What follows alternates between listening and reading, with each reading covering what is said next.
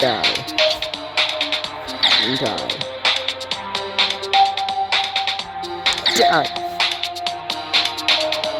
Die. Die. Die.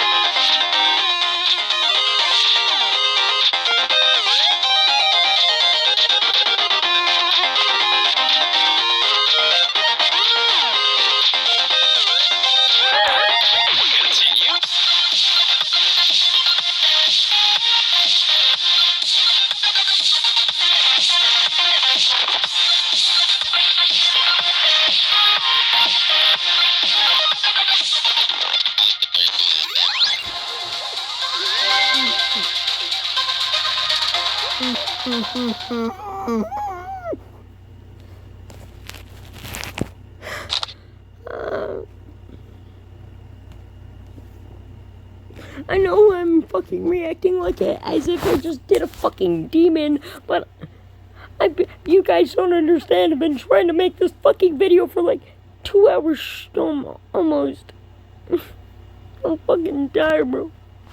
At this point, might as well not even just fucking go to sleep. Thank God, finally.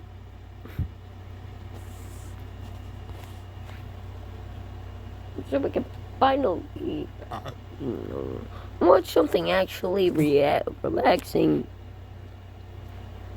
Gaining on Arrokoth, and science data at this point was already beginning to be collected.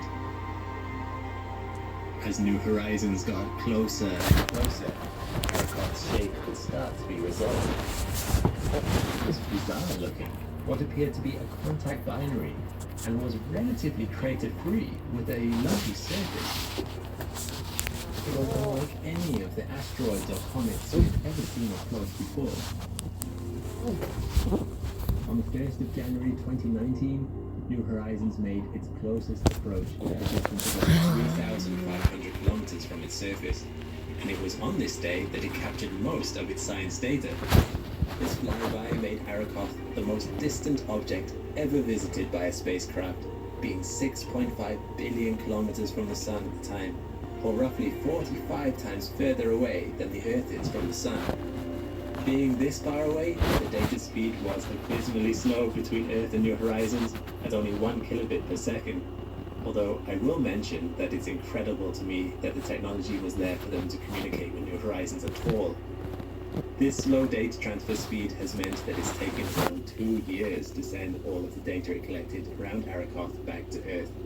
The highest priority data was sent back first, namely the images, although I do remember at the time that the highest resolution images took a while to arrive back. Only low resolution images were available when all the media outlets were publishing stories of the flyby, meaning I would guess that most of the general public never saw Arrokoth in all of its glory. So, here it is, the highest resolutions we have of this fascinating object in true color. What you'll immediately notice about Arrokoth is that it is reddish in color, unlike most asteroids nearer to home, which are grayer and darker. It's red because of a similarity it shares with Pluto. It has an abundance of tholins on its surface. tholins are organic compounds that have been broken down by solar and cosmic rays. Organic compounds on the surface probably included methane and ammonia at one point. However, Arakoth does not have any of these substances left, probably due to its low mass. What Arakoth's spectra does reveal is that it has methanol, hydrogen cyanide, and water ice on the surface. This abundance of methanol on Arakoth's surface is the main factor behind its red color, as methanol is likely the cause of the tholins. However, there is a bit of a mystery in Arakoth's spectra, as interestingly, there is also an absorption band at 1.8 micrometers in Arakoth's spectra, and scientists do not know what this compound is. It is yet to be identified. It's nothing we've seen before. It's a shame we weren't able to get a sample of its surface to be able to say for sure. The next thing you'll notice about Arakoth, compared to asteroids closer to home, is the absence of small impact craters. It is believed this is due to the nature of the Kuiper belt itself. It could have 20 to 200 times the mass of our asteroid belt, but a lot of this mass is also contained within large Pluto-like bodies which dot the belt. While we can't say for sure what the population of the Kuiper belt is, it is definitely more spread out than our asteroid belt, simply because it's 20 times as wide and has a much bigger circumference. Far from the sun means orbital speeds are much slower, so even if an impact does occur, it will be at a low velocity. The Earth's atmosphere may hit us at around 75 kilometers a second, whereas impacts in the Kuiper belt may only be at speeds of 300 meters per second. This depression here, which looks like a crater, may not actually have been formed from a collision, but it could be a sinkhole caused by the escape of volatile substances just under the surface. The lack of collisions means that what we see of Arakoth now is like a time capsule from the early solar system, an object that has been preserved for billions of years. Although, a slow collision is one of the ways this object may have come into being. When asteroids in the asteroid belt impact each other at high speeds, they either cause craters or cause the body to completely fragment. But a slow collision, like those in the Kuiper belt, may cause both objects to simply merge. It may also be that the two lobes of Arakoth formed side by side in a swirling cloud of ice fragments that coalesced into two orbiting bodies. Eventually, these bodies got closer and closer until they joined together. In any case, the merging would have happened very slowly because there weren't many fractures or stress lines to speak of. So the maximum speed of the collision would be no more than 2 meters a second. Plus, the two objects would have also had to have been tidally locked to each other before merging too. The fact that both lobes of Arakoth look very similar gives weight to the theory that they formed in the same region. This is not normal. No shit. But who wants to be normal? When you can be part of something special.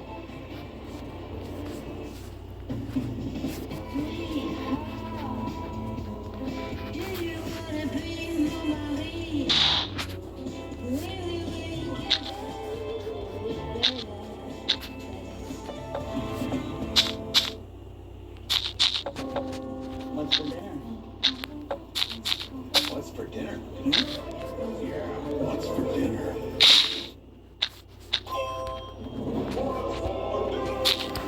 I fucking hate.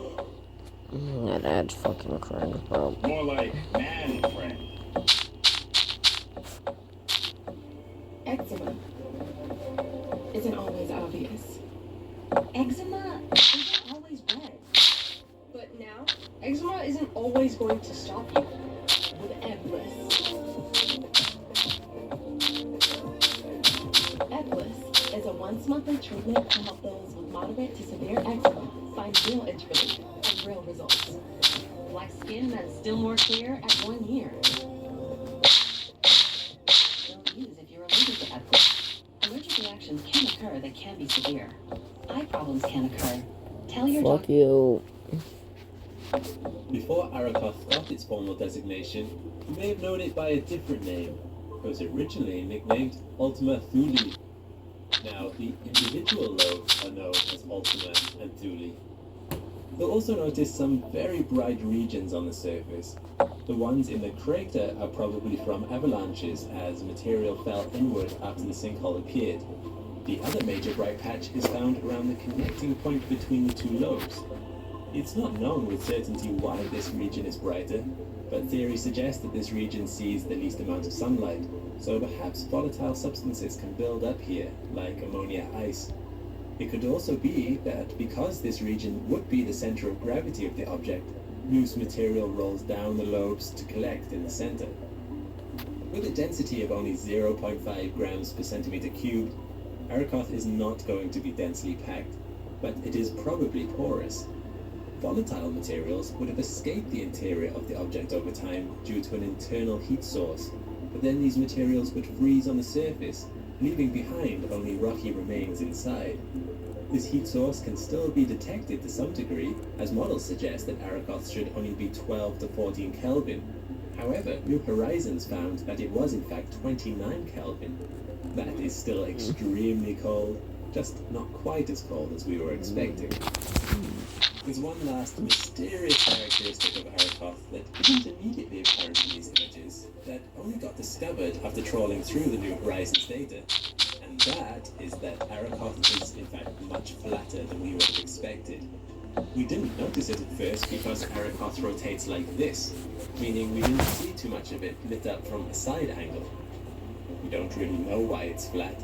Maybe it was due to centrifugal forces when the individual lobes formed, implying it was spinning a lot faster than it is today. Or maybe it's due to the way Arrokoth orbits and rotates, meaning one side of the object is constantly exposed to the sun for decades at a time. This would cause volatile substances to escape only on one side, until later in the year when the other side is exposed to the sun. Research is still underway to model the cause.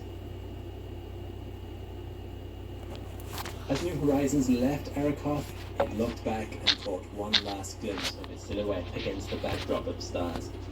Who knows if Arrokoth will ever be visited again, so it may well be that this is the last close-up view that we will ever have.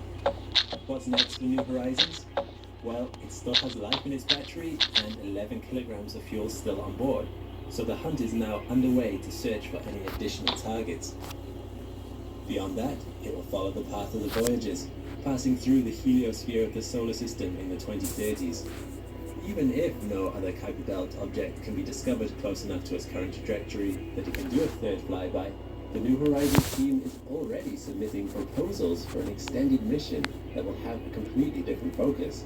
They want to convert New Horizons into a highly productive observatory, conducting planetary science, astrophysics, and heliospheric observations that no other spacecraft can, simply because New Horizons is the only spacecraft in the Kuiper Belt and the Sun's outer heliosphere, and far enough away to perform some unique kinds of astrophysics.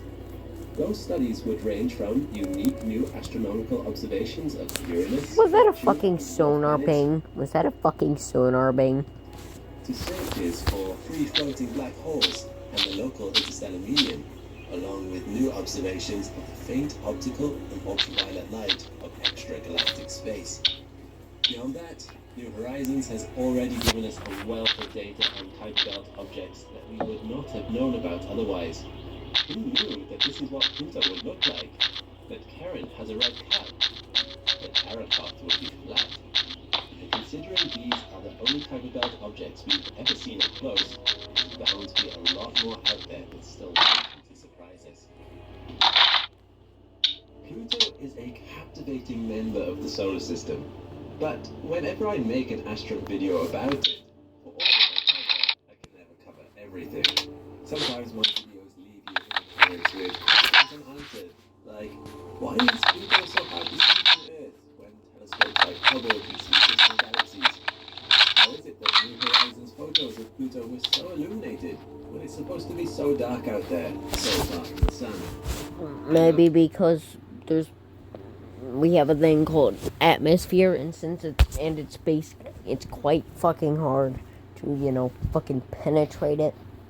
I mean, you can go in via that type of penetration, but you can't really get out of it. You have to go fast as fuck. these sorts of questions, as the answers to them give us a fascinating insight into the way the universe works. So, if you've ever had questions about Pluto, this might just be your moment. It's time for you to get some answers. I'm Alex McColgan, and you're watching Astron, and I'm going to answer 4 of your top questions about Pluto. The answers to these questions will be intriguing, unique, and even emotive. But let's jump right into it. How can Hubble see distant galaxies clearly, but not Pluto? Hubble has taken some of the most breathtaking images of space that we know of, giving us clear views of galaxies millions of light years away. And yet, it struggles to take clear images of celestial bodies much closer to us, like Pluto and other trans-Neptunian objects. Surely that doesn't make sense. How can it see something so clearly so far away, and yet the most detailed view of Pluto is this? The answer is a lot simpler than you may think. It's all about the angular diameter of the object in question. This fantastic image is the Andromeda Galaxy, a galaxy found roughly 2 million light years away from us. You might think that this distance would make it relatively small from our perspective. But even though it is so far away, use a high exposure camera and you'll find that it is actually 6 times bigger than the sun or a full moon in our sky. This is because it is big, 220,000 light years across, and at that size, 2 million light years away from us, is not enough to make it seem tiny.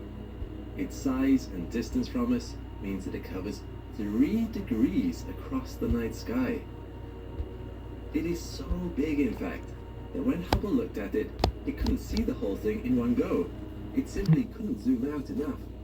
So this image is actually a mosaic of hundreds of Hubble exposures, and even then, they couldn't fit the whole galaxy in at once.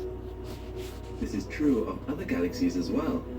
Now, most galaxies aren't as close or as big as Andromeda, but they are still big enough for Hubble to image them and see interesting details while it's at it.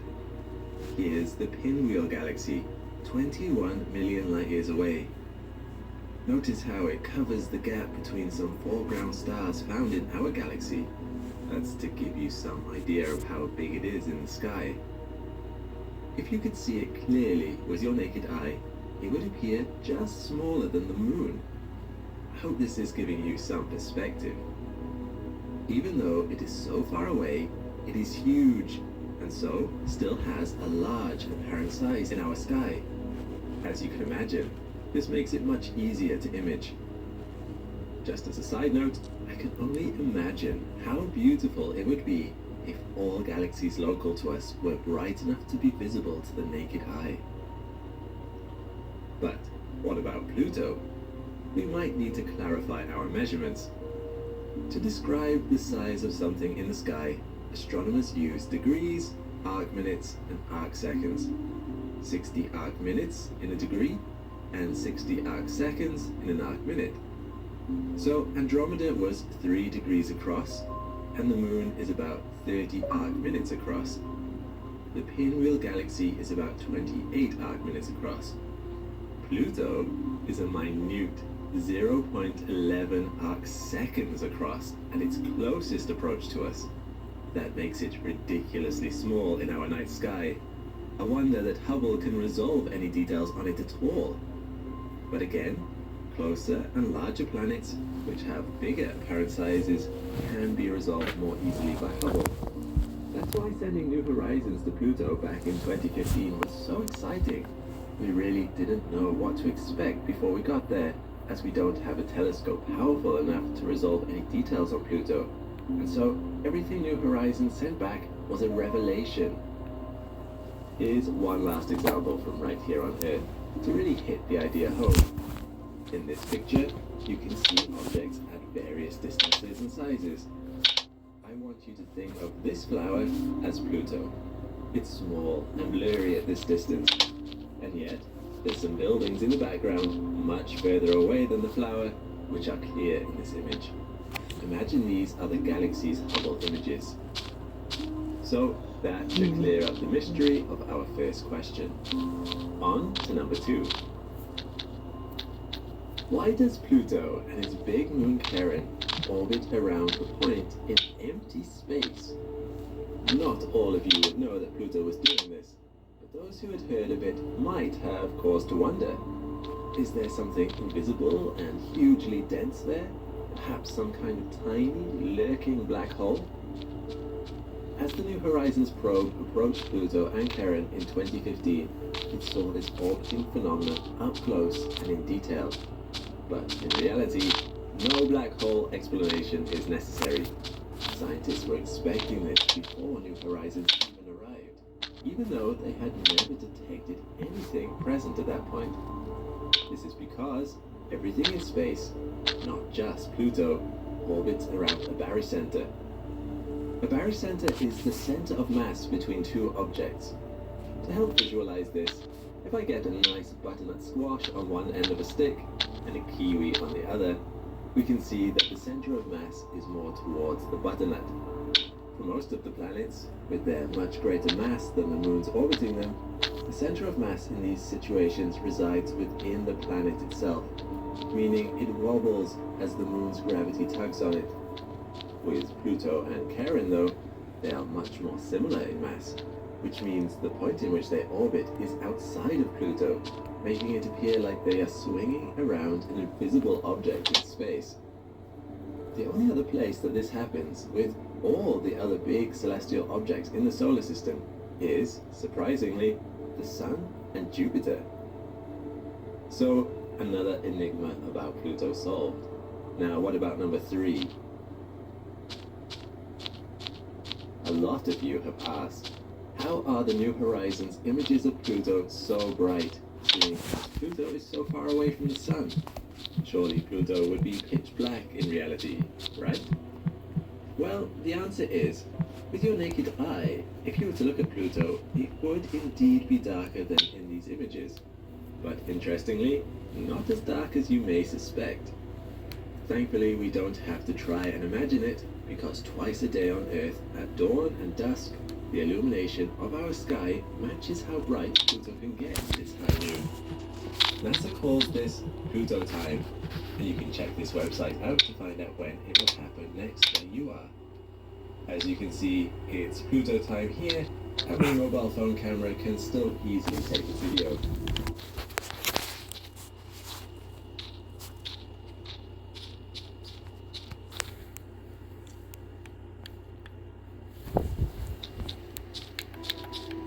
Pluto is an average of 40 times further away from the Sun than the Earth, and only has a 1600th of the sunlight. Direct sunlight on Earth is 100,000 lumens per square meter, so on Pluto it would be around 60, the equivalent to an indoor stairway or corridor lighting. Even if that level was a problem for our cameras, we can still see darker objects by utilizing longer exposure times.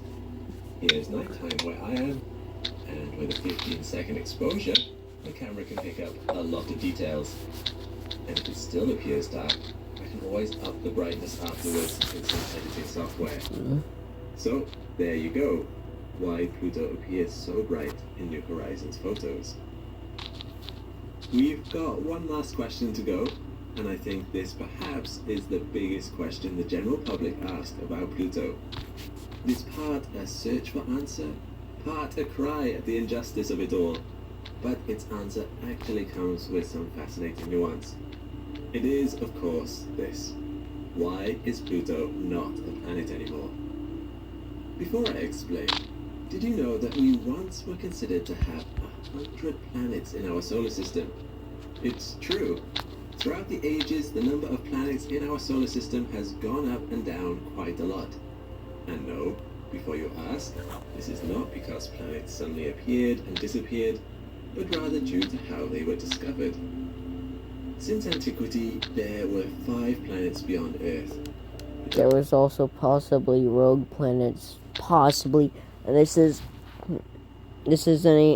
probably most likely already debunked, but there was also possibly rogue planets that went through our solar system at early stages. Are the ones visible Oh, to the man. naked eye: Mercury, Venus, Mars, Jupiter, and Saturn. The ancient Greeks added the Sun and the Moon to their list of planets, but that idea never really caught on. In the late 1700s, Uranus was discovered, which was revolutionary at the time, as no one considered there could be more planets beyond the visible five.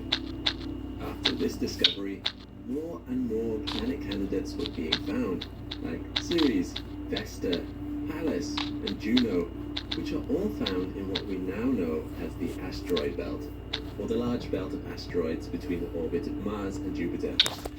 But these were not initially listed as asteroids. In science textbooks in the early 1800s, they were all listed as planets.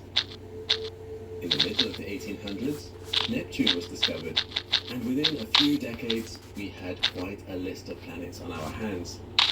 There just wasn't a clear distinction between the 8 planets we know today and the large asteroids that were being discovered. By the 1860s, over 100 asteroids had been found, and they were finally given their own Asteroids were described as objects that couldn't be distinguished from stars by the fact that they move across the sky. So you might as well ask why Pallas isn't considered a planet, or demand justice for Juno. A lot of people in the world feel like Pluto has been hard done by, but Pluto was just another victim of this ruthless refinement of categorization. In 1930, Pluto was discovered, and with the excitement of finding something so large and distant, it was classified as a planet. However, within a few decades, it was discovered that it didn't follow the conventions of traditional planets. Planets have circular orbits that align with the solar system. Pluto, on the other hand, orbits at an angle and orbits that at some times during its year it's closer to the sun than but it was also unique, so no one minded it being called a planet. But then in the 1970s, Pluto was discovered to be a lot tinier than expected. It turned out that its mass is only this made things a little awkward. Why call Pluto a planet, but not a moon, when it was so much bigger than Pluto?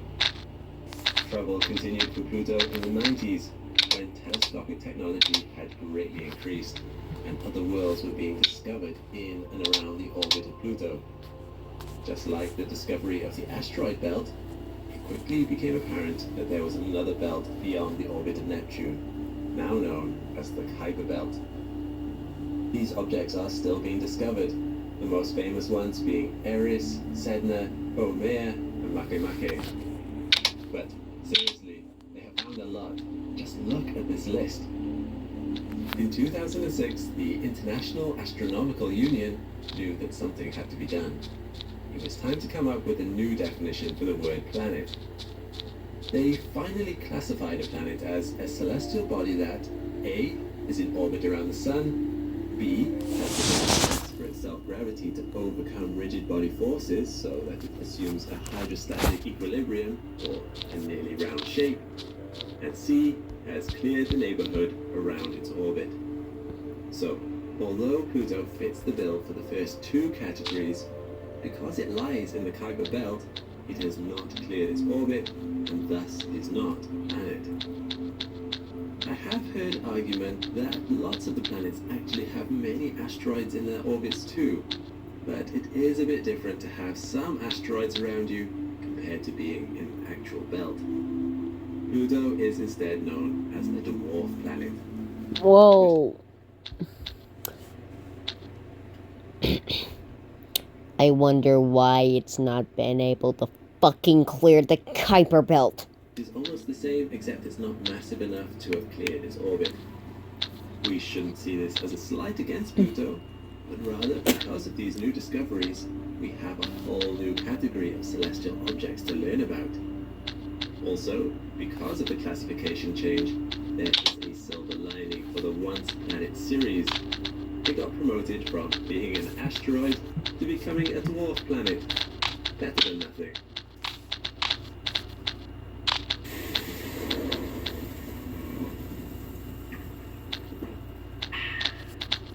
Pampers Cruisers 360 has an up to 100% leak-proof fit.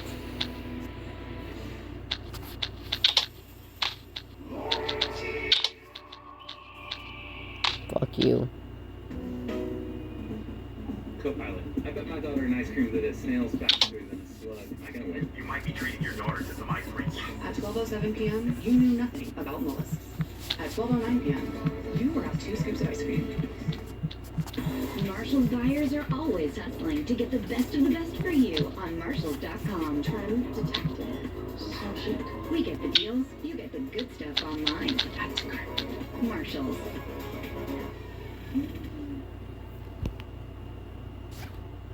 So there you have it. 4 questions about Pluto solved. But how many more questions have now arisen?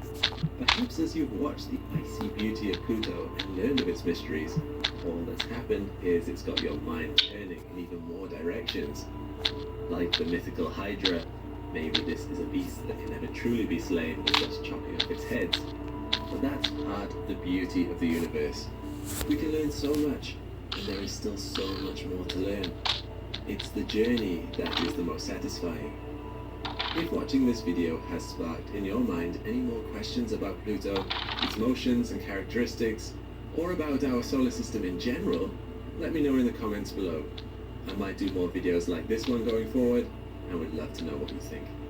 But for now, whatever you were wondering about Pluto, hopefully you now know a little bit more. This is Pluto, a strange and beautiful world, so remote that the sun looks merely like a bright star in its firmament. The icy dwarf planet, which sits at the edge of the Kuiper Belt, a disc-shaped region of dispersed bodies beyond the orbit of Neptune, looks like a fever dream of towering peaks, nitrogen ice glaciers, and winding canyons. It's extremely tiny, much smaller than our own moon, and far more colourful. Its surface hue varies from white to red to burnt orange and charcoal black. As a contrastive body, it is second in the solar system only to Saturn's moon Iapetus. Yet, until recently, even high-powered telescopes could only make out just a few blobs of colour on it. Pluto is so small and distant, being nearly 5 billion kilometers from Earth at its closest approach, that we only have a vague sense of what it looked like. However, that all changed in 2015, when NASA's New Horizons probe transmitted the first up-close images of Pluto ever taken, and they were astonishing. Veterans of this channel may remember previous videos I released on the New Horizons mission, but those were just the tip of the Plutonian glacier, so to speak. When it comes to Pluto, there's a lot to talk about, and we still have many more questions than answers. So, what else can we learn about Pluto? What surprised scientists? And how are recent studies changing our understanding of the dwarf planet's past and present? I'm Alex McColgan, and you're watching Astrum. Join me today as we return to Pluto and highlight some of the most incredible features New Horizons saw on its flyby. New Horizons launched in January 2006 from Cape Canaveral Air Force Station. Its primary mission was to photograph and collect information on Pluto and its moons Charon, Styx, and Nix, not to mention Kerberos and Hydra, which hadn't been discovered yet. On the 14th of July 2015, 9 years into its mission, New Horizons made its closest approach to Pluto, capturing a breathtaking glimpse of its surface that exceeded our wildest imaginings. Ice mountains, nitrogen glaciers, cryovolcanoes, and canyons. But given the immense distances involved, transmission was limited to just 1 to 2 kilobytes per second. It took 15 months to downlink the full dataset, which caused a sensation every time NASA released a new image. As I look at these images today, my sense of wonder hasn't dimmed. There's so much information to unpack, it feels a bit like working on a puzzle. And like any good puzzle, the fuller picture only reveals itself after you've taken the time to piece it together. Let's Let's start with a unique feature called the brass knuckles, located near Pluto's equator. It is comprised of 6 lowland regions called maculae with an average width of 480 kilometers, each roughly the size of Iceland. If we take a closer look, we can see that they are interlaced with a network of canyons. From west to east, they are Krun, Ala, Balrog, Wukaukame, Ankame, and Mengpo. Each of these names come from a different netherworld spirit from world mythology. So, for those Lord of the Rings fans watching, you'll be excited to know that Balrog Macula is a reference to that wizard battling demon of Middle-earth. We think the brass knuckles get their dark color from a tar made of tholins, which are hydrocarbons formed from the interaction of methane and nitrogen with oxygen. Tholins are in abundance throughout Pluto, such as here, in the neighboring whale-shaped region known as Cthulhu Macula. The reason the brass knuckles appear separate is that each macula is divided by towering uplands covered in ice. These uplands stand several kilometers tall and are likely made of frozen nitrogen, methane, and carbon monoxide on top of a bedrock of water ice. On Pluto, water ice is strong enough to form mountains because of its low gravity. Nitrogen ice, however, is much softer, which is why it tends to flood the lowlands on Pluto. One can only imagine what these colossal ice mountains must look like from the canyon's perspective. Nitrogen is the most common material on Pluto's surface, 98% of it in fact. Nitrogen ice also accounts for a large part of Pluto's most iconic feature, its heart-shaped region known as Tomba Regio, named after Pluto's discoverer, Cly Tomba. The western lobe of the heart is a smooth basin filled with nitrogen ice called Sputnik Planitia, while the eastern lobe is much rougher. In this image you can see the relief in remarkable detail. Scanning from west to east, you can almost feel the difference with your fingertips. The eastern side looks pitted, like an orange's skin. Scientists think Pluto's winds are carrying nitrogen from Sputnik Planitia up into the atmosphere and depositing it back into these eastern uplands, which is why their albedo is so high. Albedo being the measurement of how much light a surface reflects. Notice how the uplands have a bright, icy sheen due to all the nitrogen ice deposited there.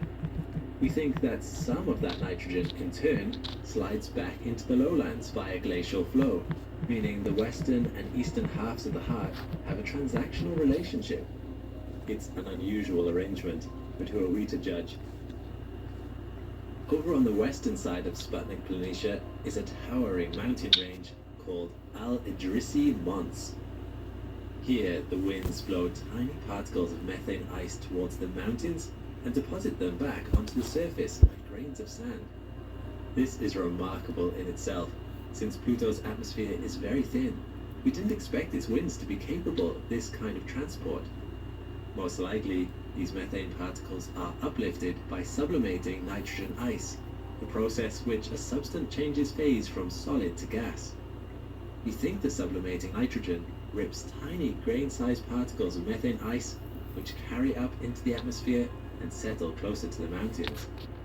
These methane deposits form a vast 2,000 square kilometer field made of transverse dunes, somewhat resembling those in China's Taklamakan Desert or California's Death Valley.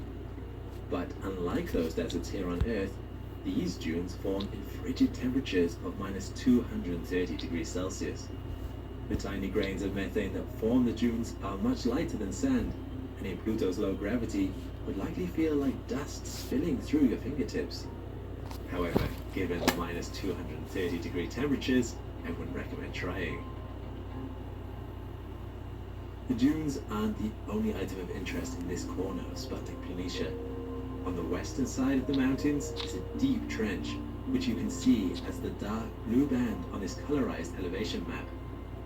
Based on our measurements, the peaks adjacent to the trench vary from 200 meters to 1 kilometer in height, while the furthest peaks are much higher, reaching 3 kilometers in height, nearly as tall as the Rocky Mountains. This means the mountains get taller as you move further from the trench. Why is this significant? Well, we think it might be connected to what's going on underneath Pluto's surface. You see, one of the most fascinating revelations we've recently made about Pluto is that it may have had, and might still have, a vast subsurface ocean. This is a characteristic it would share with several moons in our solar system, such as Ganymede, Europa, and Enceladus. The fact that Pluto could host liquid water at all is remarkable when you consider how far away it is from the Sun. It would have to generate significant heat from nuclear decay in its core, yet Pluto is smaller than our own moon. Given the diminutive size of its core, you wouldn't expect it to generate a lot of heat, so the evidence for a subsurface ocean took a lot of people by surprise. This is very interesting. I'm sure you're wondering what it has to do with the mountains we just looked at. Well, a 2019 study published at the Lunar and Planetary Science Conference argues that the Al-Idrisi Mountains have very likely moved east through solid-state convection. This movement could have produced both the deep trend on the mountain's western side, as well as the uplift we see in the rising peak elevations moving from west to east. If this theory is true, these dynamic processes happening on Pluto's surface would seemingly support the idea that there is a layer of liquid water beneath its icy crust. We see other evidence as well, in the form of cryovolcanoes. Bright Mons is one potential cryovolcano we've looked at previously on this channel, but here it is in the highest resolution color view that the New Horizons team assembled. What you're seeing is a composite of images taken by the probe's LORRI camera and its RALPH multispectral visible imaging camera. Bright Mons is a massive structure made mostly of water ice, standing 4 kilometers tall, with a gaping depression in the middle. And it may have been active fairly recently, as evidenced by the lack of impact craters in the surrounding area. Scientists spotted another potential cryovolcano to its southwest, called Picard Mons, and it's even more massive, rising 7 kilometers tall. Sadly, it was already in darkness by the time New Horizons was able to capture it, so the images aren't quite as clear as those of Bright Mons, but you can see it here in this colorized topographic map. It too has a huge depression in its center. The depressions of both structures are reminiscent of cauldrons we see here on Earth, but they are much larger relative to the size of the volcanoes. Looking closely, there appear to be concentric rings surrounding the depressions, indicating, perhaps, a series of eruptions, followed by a retreat of magma and subsequent collapse of the vents. Just to be clear, any yet confirmed that these are definitely cryovolcanoes, but the literal mountain of evidence is hard to deny. So, there we have it. Another group of incredible features New Horizons found on Pluto. And surprising revelations about this possible subsurface ocean. I'm sure that there will be a lot more research on the subject. What more discoveries do you think we'll make? Could we one day find life in Pluto's ocean? Will we send a probe to another of the dwarf planets in the Kuiper Belt, such as Eris? It's been proposed. The spaceflight alone will take over 20 years. All the more reason to appreciate the wonderful images New Horizons captured. Thanks for watching, and thanks to our crew of astronauts over at Patreon who help us make science knowledge freely available to everyone. Chasing the algorithm can be hit and miss sometimes, so your contributions help us keep making the content we love. And if you want to join the Patreon, there's never been a better time to get in on the pod. No.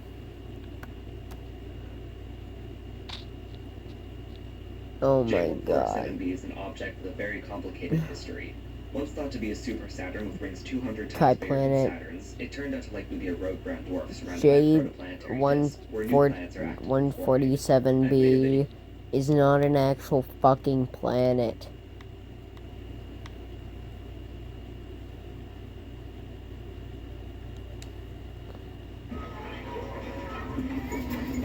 Travel can be a nightmare. Luckily, you rented your car on Turo. Skip the rental counter with Turo. Rent just about any car, just about anywhere. Keratin Color by Schwarzkopf. Supongo que te secunda. Yes, with Keratin Color. this whole part of our planet has disappeared. It used to be a tectonic plate, but something that big doesn't just vanish without a trace. And the clues that led to its discovery started in this mysterious gap between South China and the island called Borneo. For a long time, people thought the sea between these two places sat on a tectonic plate called the Izanagi, which no longer exists. How did the tectonic plate just vanish like that? Alright, tectonic plates are like pieces of a puzzle. Oh, of course it's breaks out. Instead of sitting on a table, they're floating on this semi-fluid layer. So, they're always shifting and bumping into each other. And there's something else.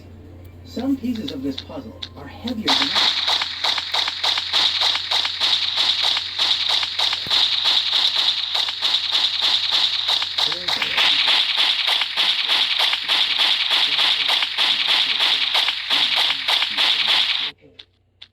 But there is a specific family of holes unlike the rest. Cosmic holes. We have black holes and white holes. Wait. Huh. Well, apparently there are 3 of them now, which in fact are not holes at all. In topology, a hole is a feature of a space that prevents it from... I don't even know what's real anymore. With the fucking... Cause fucking stupid ass...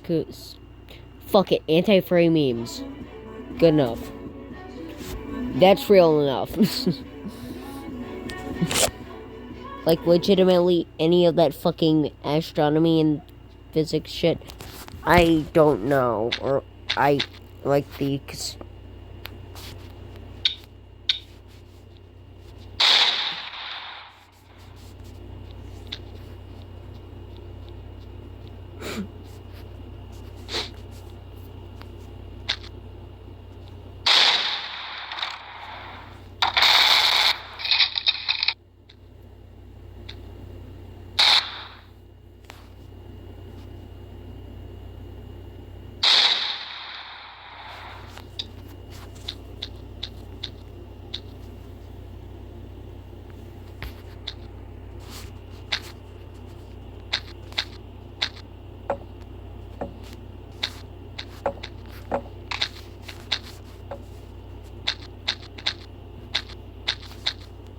God damn it, bro. The fuck broke my Xbox? Again!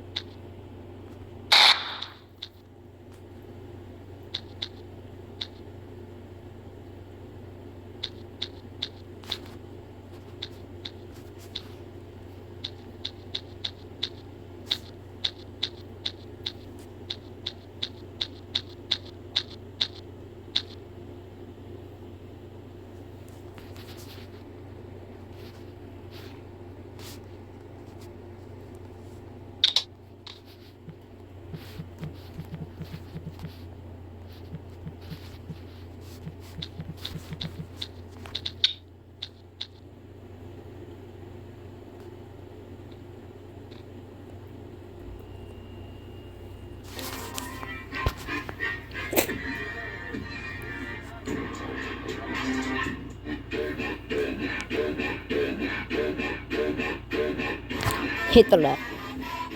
More like gun.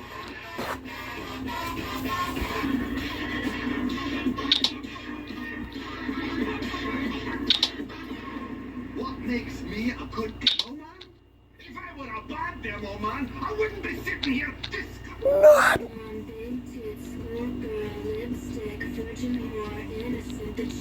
You're gay.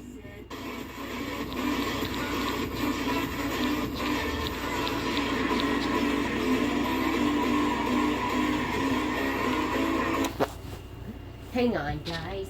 Just a momentary. Holy shit, that's the wrong button. The holy fuckity fuck fuck. 30.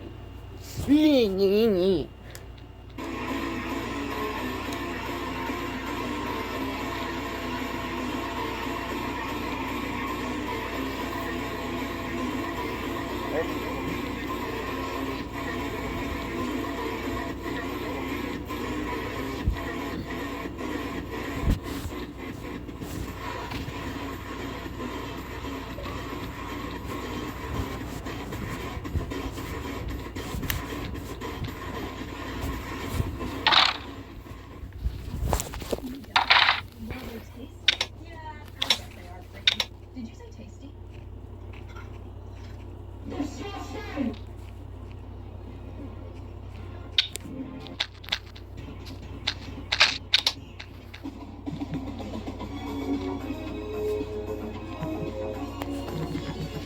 Crap.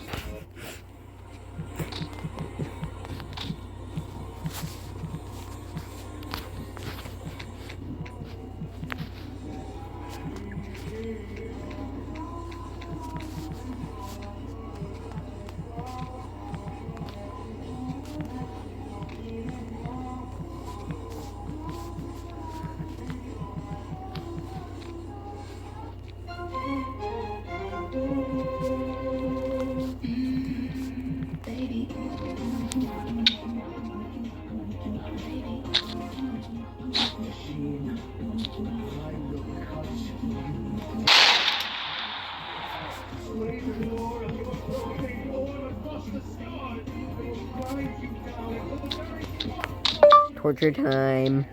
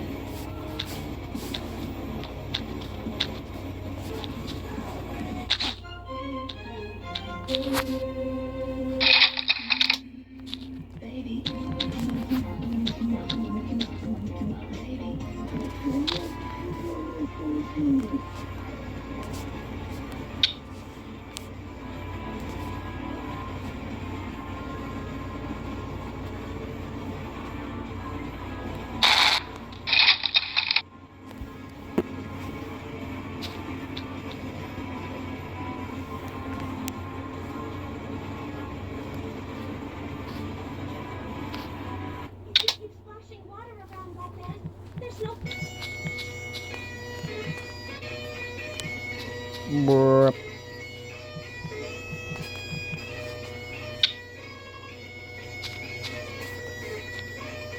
Mother.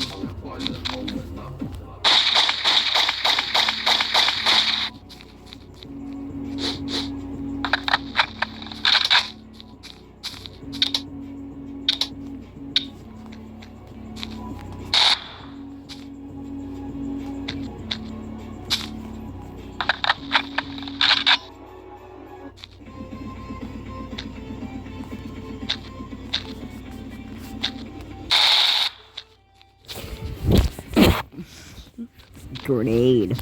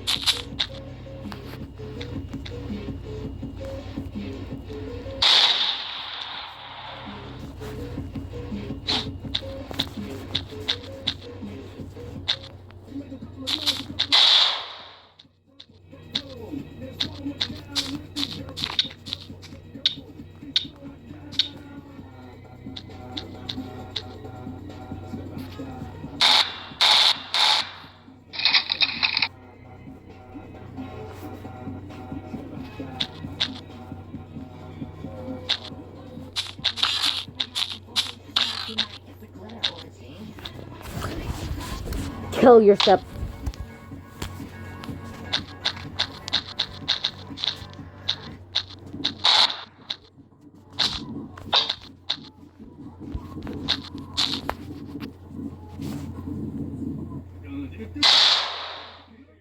Say goodbye to your kneecaps, Chucklehead.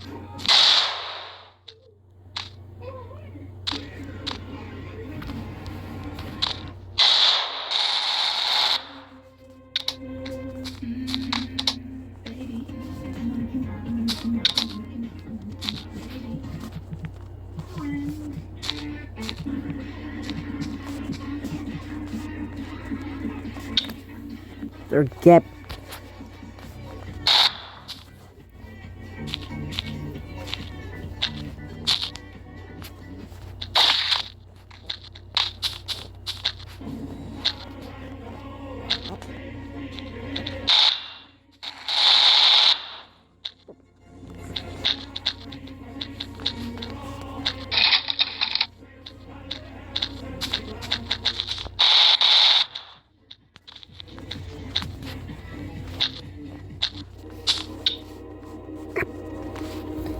Fucking.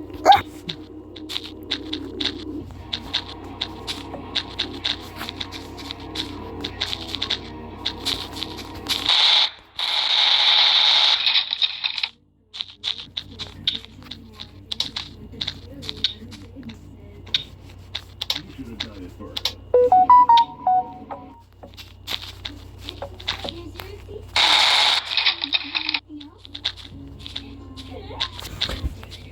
Nigga.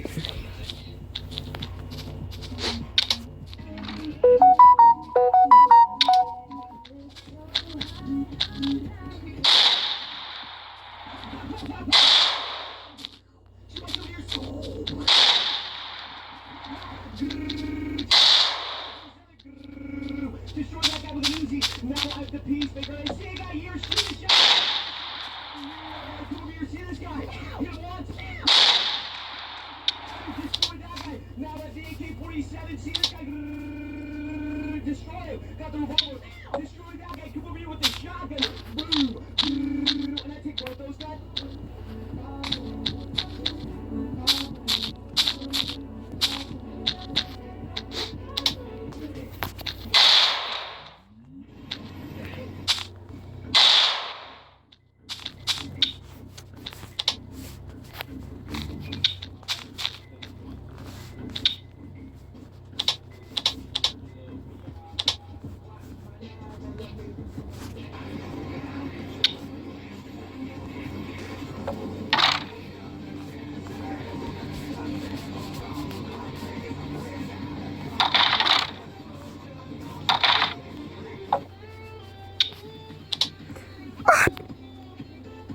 No.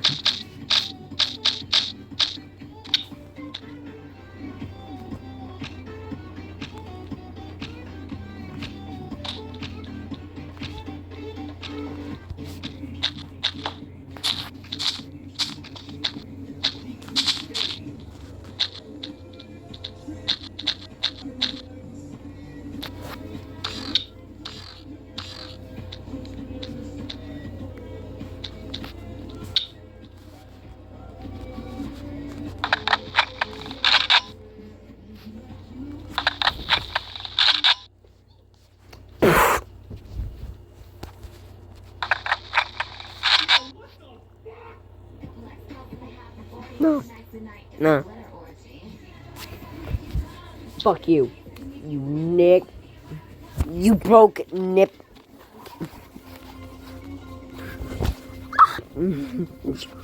Ah.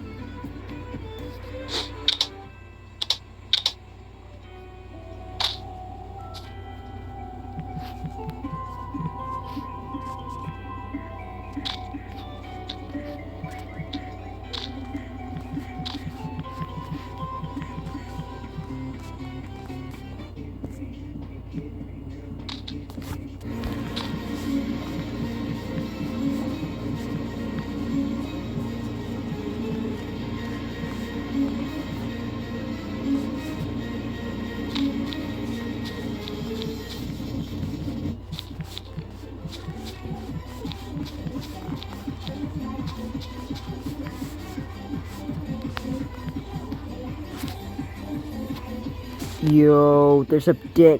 There's a legitimate PP. There's an at 3. Why is that 3 so fucking horrifying looking? That's a dick. You? No. You?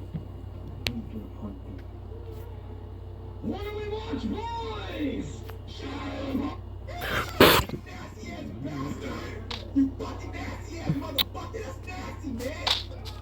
Comic Sans.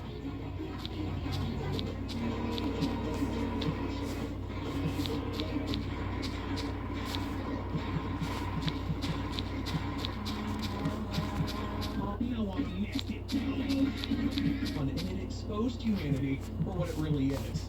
Desperately in love with arrogant, useless shit. JK Elemento. Curious. Sylvie. Big X. Chibi. Yeah, Chibi. Zip. Motherfucker, that's not a zip.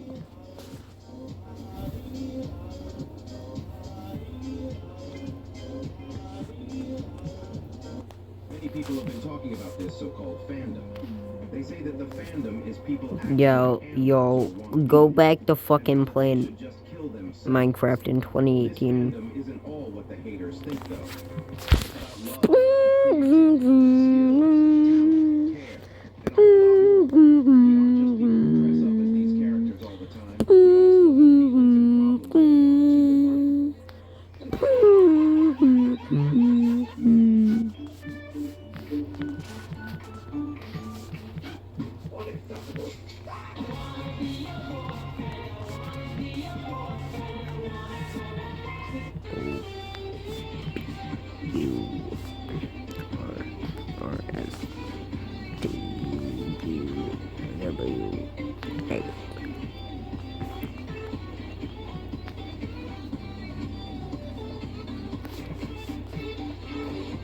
Xbox.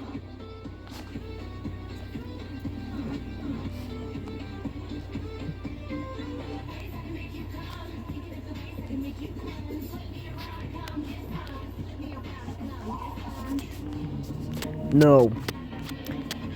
Get motherfucking tanked, you motherfucking ugly bitch. No one fucking loves you.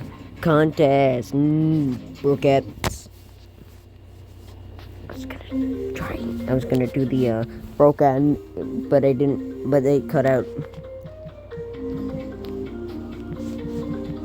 Just.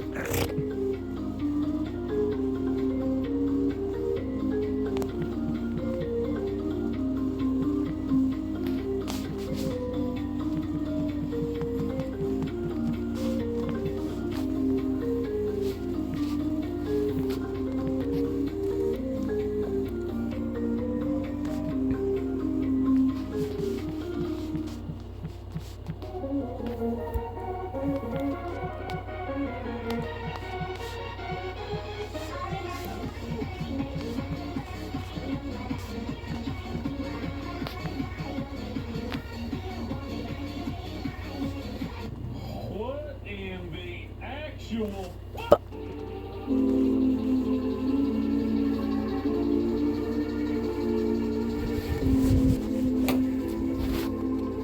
Bruh.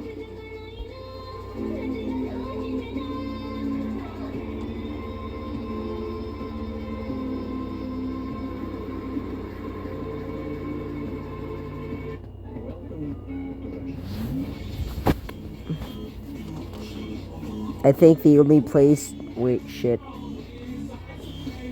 I.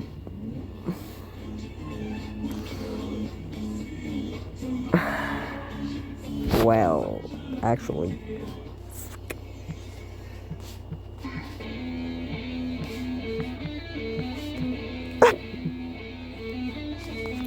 No! That ain't okay. That's not okay.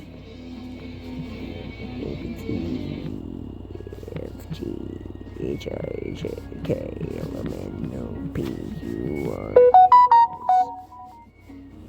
G U V W X Y and Z.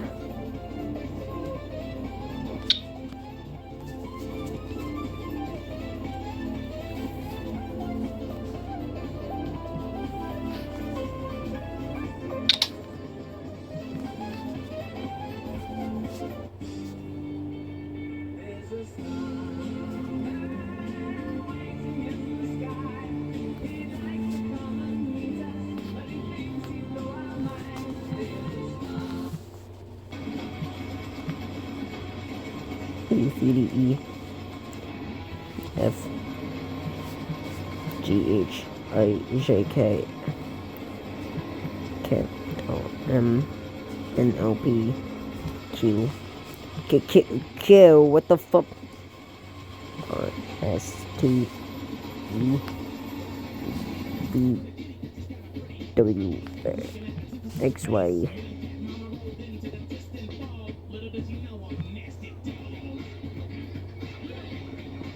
What the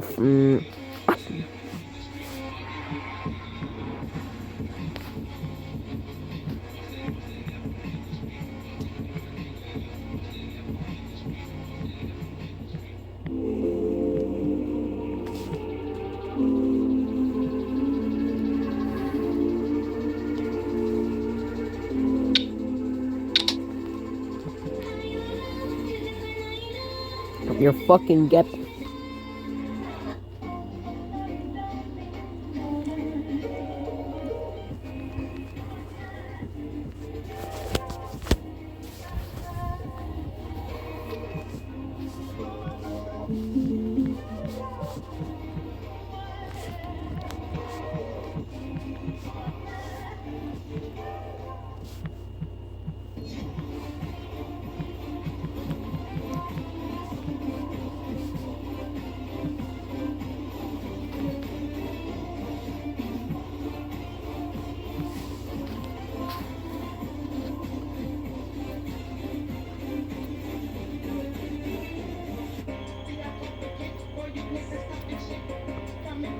A, B, C, D, E, F, G, H, I, J, K, L, M, N, O, P, Q, R, S, T, U, V, A, B, C, D, F, G, H, I, J, K, L, M, N, O, Q, U, N,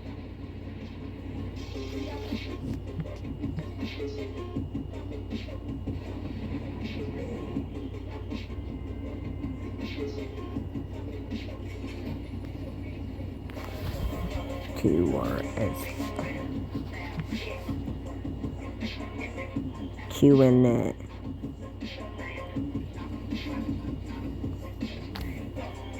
wait, Q, that's Q, R, runes, it's fucking runes, X, X, X,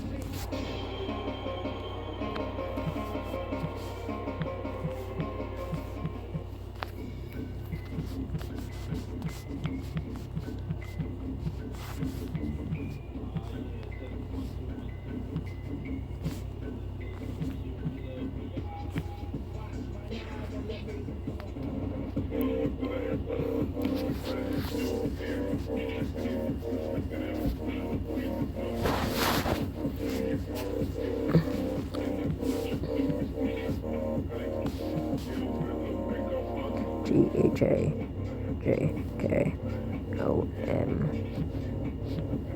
M, O, D, E, R, modern,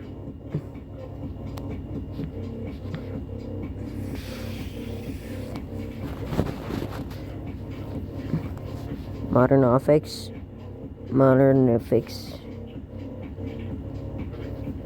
what, modern graphics, I don't fucking know.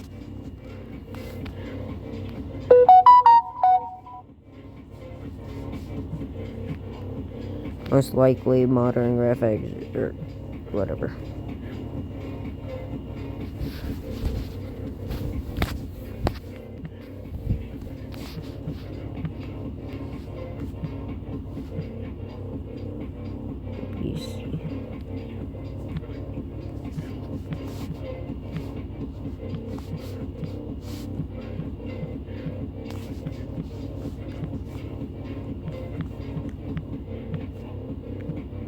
M, N, O, P, Q, R, S, T, U, V, W, A, Y,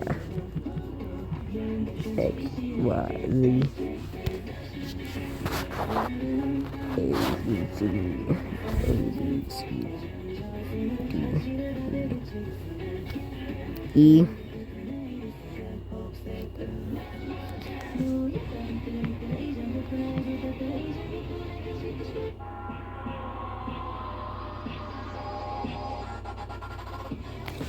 E, 1, 2, 3, 4, 5, 6, 7, 8, 9, 10. A, B, C, or A, B, C, D, E, F, G, H, I, J, K, A, B, C, D, E, F, G, H, I, J. Clouder.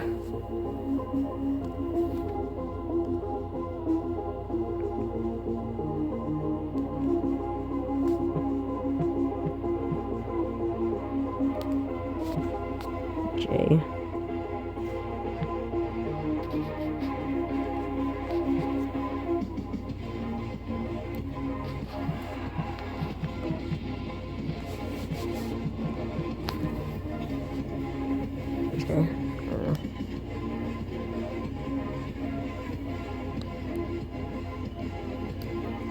A, B, C, D, E, F, G, or A, B, C, D, E A B C D E F G H I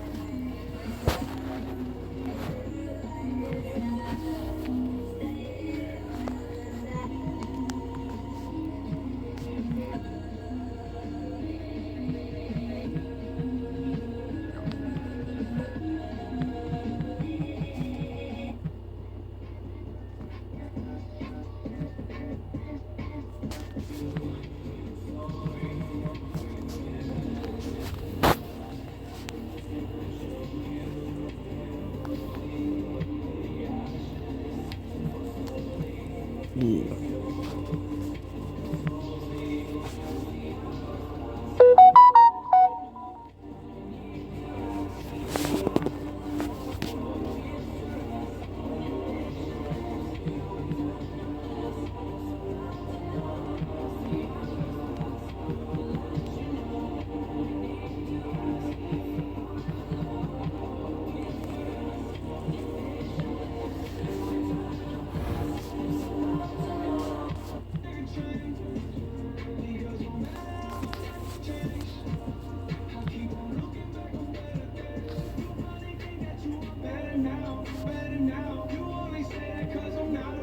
M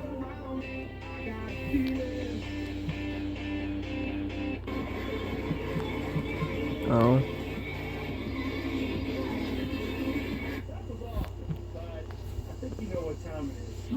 E M E M O G I G or G I J J or J A I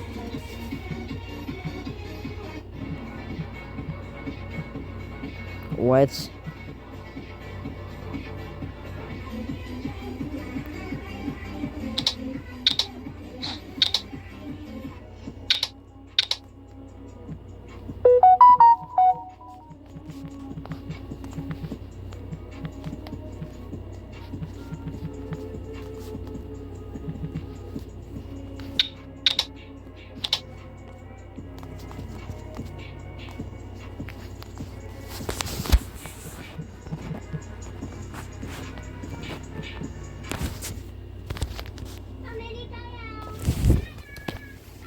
I own a gun, motherfucker.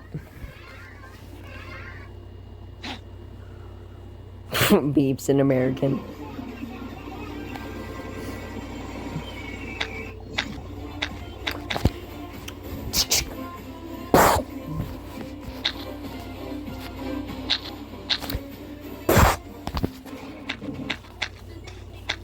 Kill yourself, stupid ass broke Nick.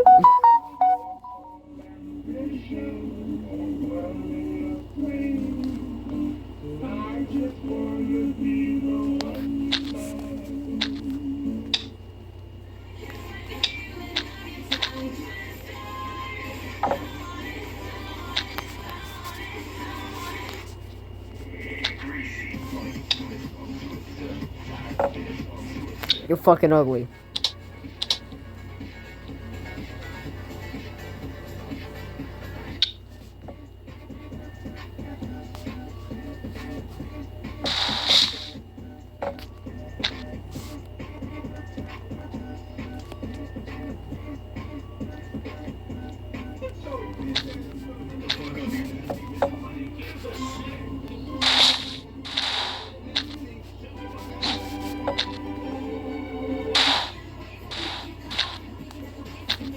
Fuck it!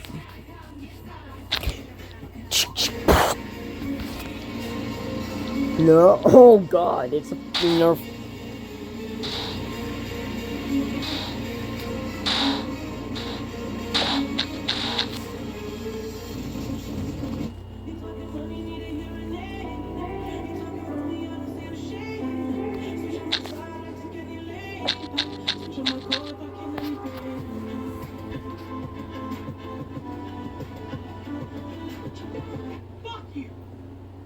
Is that all?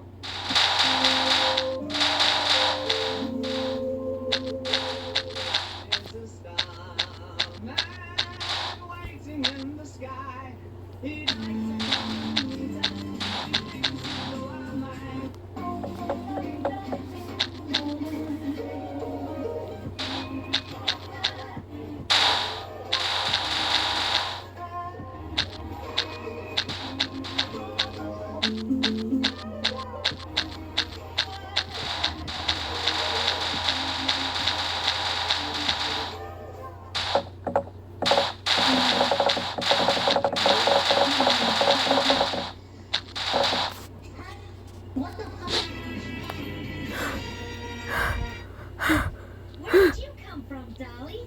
Are you here? Kill yourself. Best friend? Hello, Katie. Wanna play a game? You want me to burn down the house? Yes. Bro did it.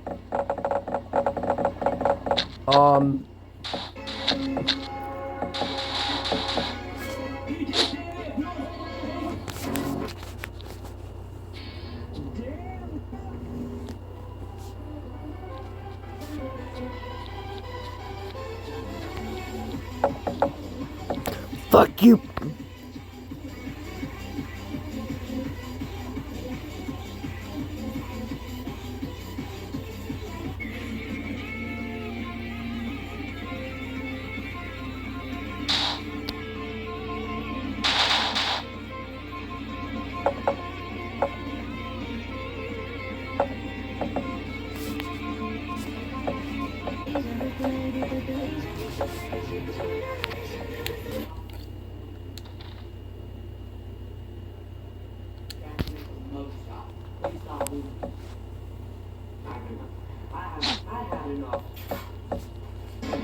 Many people have been talking about this so-called fandom. They say that the fandom is people acting like animals or wannabes, and how that they should just kill themselves. You should kill yourself. Nope. It's about love, creativity, skills, talent. Yeah, love for fucking naked furries. People who dress up as these characters all Just gonna put that shit out there. That most of the fucking that like quite a bit of the community's fucked up. That's also why I hate them. And there ain't nothing you could fucking do to get me to fucking go back on my opinion.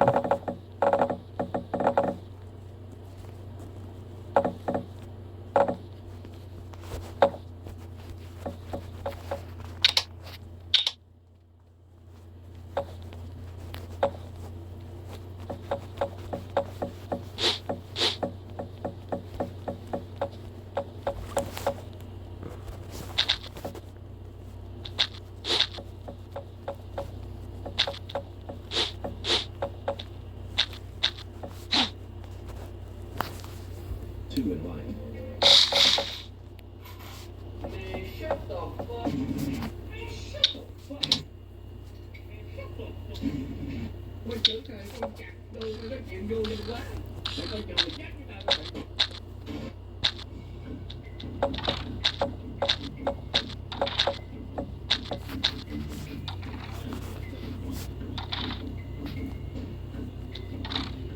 $50 cal.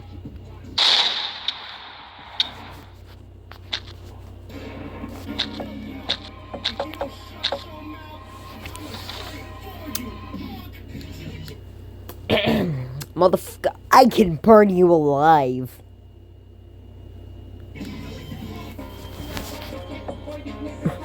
One of the dumbasses rolled in there, rolled up with a fucking Nerf gun.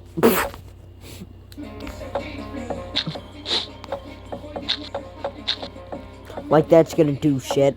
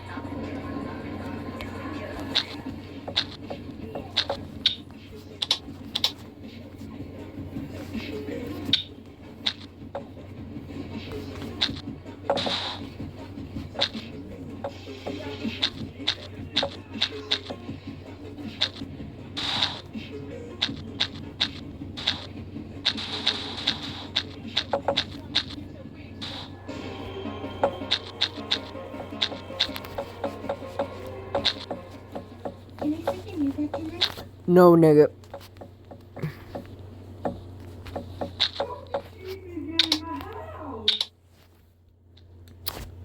You know, since you want to go around acting guilty, I think you deserve a certified clown license.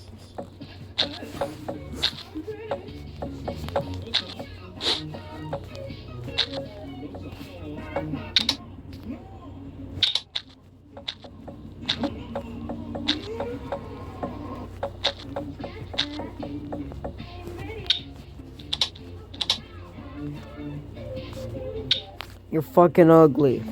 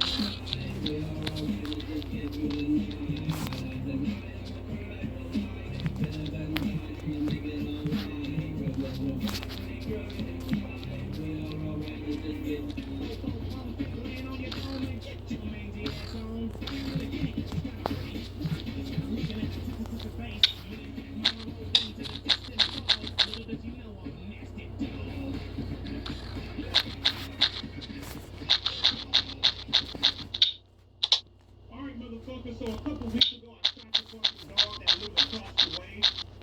Little barking ass motherfucker with a... What?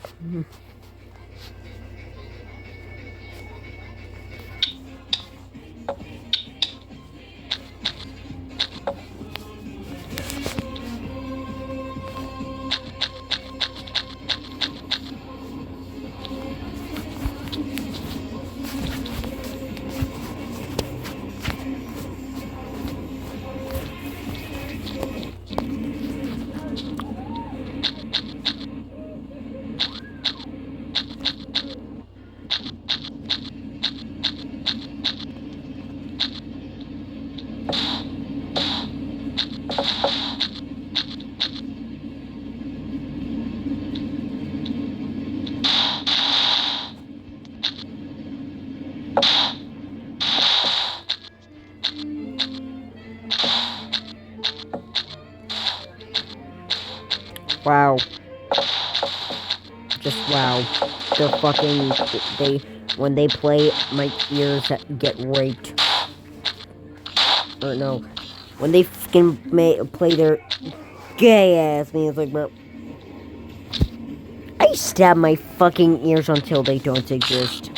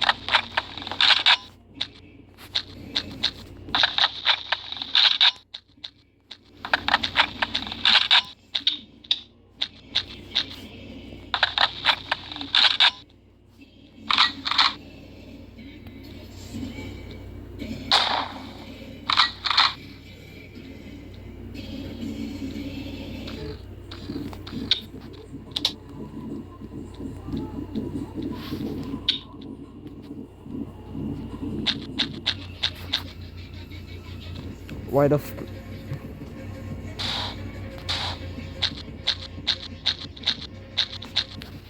People have been talking about this so-called fandom. They say that the fandom is people acting like animals or beasts, and how that they should just kill themselves. You should kill yourself. Fandom isn't all what the haters think about. It's about love, creativity, skills, talent, care, and a whole lot more. We aren't just people who dress up as these characters all the time. We all still have feelings and... Motherfucker, yes you are.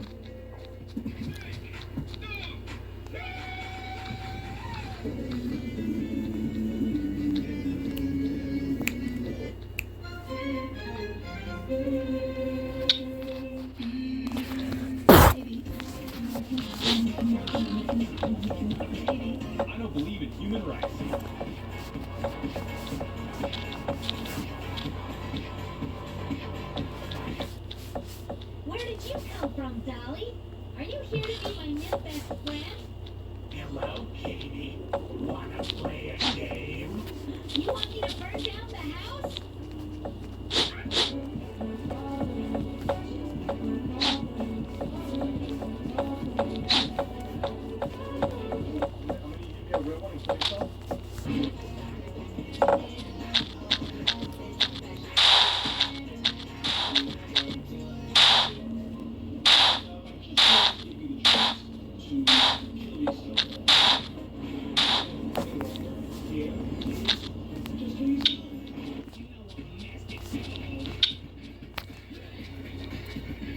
The fuck am I looking at, nigga?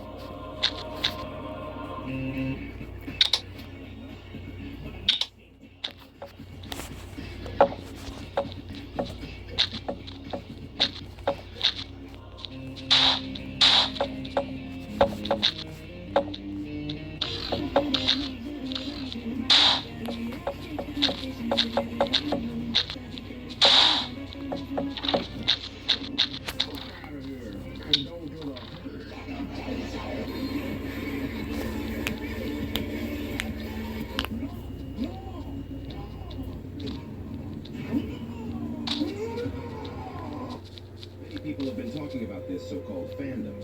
They say that the fandom is people acting like animals or wannabes, and how that they should just kill themselves. This fandom isn't all what the haters think, though. It's about love, creativity, skills, talent, care, and a whole lot more. We aren't just people who dress up as these characters all the time. We all still have feelings and problems going on, too, in life.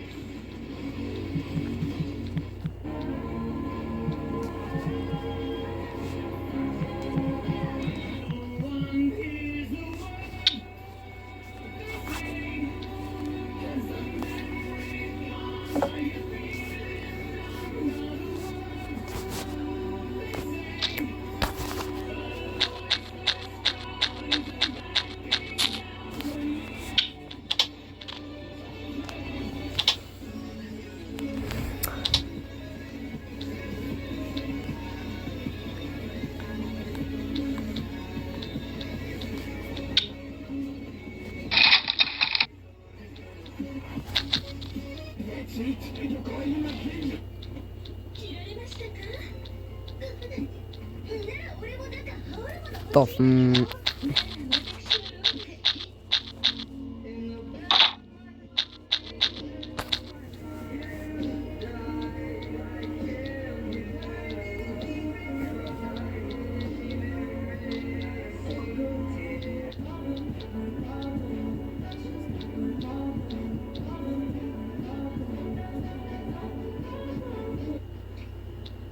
Now that's not funny.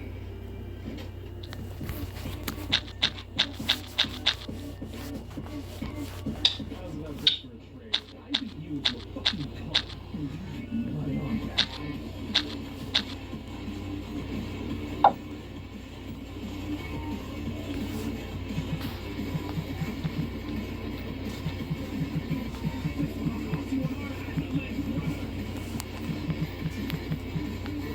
Oh my god, he's literally me. We're so much alike.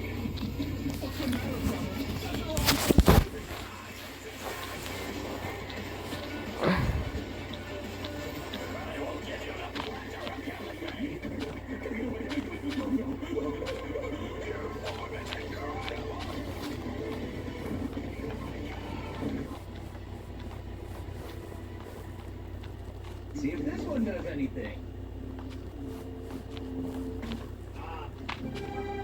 Ah.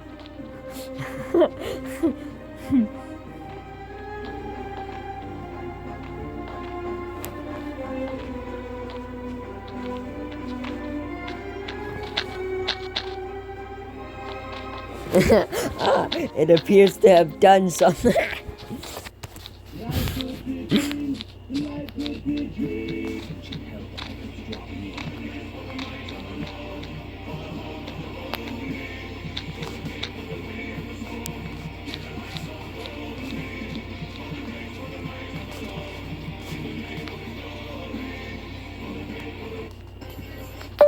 Weaponry. Weaponry. Dumbass. Weaponry. Hello, welcome to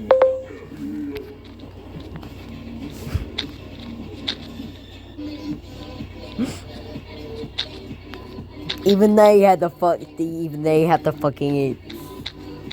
Hang on, I need to see him fucking pull up. Just, hey, hello, welcome, Happy Meal. Life could be a dream. Life could be a dream.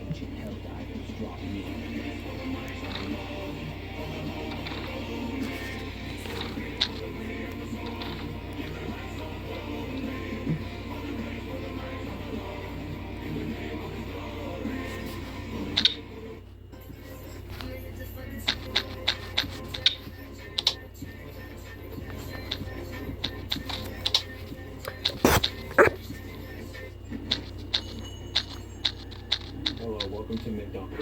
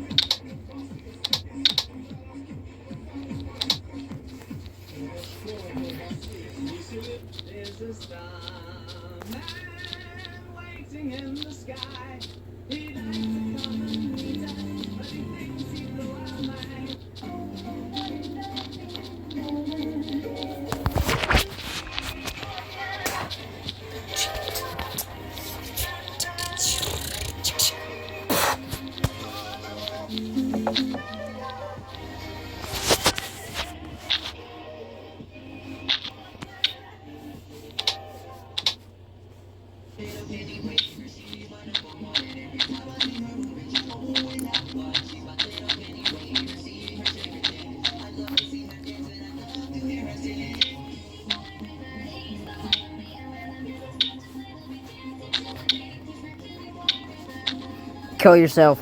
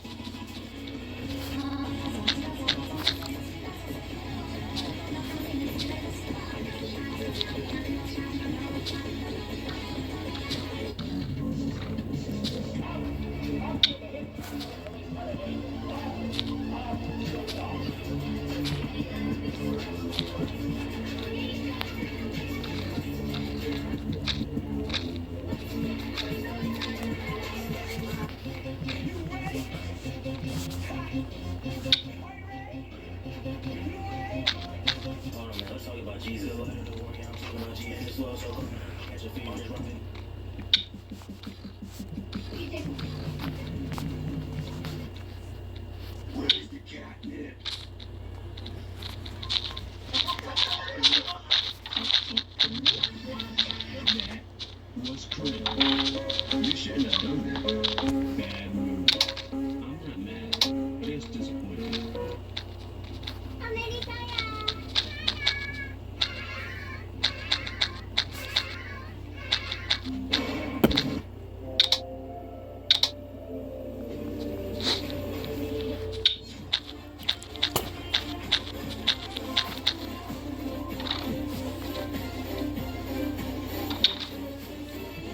Last week we discussed whether or not Dr. Strange's multiverse could be real, and I finally have an answer. Using Stephen Hawking's multiverse theory, I concluded that there are in fact 13,605 possible multiverses. Out of the 14 million multiverses, there isn't a single one where you get some bitches. This is a quite rare phenomenon, just like a bitch getting it so rare that even Dream had better have I know you're probably asking why do I get no bitches? But I think a better question is, Evan, you see, nobody asks for your opinion, and by you getting it anyway tells us that you want attention. A very common symptom of fatherless children. Funnily enough, there also isn't a single multiverse where your dad comes back with a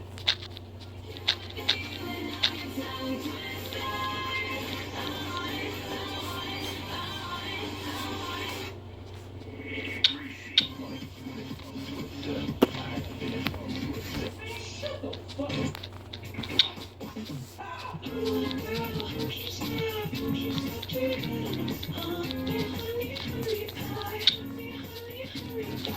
shut the fuck up. You shut the fuck up. You shut the fuck up. You shut the fuck up. I hope you die in a fire.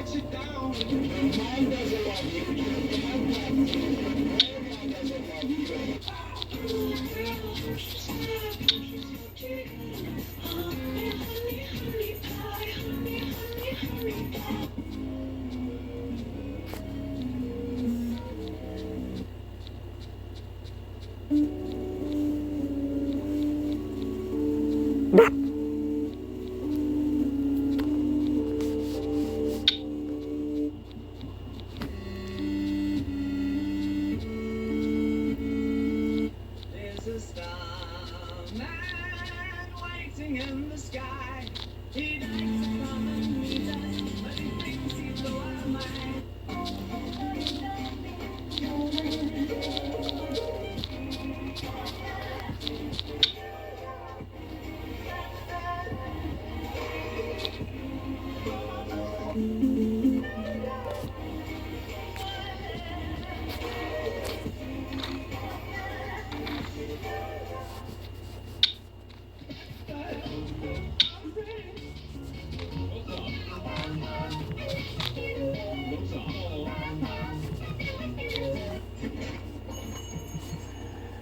Hello, welcome to McDonald's.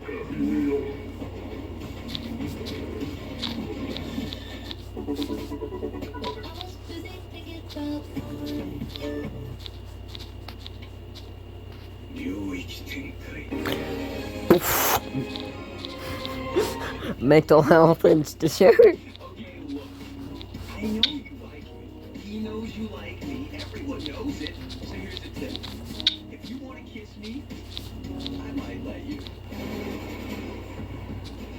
Oh, wait, live on Twitch?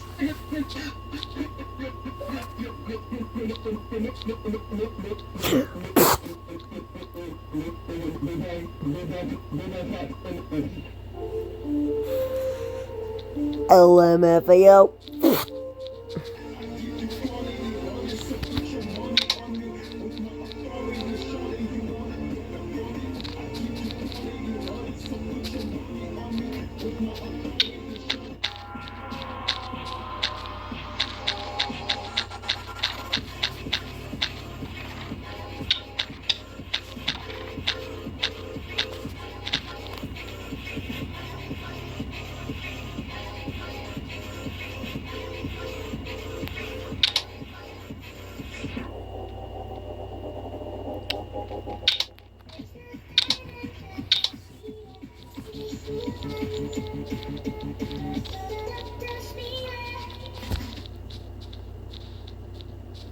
You.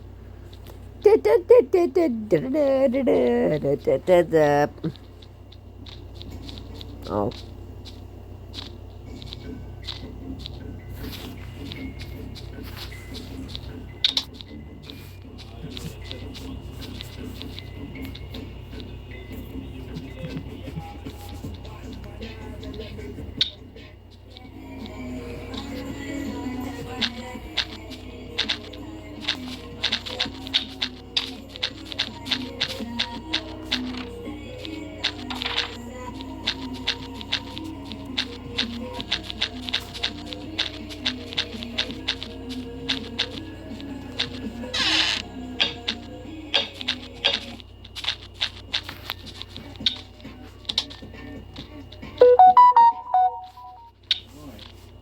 Just why?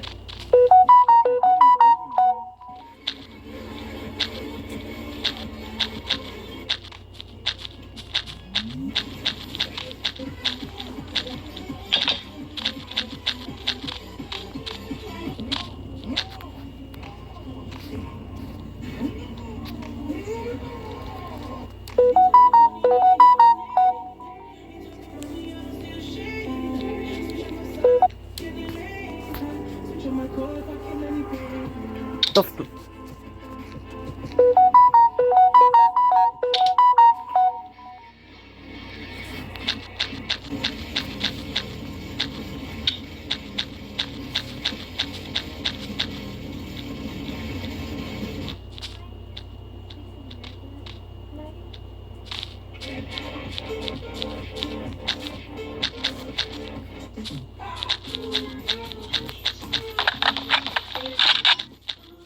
Stop it.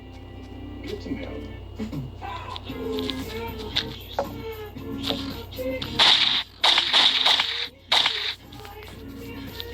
Shadow Realm, I'm sending you to Tampa, Florida.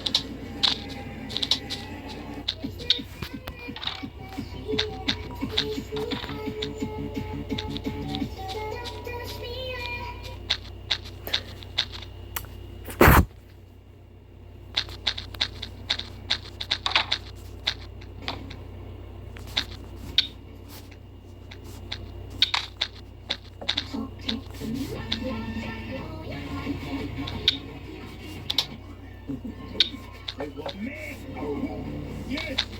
I did it like this!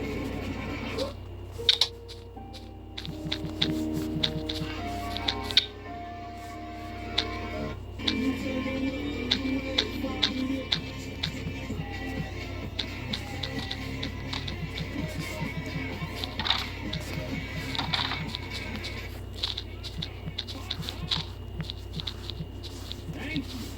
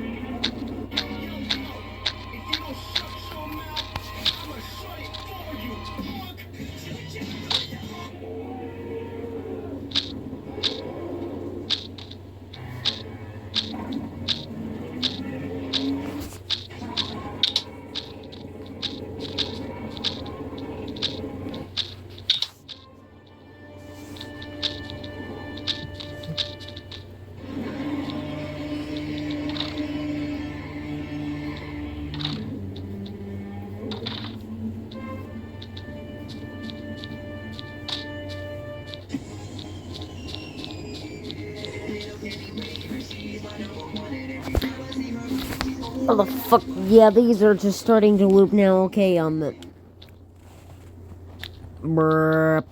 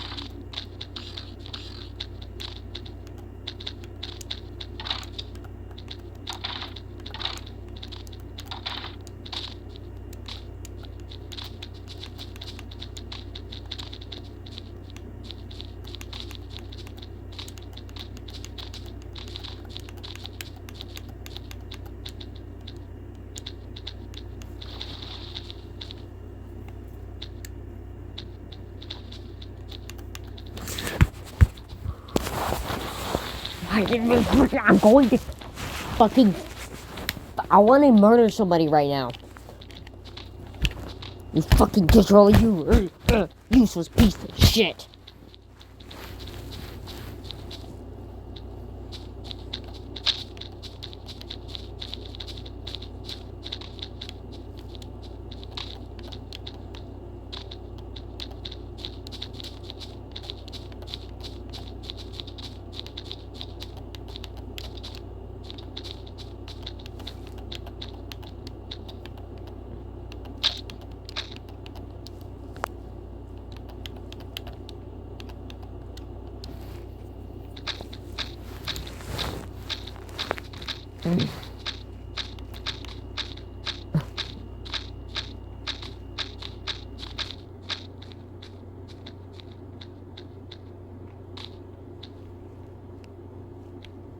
Motherfucker, you can't be saying shit.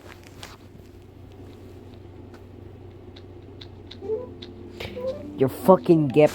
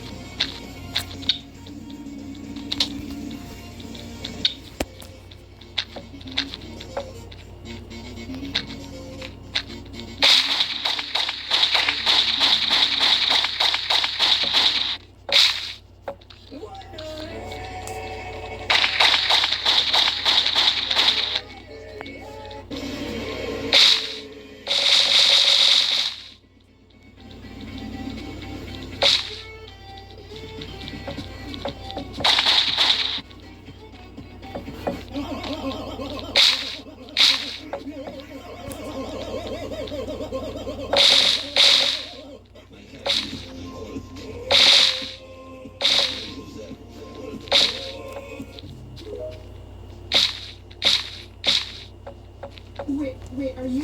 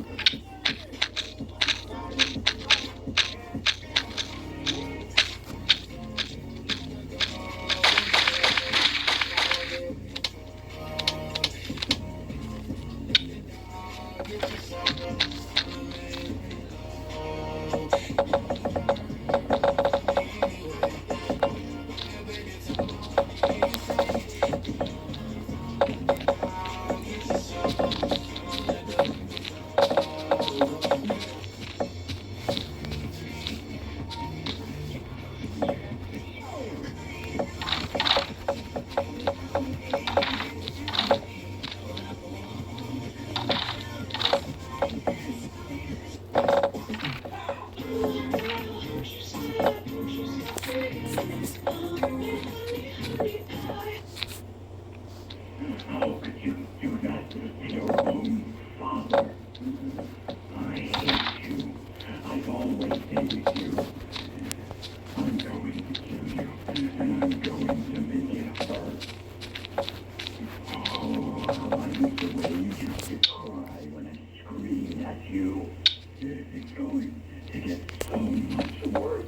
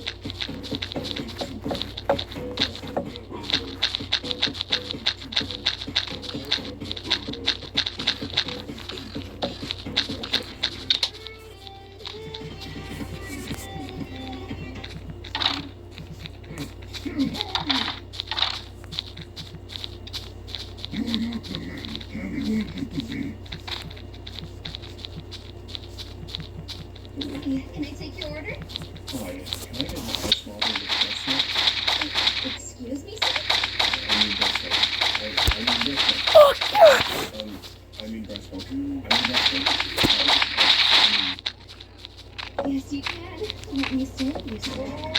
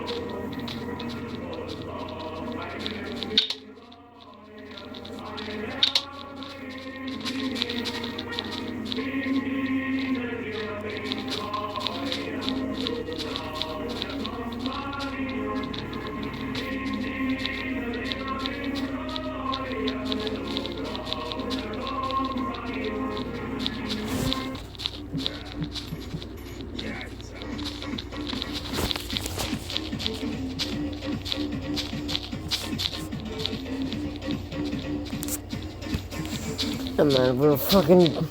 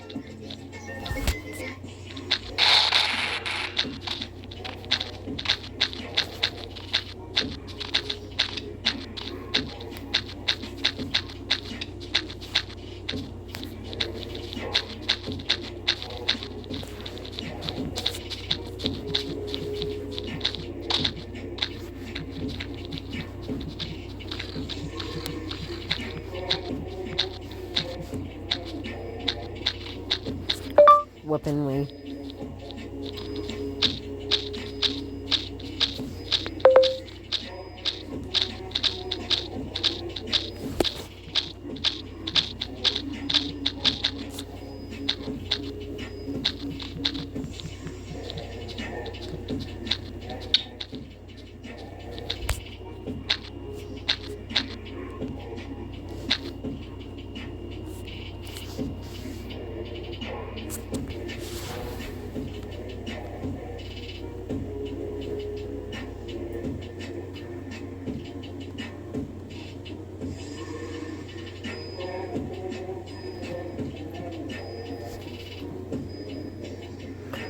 Fucking great!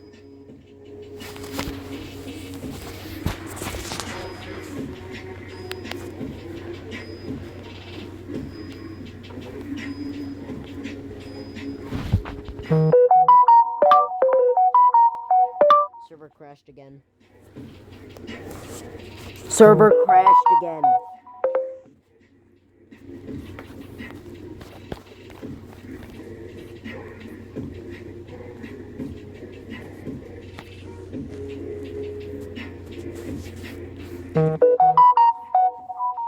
Fuck your Turkish ass.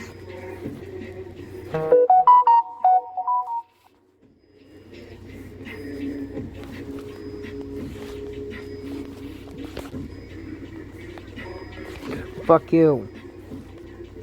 Stop!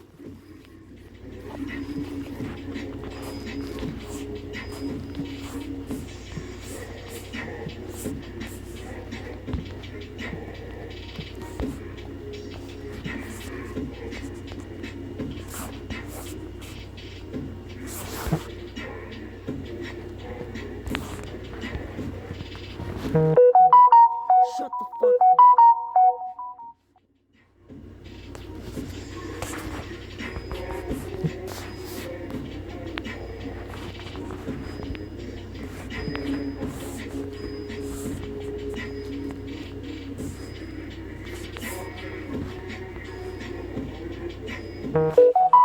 Fucking shut up, you cunt, you fucking cunt.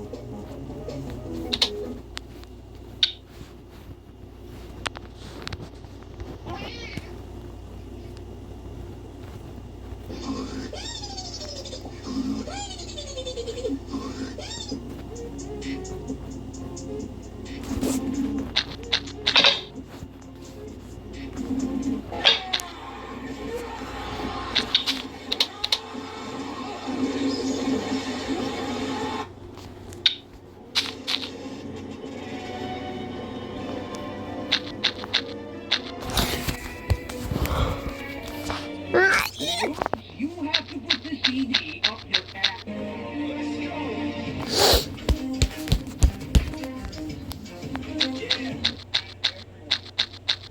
Please do not announce to the server when you are going to go masturbate. This has been a reoccurring issue, and I'm not sure why some people Fuck you! that they think that a server full of mostly male strangers would need to know that.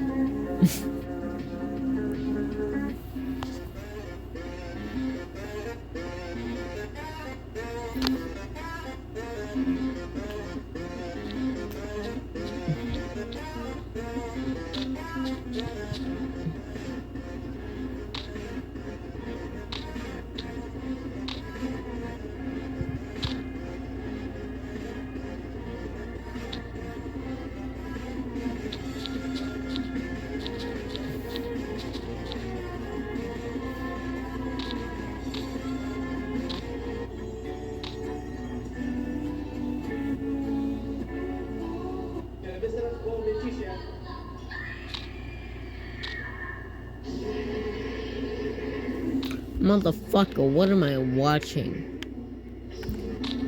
At this point, this is just fucking memes.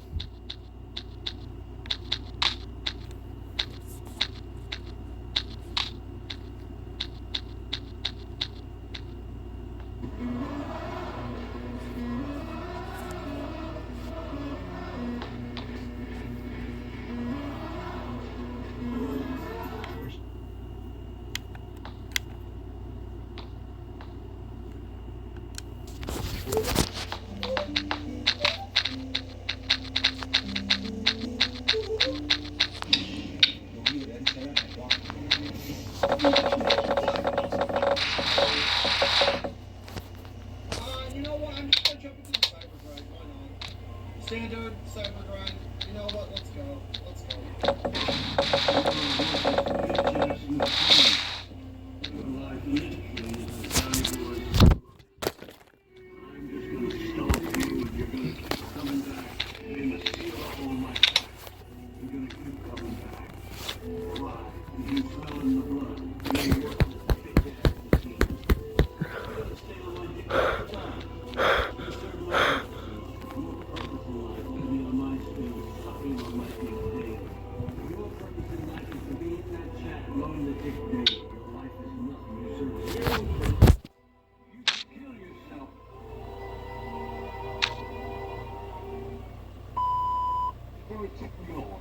We have been fucking dogs.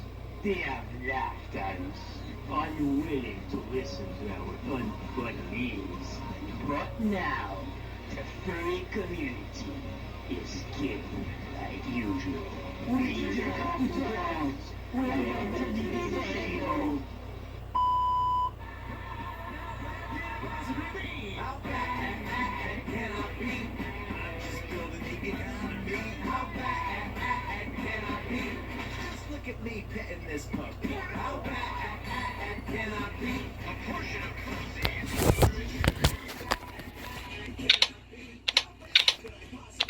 Let's see.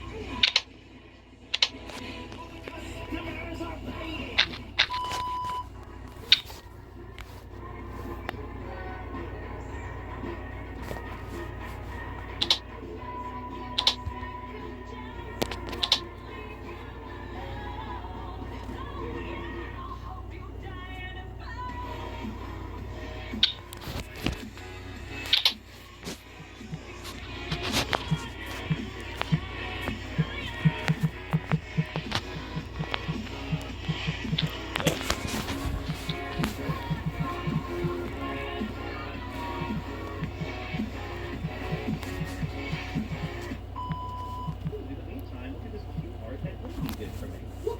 You're fucking ugly.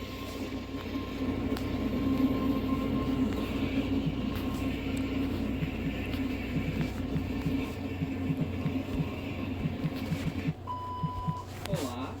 Furry. Furry.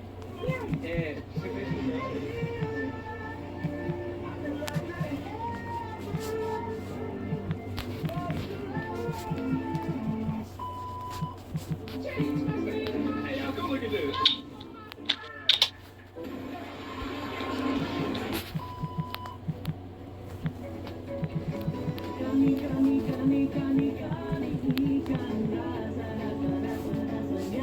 The F-21 is the new generation heavyweight torpedo of the French Navy. The F-21 is launched in swim out or straight. Once the submarine safety Straight. the torpedo warhead and primary battery are activated.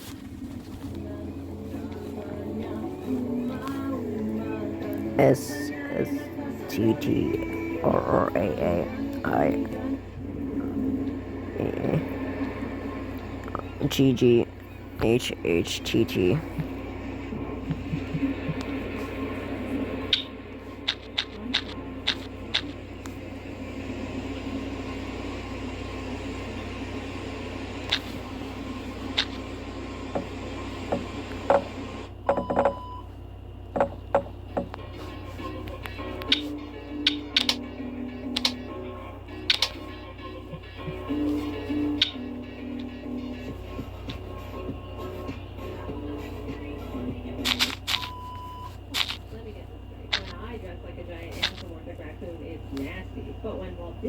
billion-dollar company dedicated to his persona Michael Mouse, it's cool. What difference being one has a job and the other's mental sickness?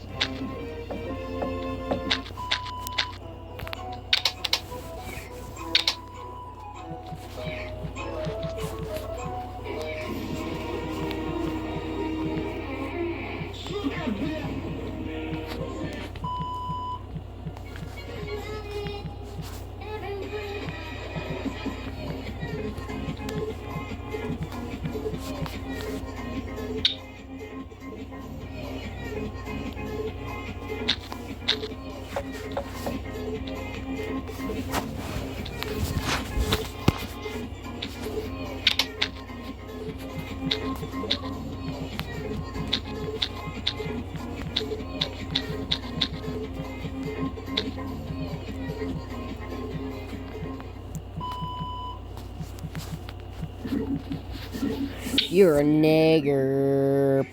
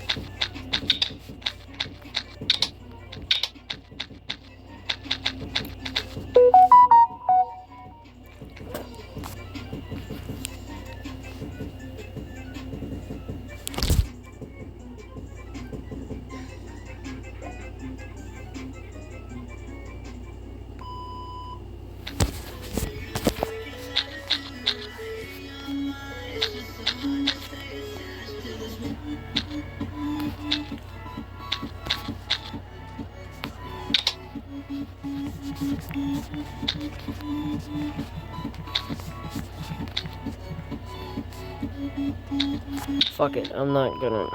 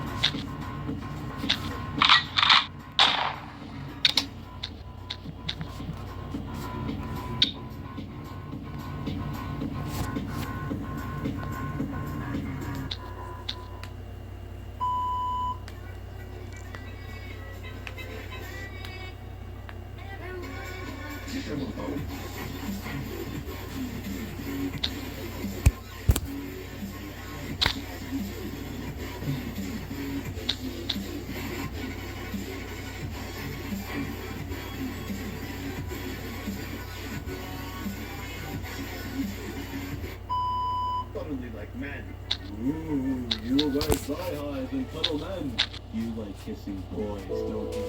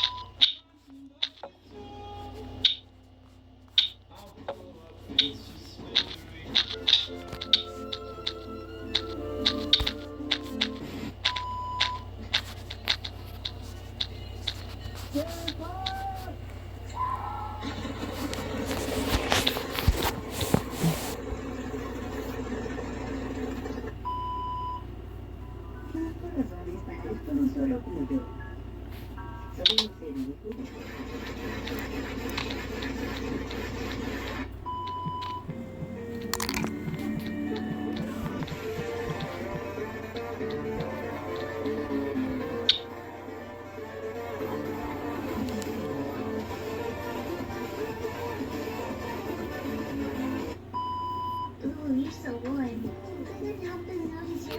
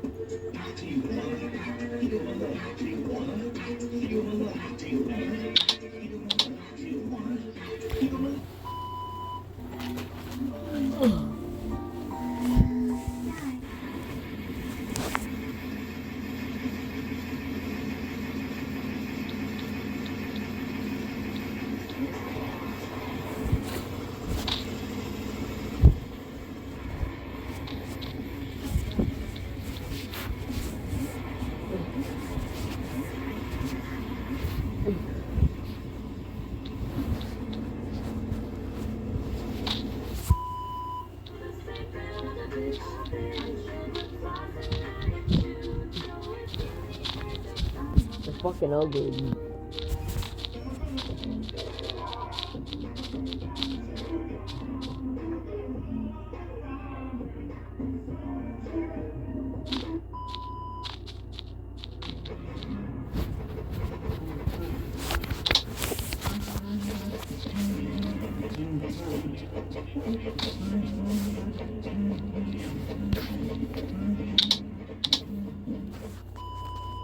Before we attack each other and tear ourselves to shreds with pack maniacs, let's just open the sack first and see what's actually in it. It might not even be worth the trouble.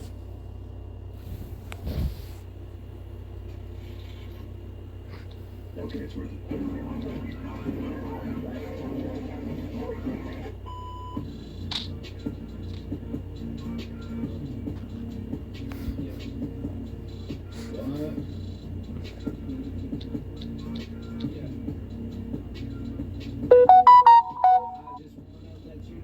You're a stupid fucking cunt. Go ahead and run your mouth. You see, I don't give a fuck. You're a stupid the shit. You're a fucking bitch. Get the fuck up off my dick. Get the fuck up off my dick. Like, please, and your fucking life, please, and your fucking life. I really gotta emphasize. No one cares if you're alive. You're a fucking asshole. Grab a dick and eat it all. I need to know if you were fucking you were just a fetus. So you're so fucking ugly and your face is fucking foul. Jeez, you're so fucking loud. Can you shut your fucking mouth? Can you shut the fuck up?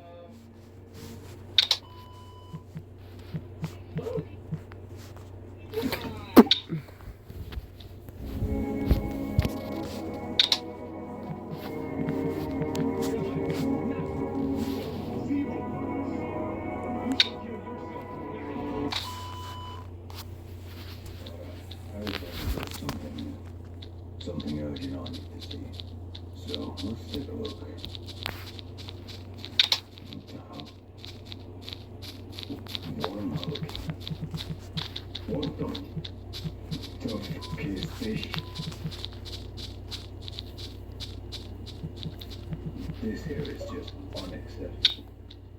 Yeah, that's not normal, man. Where are your parents? Who are your parents? Whatever this stuff is. Yeah, whatever this is right here, you need to stop. Oh, what?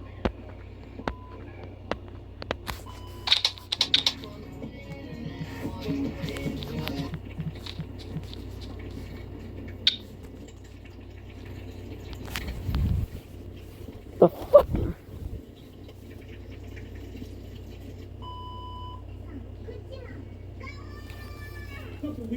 I'm fucking hoping that dude was eating edible fucking soap, if that's even a thing.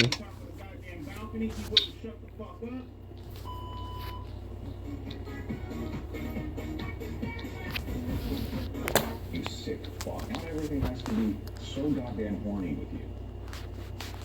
You need to cool.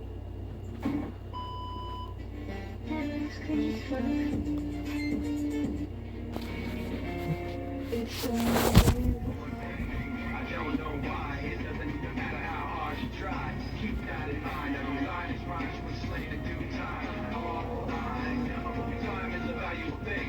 Watch it fly by as the pendulum swings. Watch it count down to the end of the day. The clock takes life away. So unreal. Take a look out below.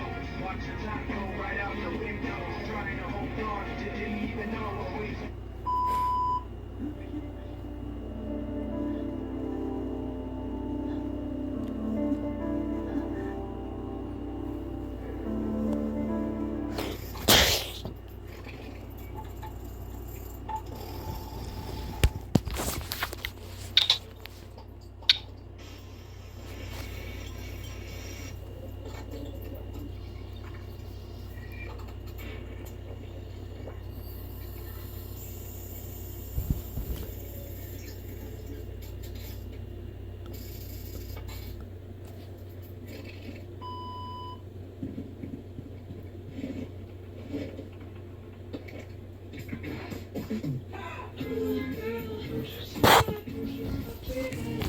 God damn it, bro.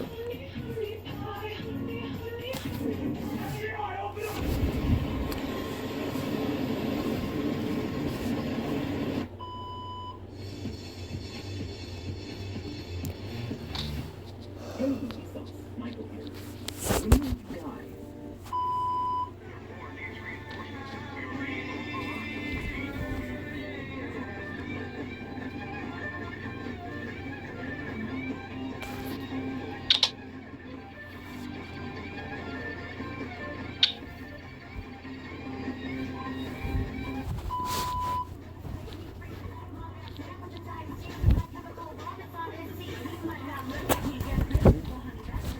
Fuck you. い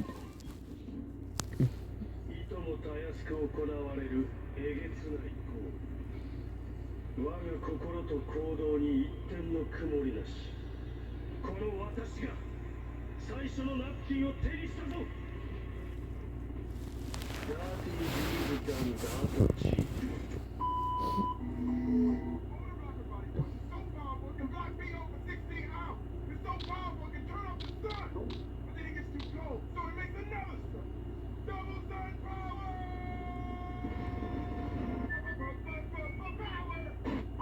Just. Sleeping, you fat fuck! Come on! May I please offer you my applause? You fucking motherfucker! Here we go! Let's see what happens. Fucking A! Let's see how he likes that.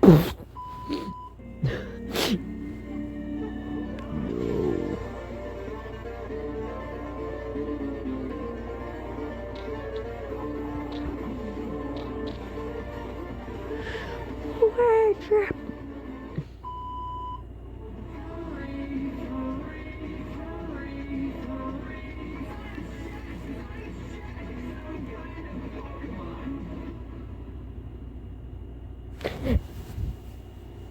It's called an IP, bitch.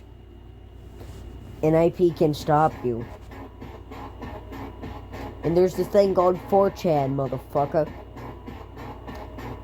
IP plus 4chan equals IP leak. Now, that is true horror.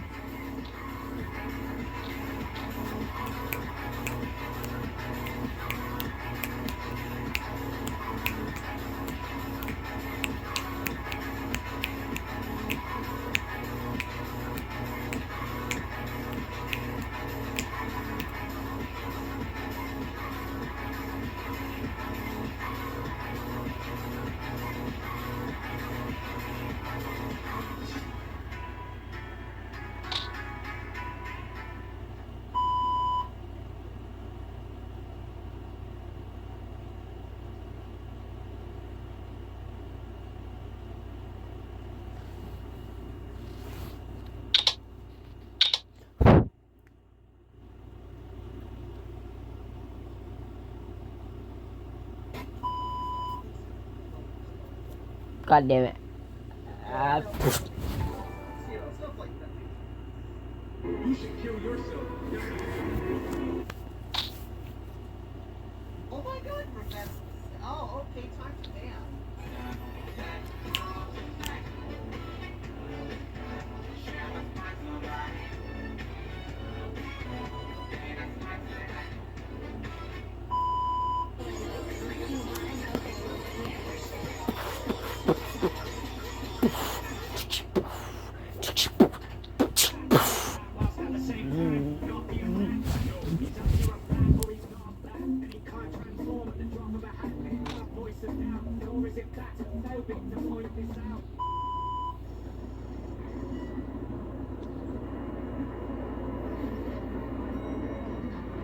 Remember, nobody's.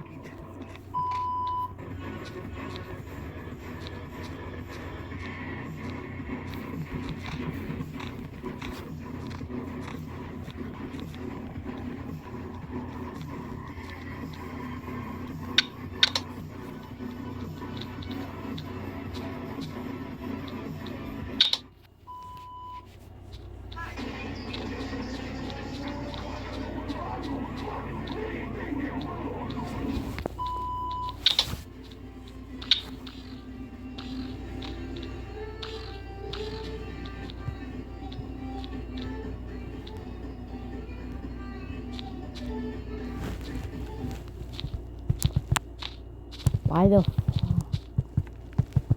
the fuck would you put a dude in a fucking white padded room with the type of music that caused him to fucking go into the white padded room?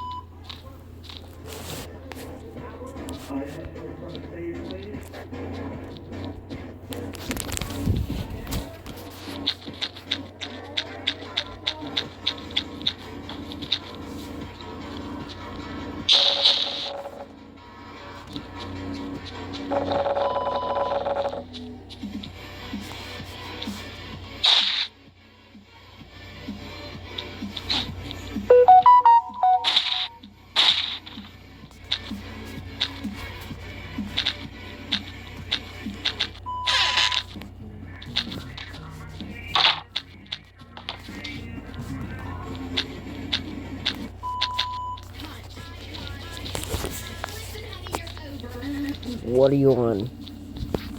Wake up, Buttercup. Relax, rookie. Don't mean nothing. Besides, now's one of those times. They used to be the strong, silent type.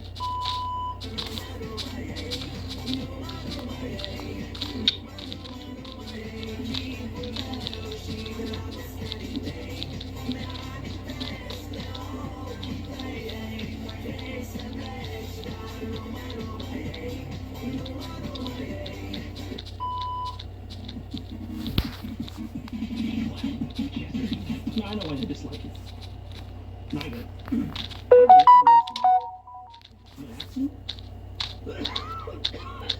Don't make me.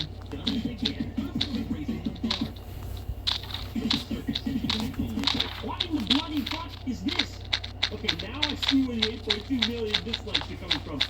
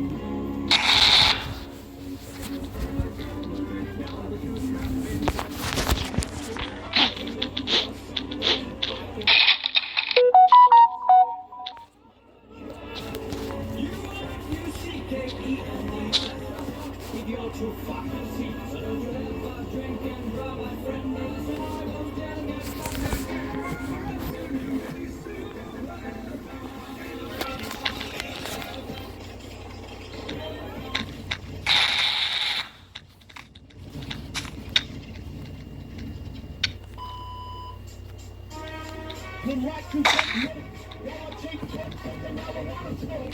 Throw you in a truck, you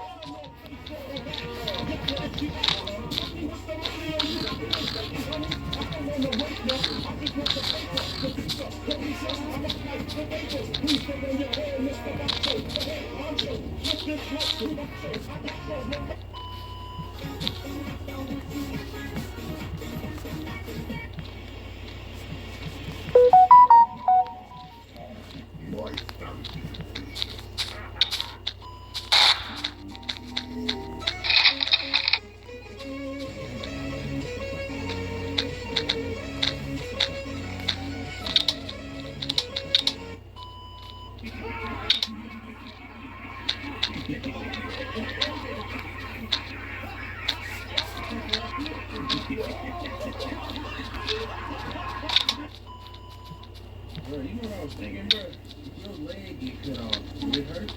Duh. How? Because your leg got cut off.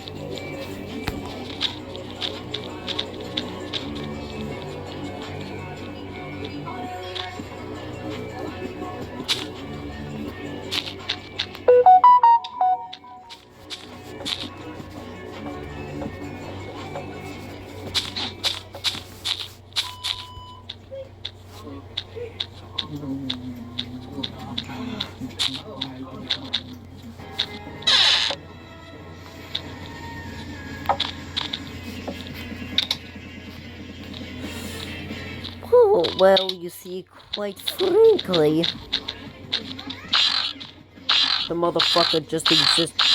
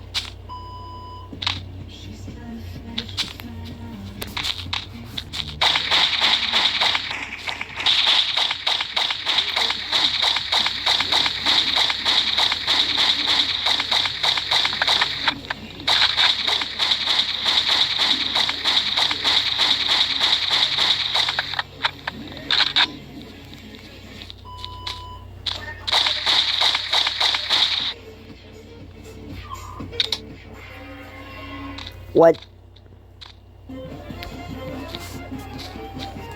Nah.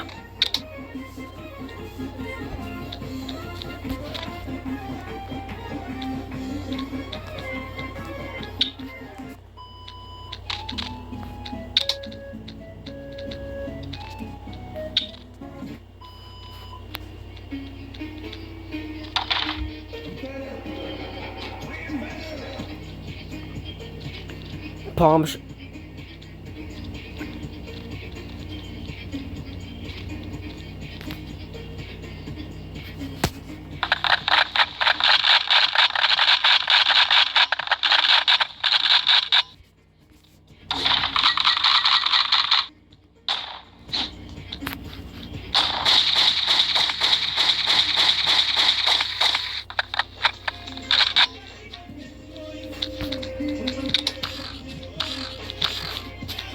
Nah.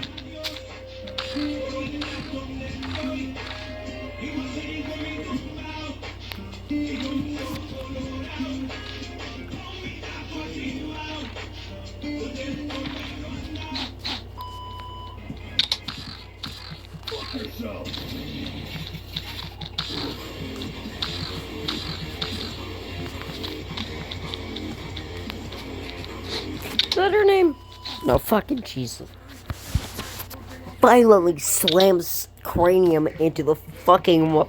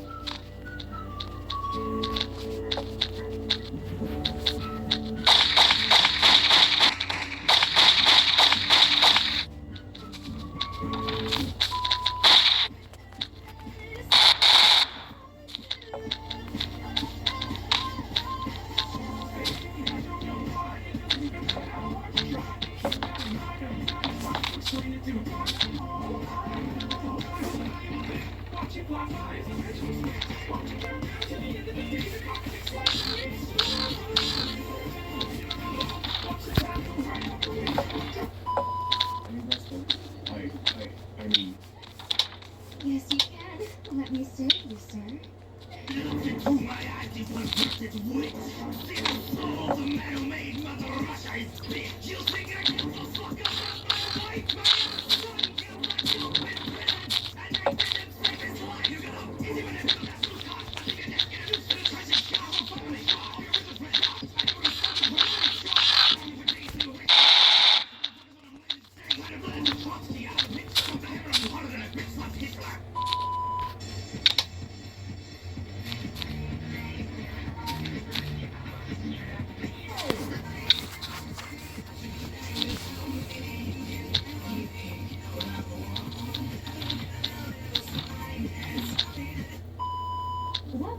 effortlessly brought to your house.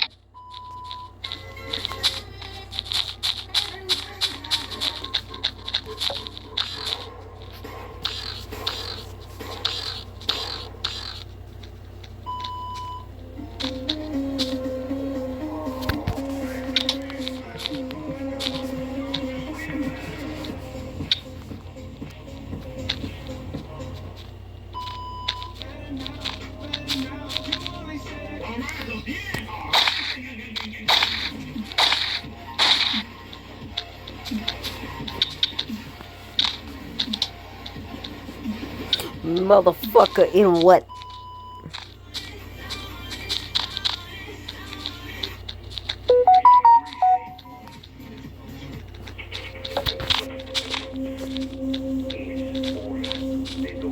I can't just fucking ignore you.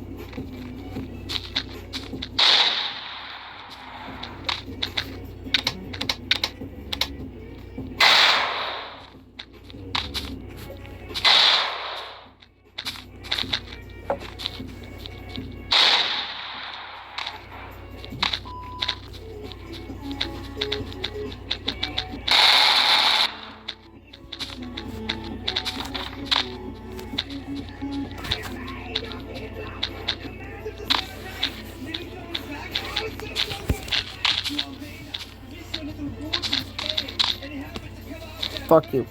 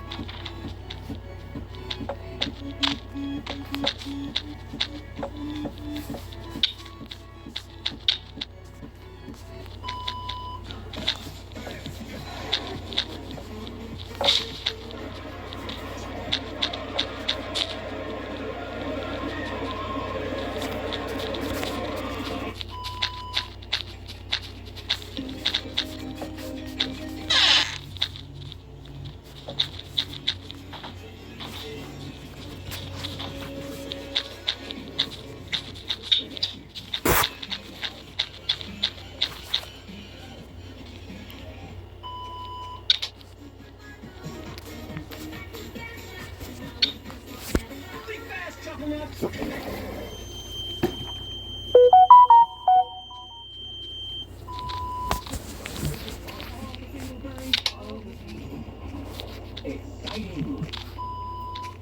You know about mining diamond doors with a speed when your feet turns numb. You can tell the time trees when the paper is too much. But that's all that you are yet. I feel like it just a minute.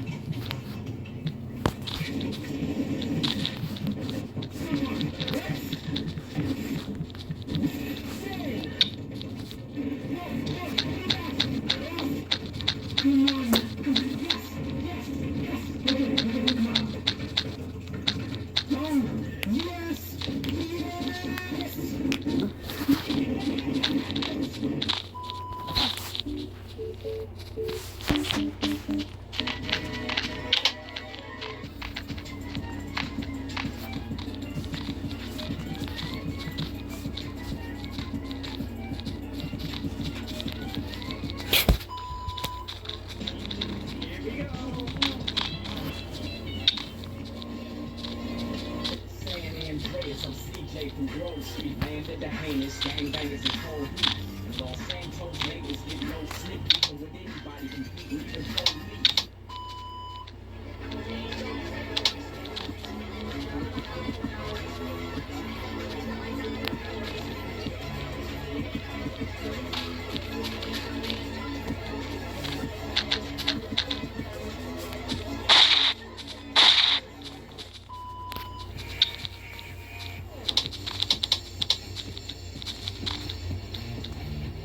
Goblin.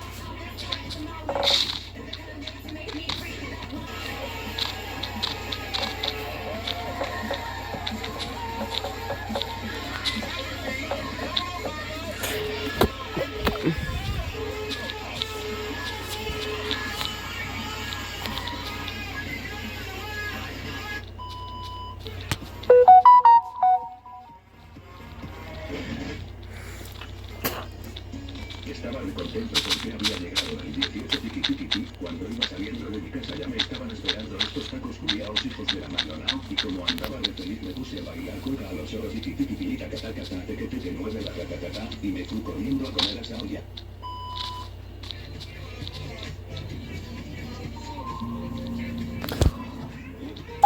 Is that? This piece of shit.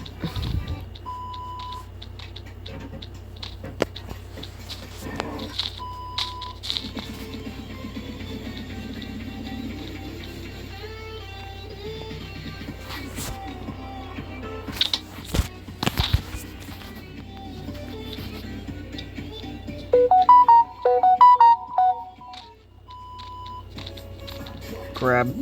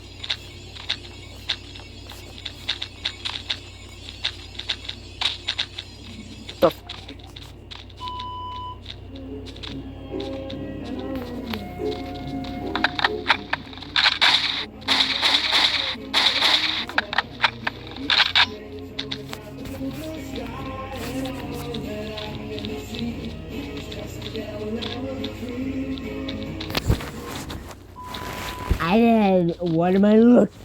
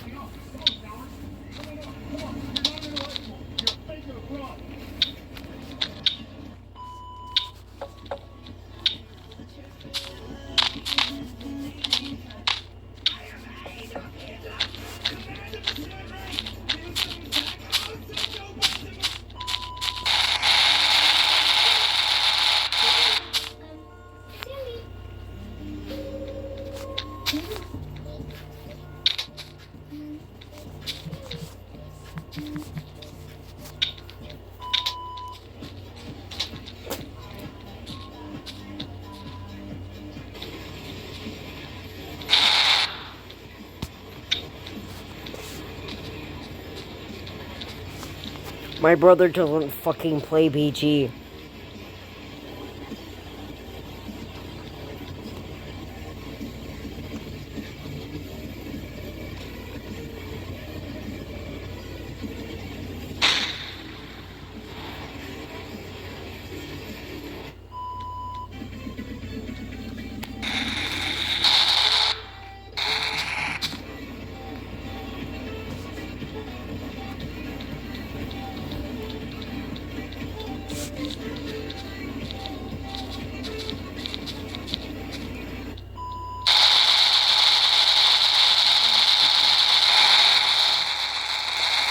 Don't make me fucking... Think about this. Many of you using drugs out there now are under 18. Do you realize that at 18 you have lived only 1/4 of your life? When you're using drugs, you're only cheating yourself out of the chance to find out who you really can be. And believe me, if you don't use drugs, you can just about be anything you want to be. Stop it.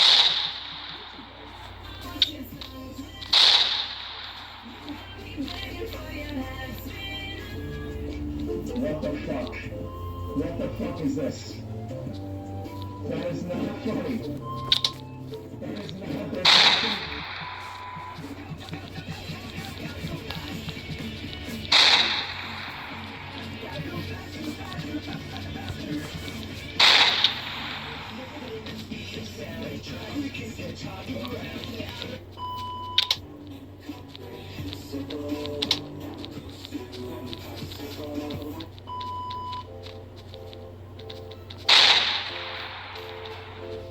In one lifetime, you have managed to acquire 0 bitches.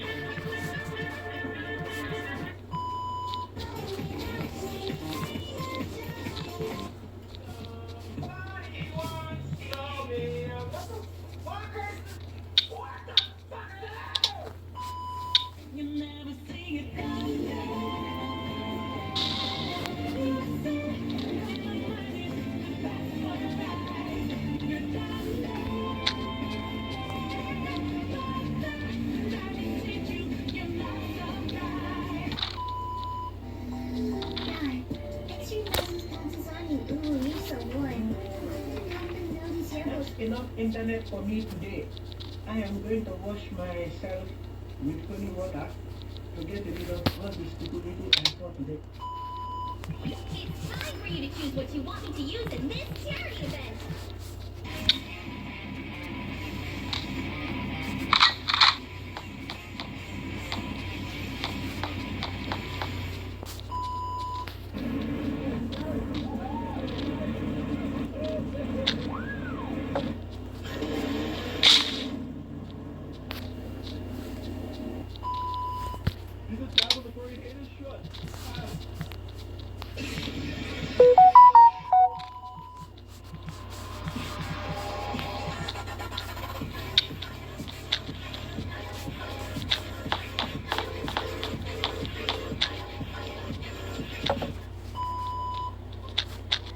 You don't want to be like this.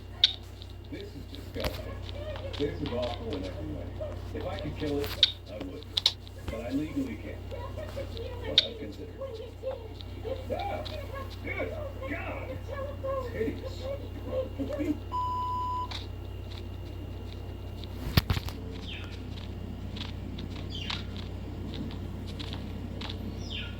I'm Michael Jordan. Stop it. Get some help.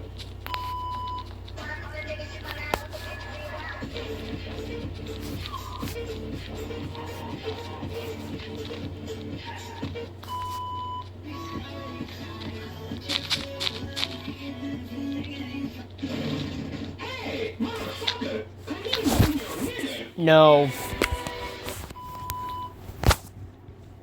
Say that for the record, I am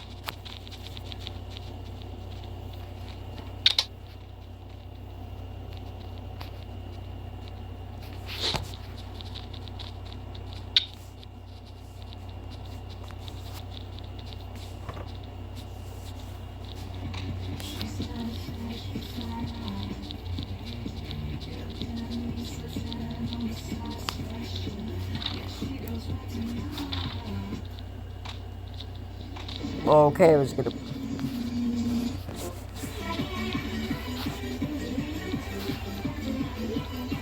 Motherfucker.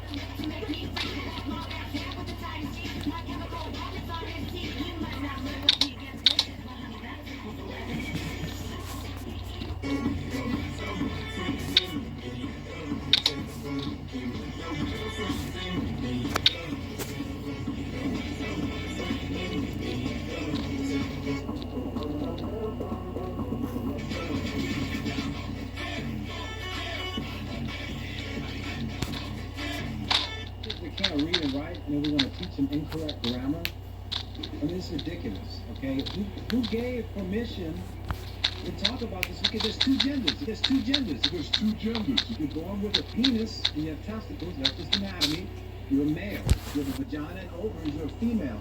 A man cannot menstruate. A man cannot lactate and breastfeed a child. You cannot give birth if you're a man. If you want to be an adult and do whatever you want with your life, I'm okay with that. Don't push this ideology on children. I'm not going to work in a district that's okay with that. You need to make a clear statement on how many genders are there, because parents they're already pulling their kids out of public school. They're doing homeschool options. They're going online. It's going to increase as this liberal ideology comes into our schools. This isn't a political indoctrination here. Okay, it's public education. We want to keep education, not left-wing ideas that aren't backed up by facts. Thank you.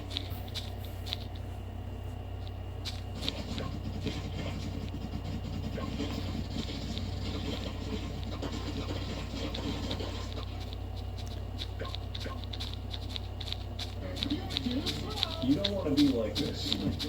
This is disgusting. This is awful in every way. If I could kill it, I would. But I legally can't. But I've considered it. I just want to talk to her. Why do you have a shotgun? I just want to talk to her. Dad, this is ridiculous. I just want to talk to her. I just want to talk to her. I just want to talk to her. I just want to shoot her. I just want to talk to her. Shoot him. Wait, what?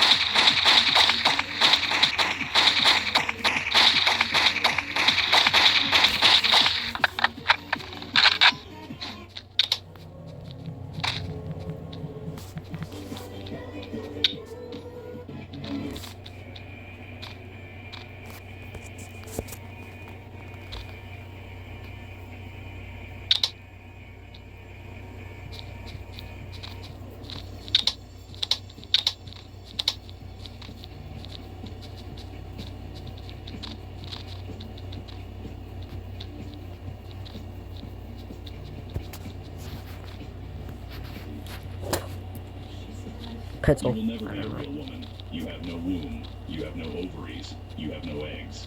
You are a homosexual man twisted by drugs and surgery into a crude mockery of nature's perfection. All the validation you get is two-faced and half-hearted. Behind your back, people mock you. Your parents are disgusted and ashamed of you. Your friends laugh at your ghoulish appearance behind closed doors.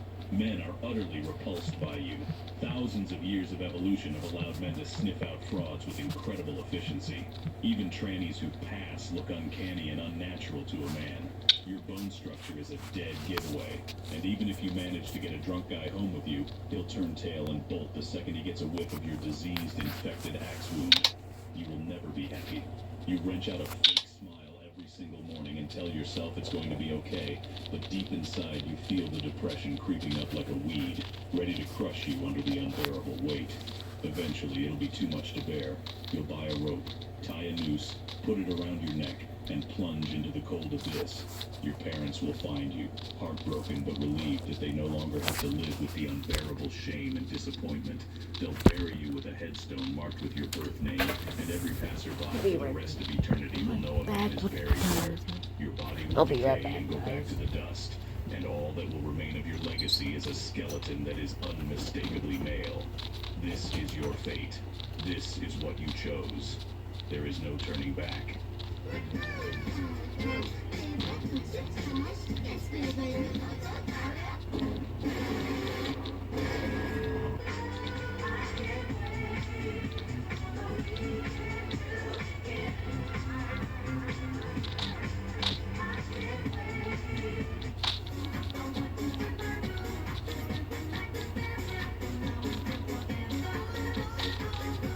Why? Why? Why? Why?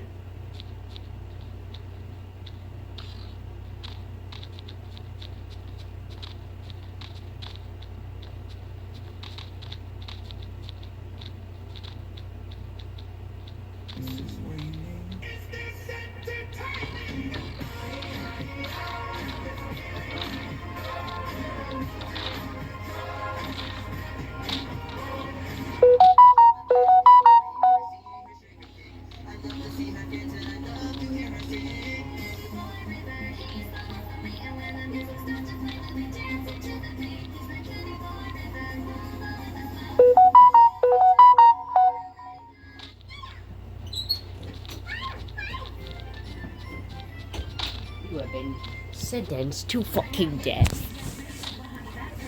Kill yourself, you fucking weird ass nip.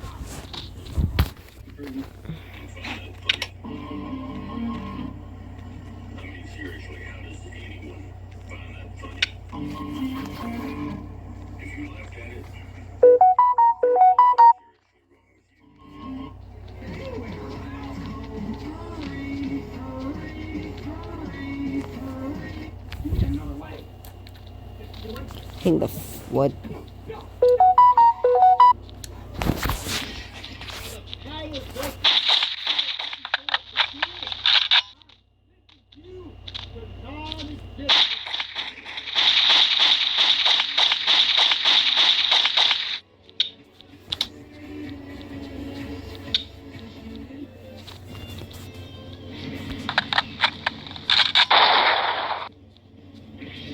I'm the product of what happens when you post something. Delete this shit.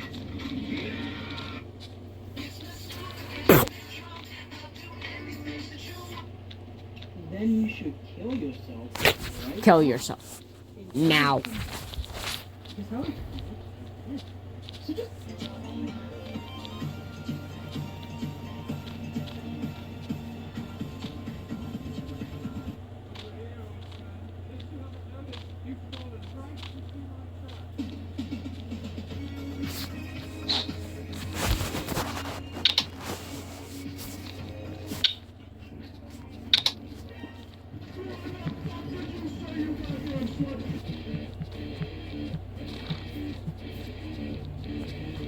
This is not a drill. A furry is in the chat. I repeat, this is not a drill. Seek shelter immediately. The furry could harm your dignity or turn you into a furry. I repeat, seek shelter immediately until further notice.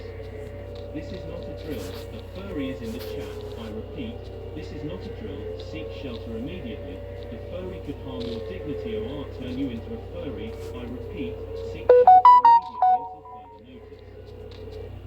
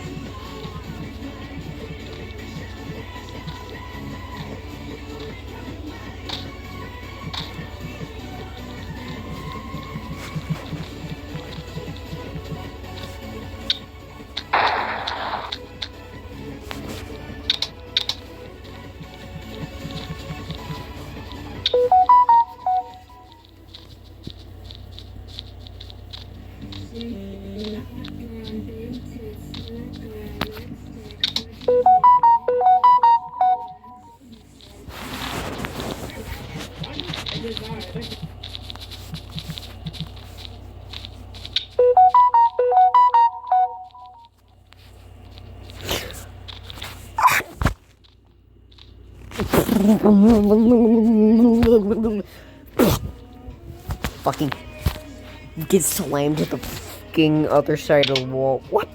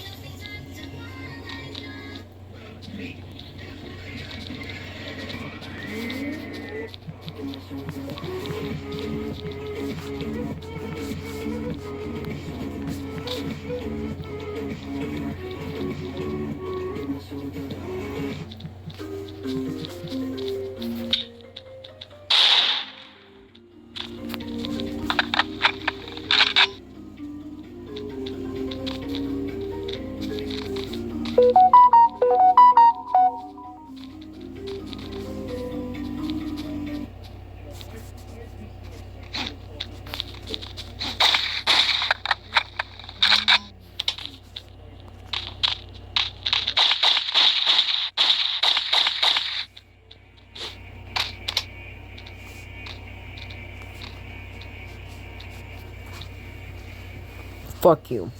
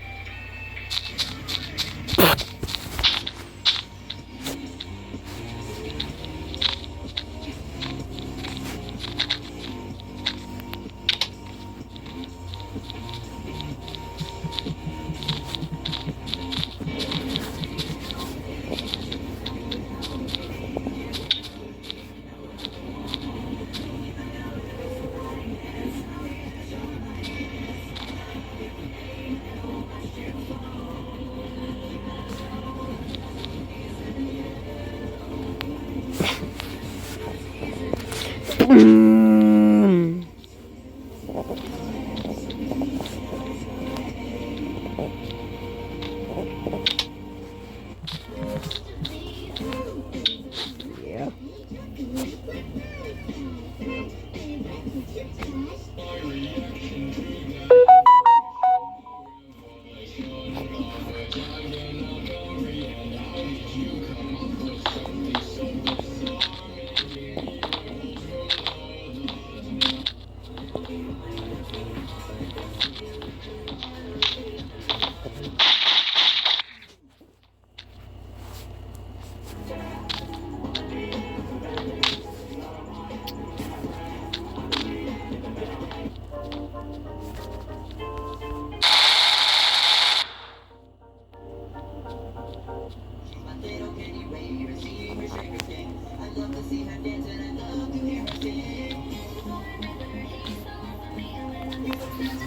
Ew.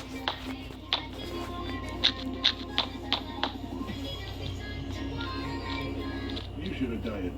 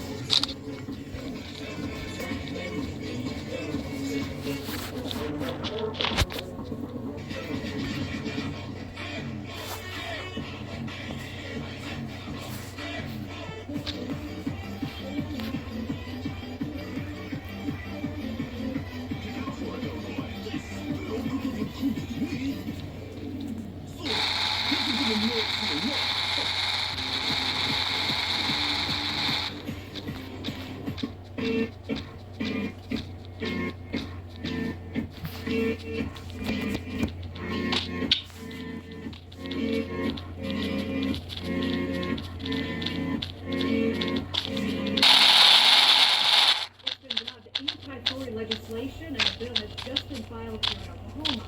Representative Justin Humphrey filed this bill that states that if a student dresses up and pretends to be a food, an animal, in the classroom, that they will be banned from any classroom curriculum and any after-school activities. If that happens, the parent will be called to come and get them, and if the parent doesn't show up, animal control will keep calling.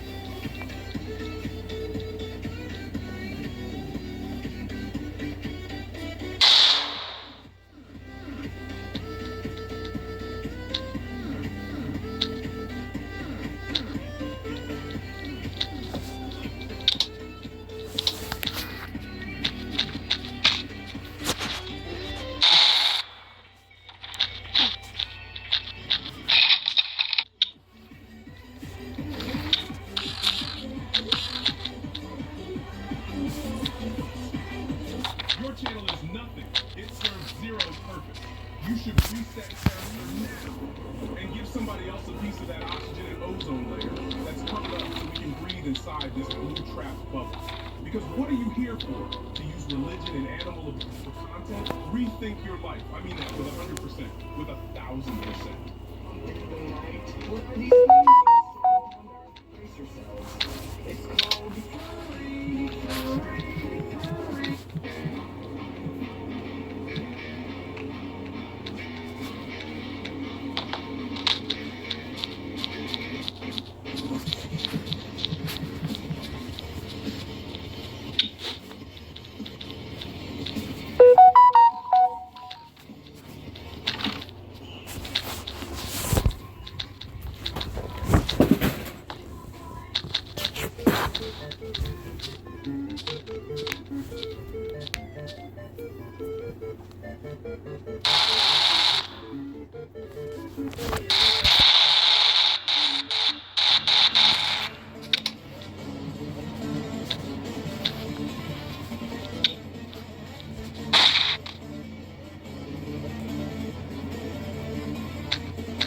What would you do if we broke into your house?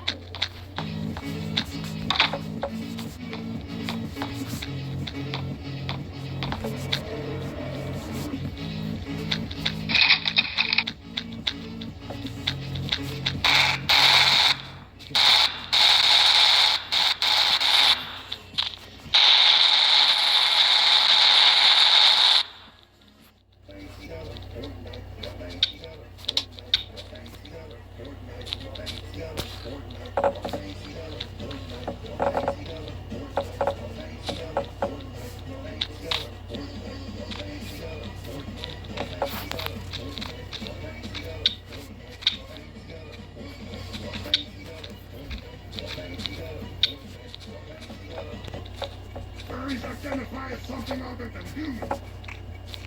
Therefore, spare no human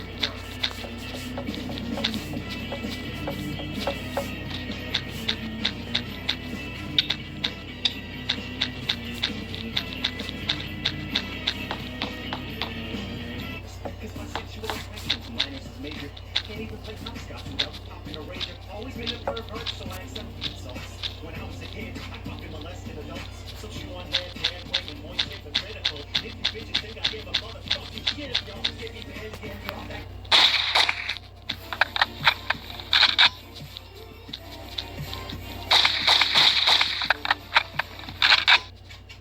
Now I gotta pull up. Everybody died, me included. I ain't going to jail.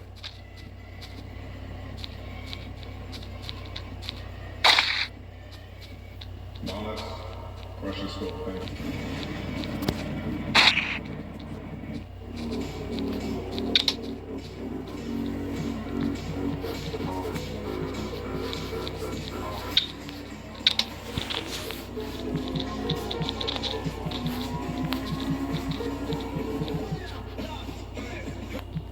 Go ahead, Tanner.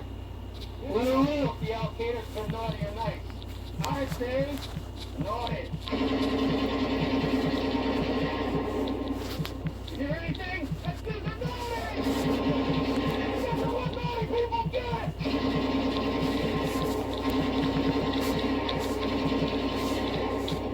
That's what Santa says.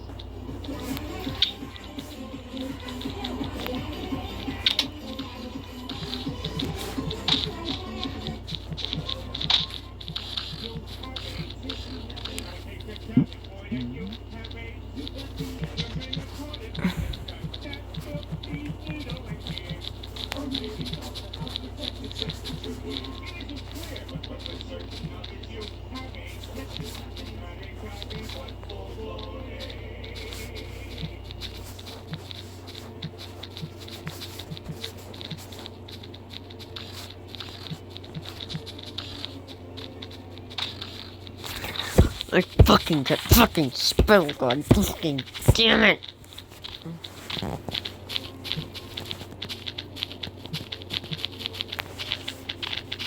Server.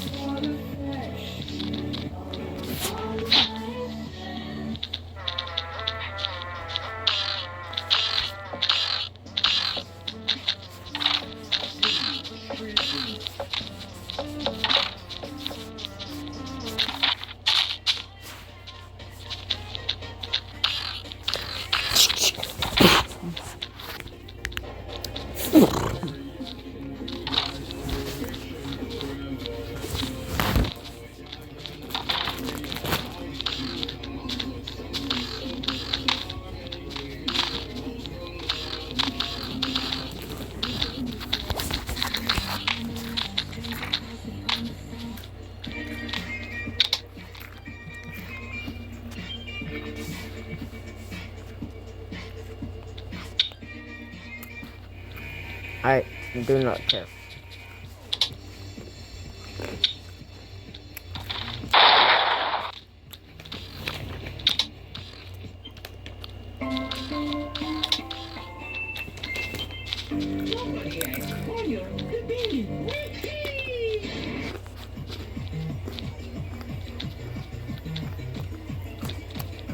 May I make a suggestion? You should kill yourself.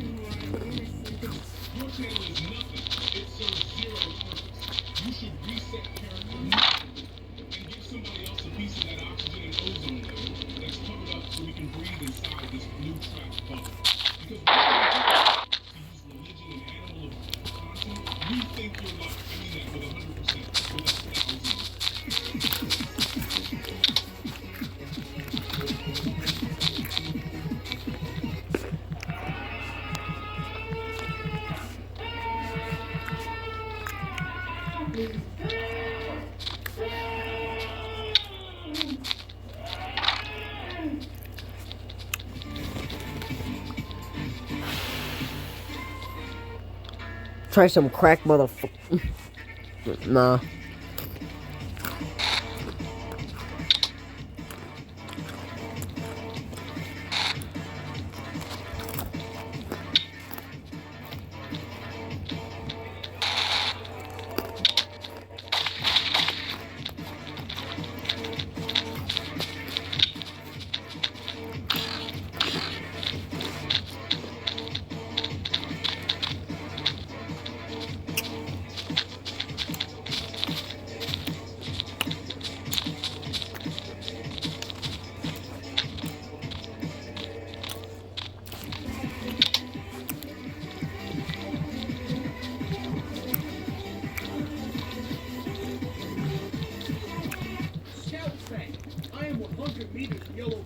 In approaching rapid.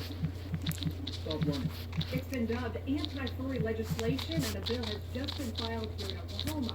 Representative Justin Humphrey filed this bill that states that if a student dresses up and pretends to be a furry, an animal, in the classroom, that they will be banned from any classroom curriculum and any after-school activities. If that happens, their parent will be called to come and get them. If the parent isn't told, Fuck it.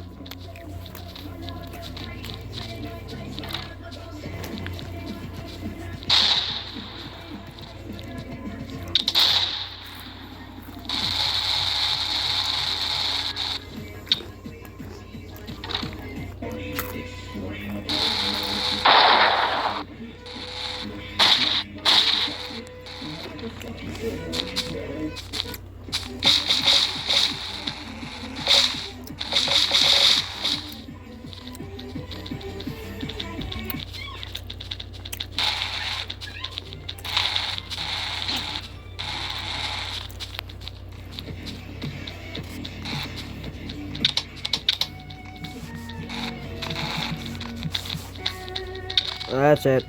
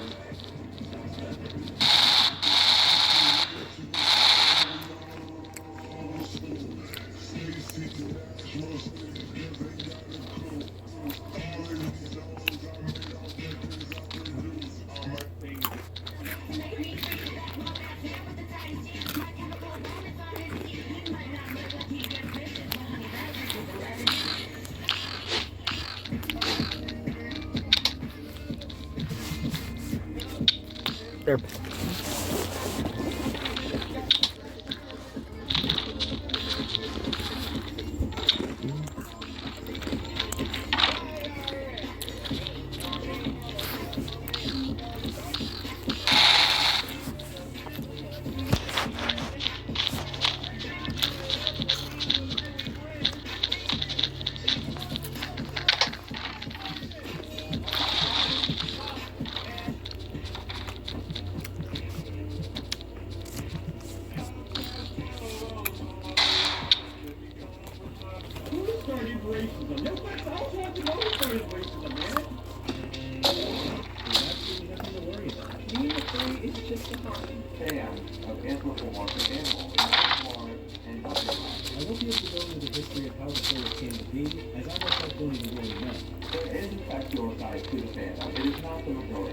Wake up to reality. Nothing ever goes as planned in this accursed world.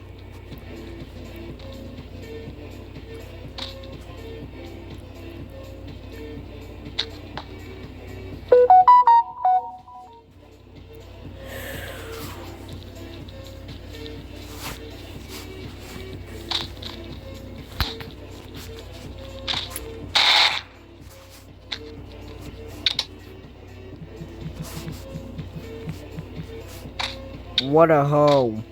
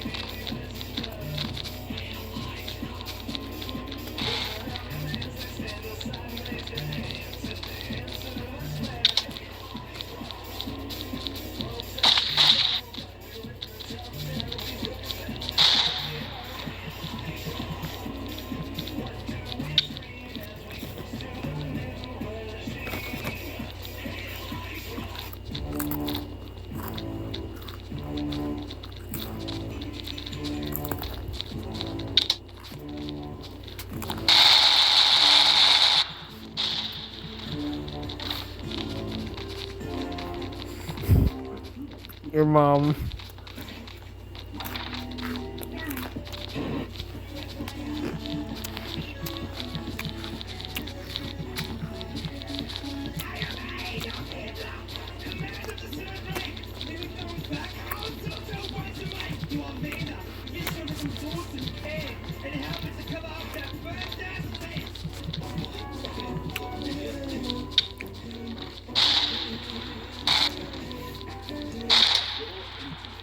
As weak as your gun. Failure is your destiny. You disrespect yourself and your nation. You are made of stupid.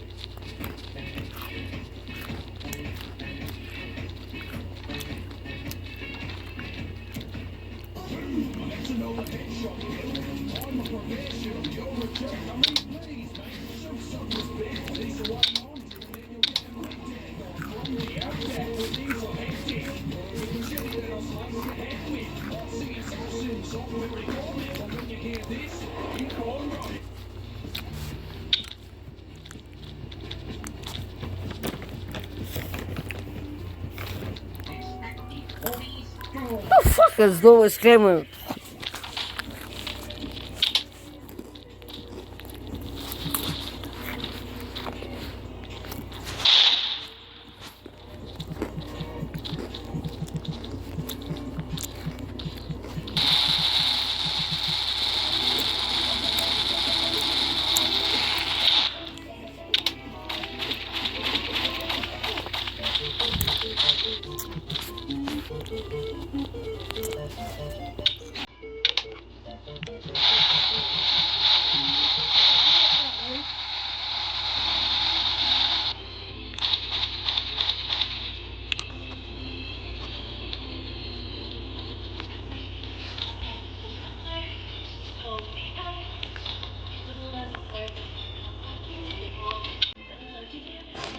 Big.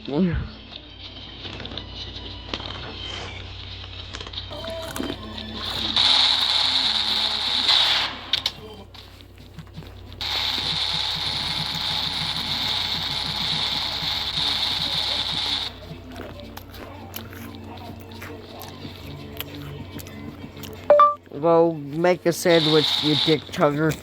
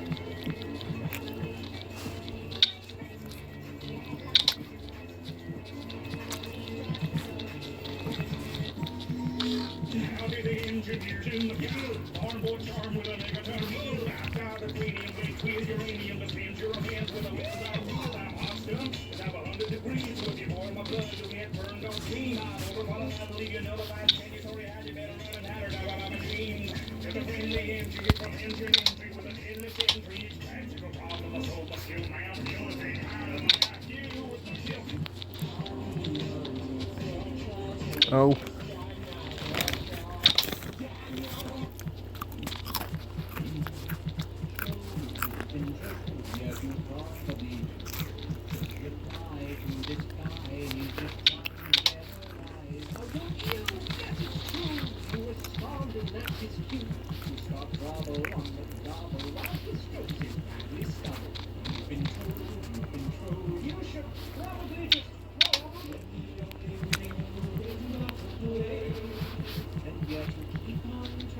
Have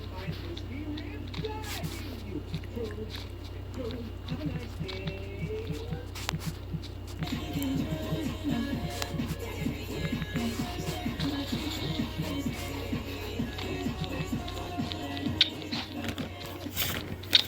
Good question. How about I leave you alone with this guy instead? Southern night. Have you ever felt the southern night? No. What? I will take it down in your sleep. You will not. I picked their No. next house We have some more serious problems. Bertha?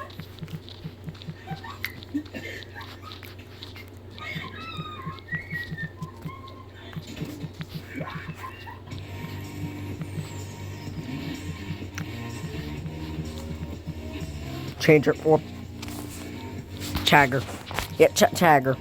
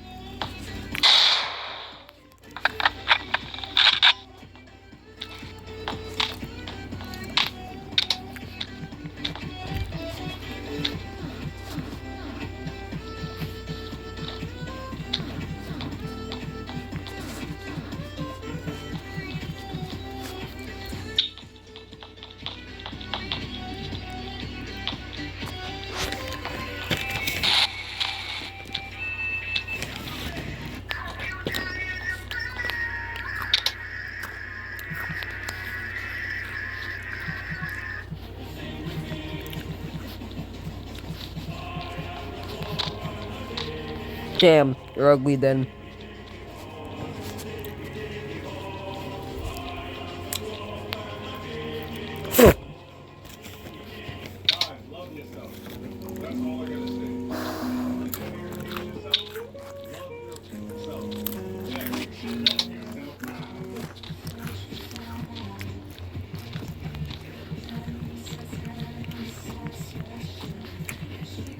Your channel is nothing.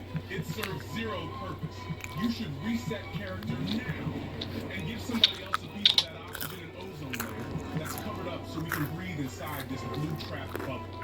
Because what are you here for? To use religion and animal content? Rethink your life. I mean that with 100%, with 1,000%. To keep them from resisting, to show them how wrong they are, how pointless it is, that they can be a part of something bigger.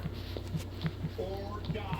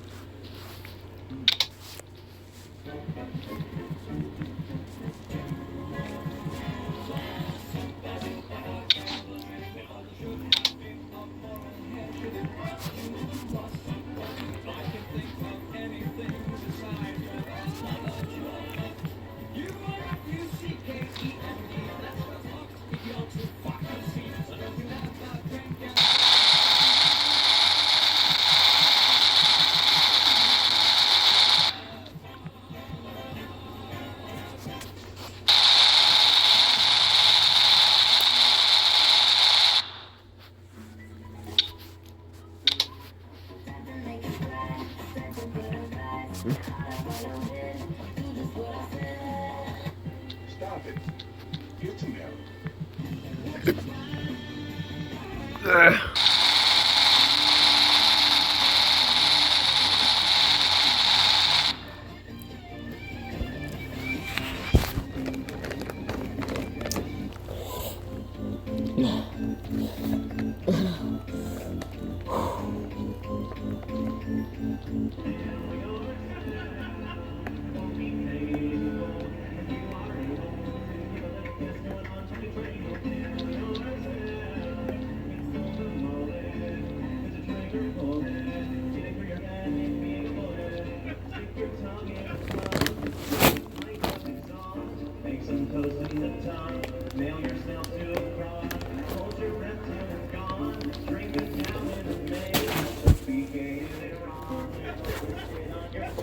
A fucking gallon of what?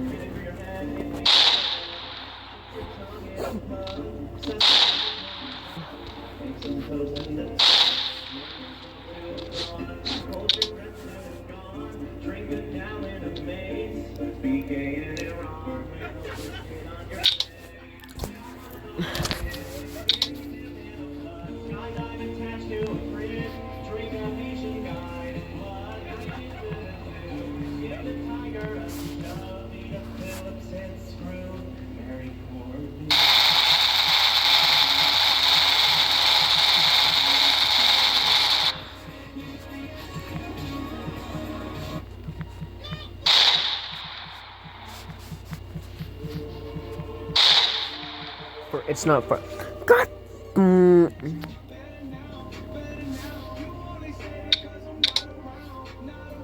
I can see your search history.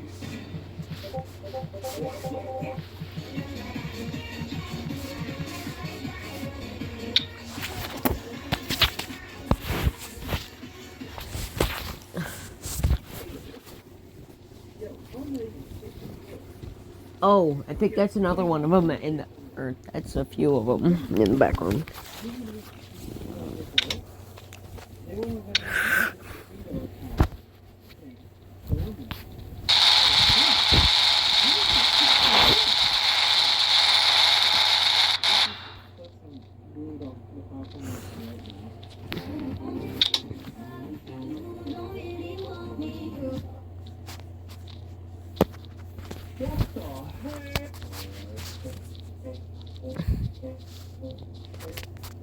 Shut the fuck up.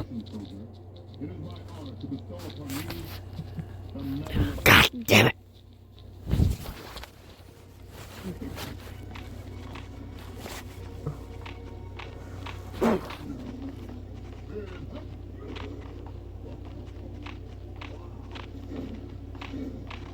History will long revere your courage and sacrifice. Thank you. You have etched in the rock of virtue a legacy beyond compare. Thanks, guys. Daddy. You are the universe's greatest hero.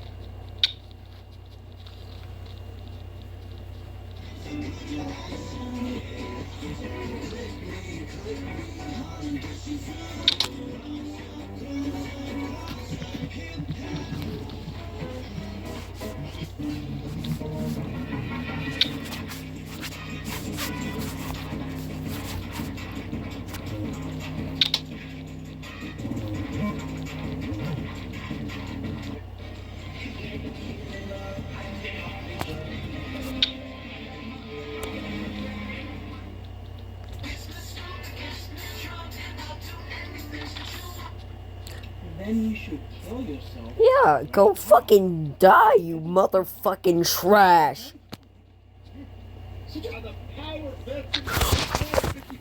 Oh. Oh shit. You deserve the best.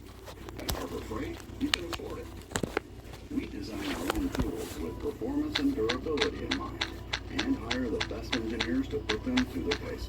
These tools get tested for countless hours, and if they can't stand the test of time, they don't make it onto our shelves. Performance, durability, affordability. Only one place does it all. Whatever you do, do it for less at Harbor Freight.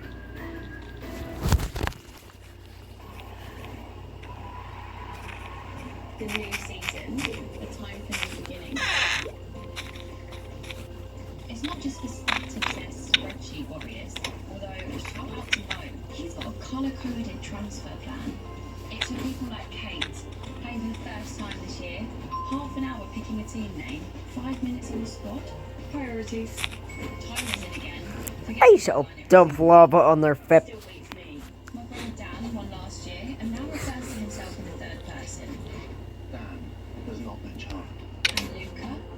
Luca just wants to beat his boss. Flop. There's an unprecedented maritime crisis going on right now through one of the world's most critical trade choke points, the Bab el-Mandeb Strait between Yemen and the Horn of Africa.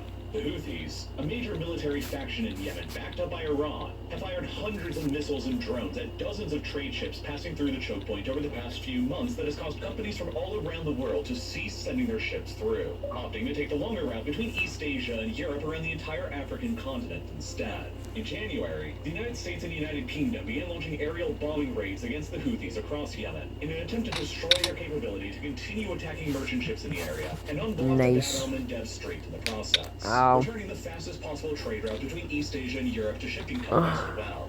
But at the exact same time as this major maritime crisis is rocking the Middle East and negatively affecting the entire global economy, there is another simultaneous maritime crisis that's also happening over on the other side of the world in Panama, that's clogging up the Panama Canal too, the most significant maritime choke point that exists anywhere in the Western Hemisphere. Under more usual circumstances, the Panama Canal provides a critical shortcut for ships traveling between the Pacific and Atlantic Oceans. It is the primary trade route that merchant vessels take when transporting trade goods between the U.S. East Coast and East Asia, or between the U.S. and Canadian West Coast and Europe, or between the U.S. East Coast and South America's West Coast. These three trade routes usually depend upon the Panama Canal to grant them their quickest and most efficient journeys. The geography allows them, as the primary alternative for all three is to sail all the way around the entire continent of South America instead, and round the southern Cape Horn through the Drake Passage. A journey that adds, on average, around 8,000 extra nautical miles, and 18 more days of travel time over simply going through the Panama Canal. As a result, roughly 5% of all the trade in the world conducted by sea will usually pass through the Panama Canal on an annual basis, which includes a very significant amount of all of America's container traffic, around 40% of it to be precise, as the East Coast relies on it to remain connected to Asia, while the West Coast relies on it to remain connected with Europe. The canal is also of vital strategic interest to the United States Navy, as it enables American naval assets to rapidly redeploy across three theaters of operation between the Pacific and Atlantic during times of crisis. The canal used to be outright owned by the United States for decades, between when they finished building it in 1914 until 1979, when the Carter administration agreed to give the land back to Panama, whereafter it was jointly Fuck controlled by off. both the United States and Panama for another 20 years until the start of the new millennium on January 1st, 2000. When full sovereign control over the canal was finally handed over to Panama. During that long period when America directly owned the canal, It proved to be a vital asset on more than one occasion. During the Cuban Missile Crisis in 1962, the United States was able to use the canal to rapidly redeploy warships from the Pacific Theater into the Caribbean in order to assist with the naval blockade that Washington enforced on Cuba. While during both the Korean and Vietnam Wars, the United States Navy used the canal as its primary artery to transport troops and equipment to the military front lines in Asia.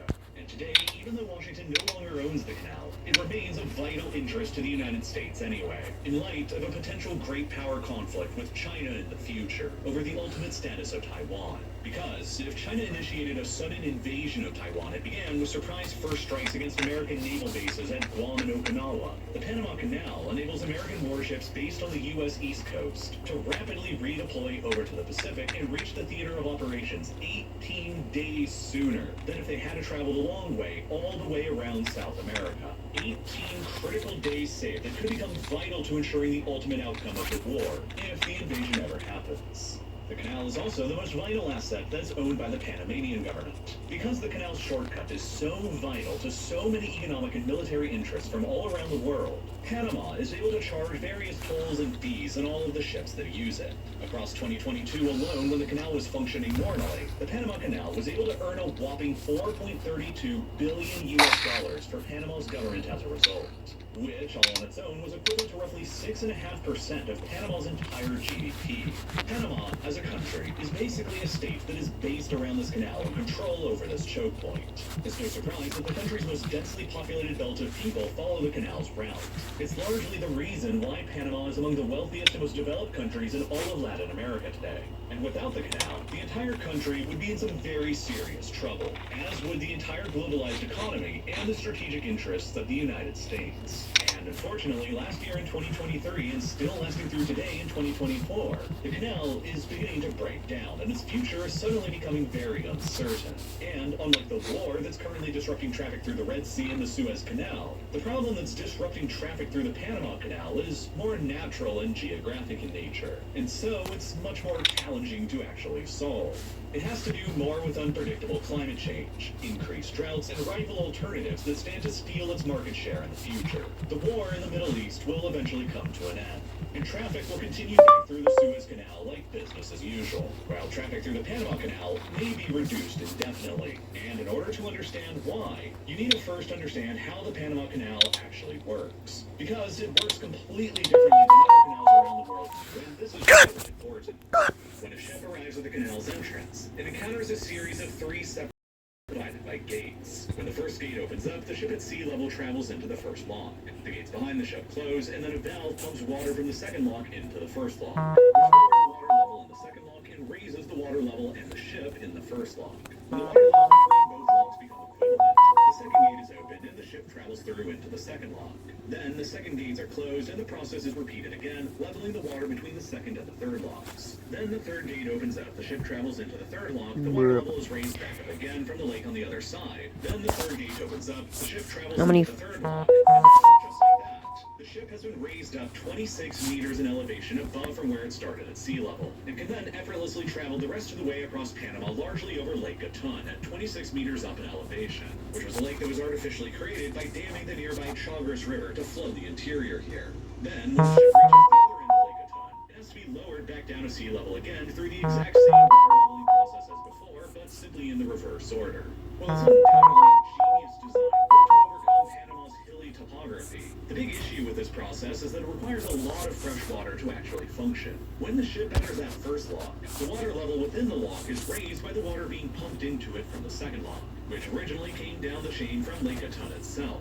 But then, in order to accept the next ship into the canal from sea level, that extra water in the first lock has to be emptied out into the ocean. And this is the same on either of the canal's ends. The water that the canal uses for this whole process comes from the 2 artificially created freshwater reservoirs nearby, Lake Alajuela and Lake Gatun, with Lake Gatun being by far the primary source. Each transit through That makes 2 of us then. 52 million gallons of fresh water from these reservoirs to make the whole process possible. The water that's lost from the reservoirs is usually replenished with rainfall. So, as long as the rains continue replenishing the lakes, the water that makes 2 of us then. million gallons of fresh water as usual and continue providing all of its immense economic and strategic benefits. But during a time of really bad drought, when the lakes aren't being replenished by rainfall quickly enough, the entire system can start breaking down. And that's basically what started happening now in 2023.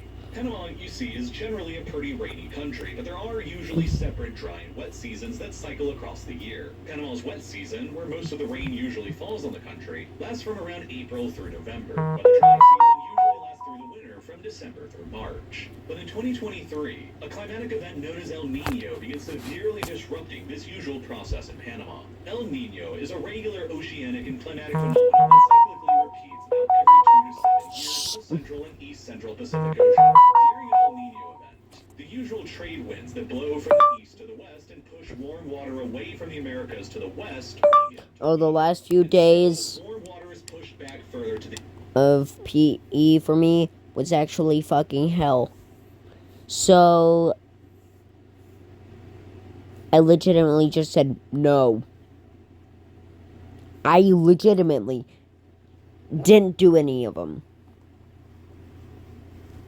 Of the activities, because I hated them.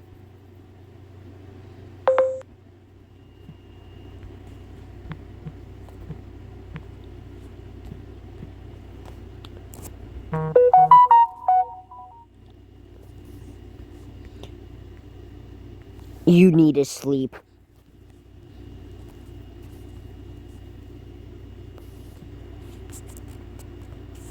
Bro, that is not good.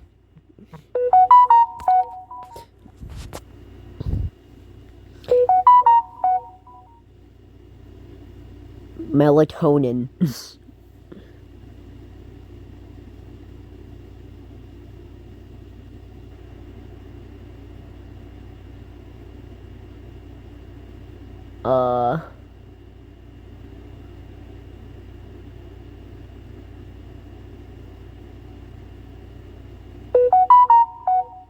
Yep, I was gonna say something.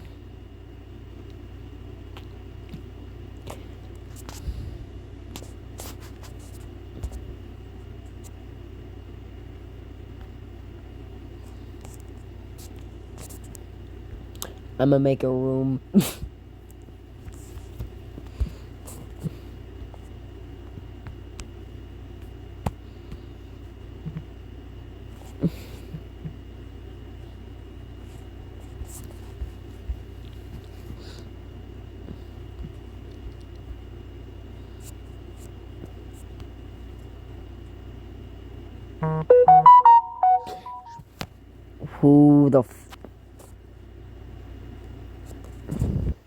Who the actual dick chug, like, who the actual dick chuggers just texted me.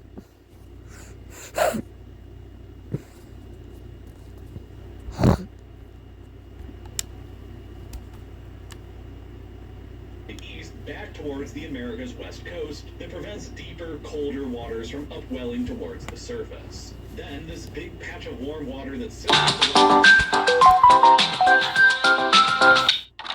usually carry rains into Panama become weakened or fail altogether.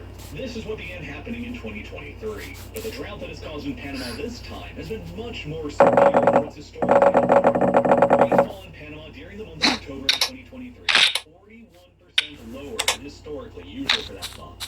The lowest level ever recorded in Panama's entire history since record keeping began back in the 1950s. October is usually the rainiest month of the year for the country. Overall, the 2023 rainy season in Panama ultimately failed to materialize. The government reporting that the year saw the second lowest levels of rainfall ever measured in Panama's history. And built more than 100 years ago now, back in the early 20th century, before modern climate change and climatic effects were well understood, the Panama Canal was never originally designed with this severe of a reduction in rainfall in the future ever being in mind.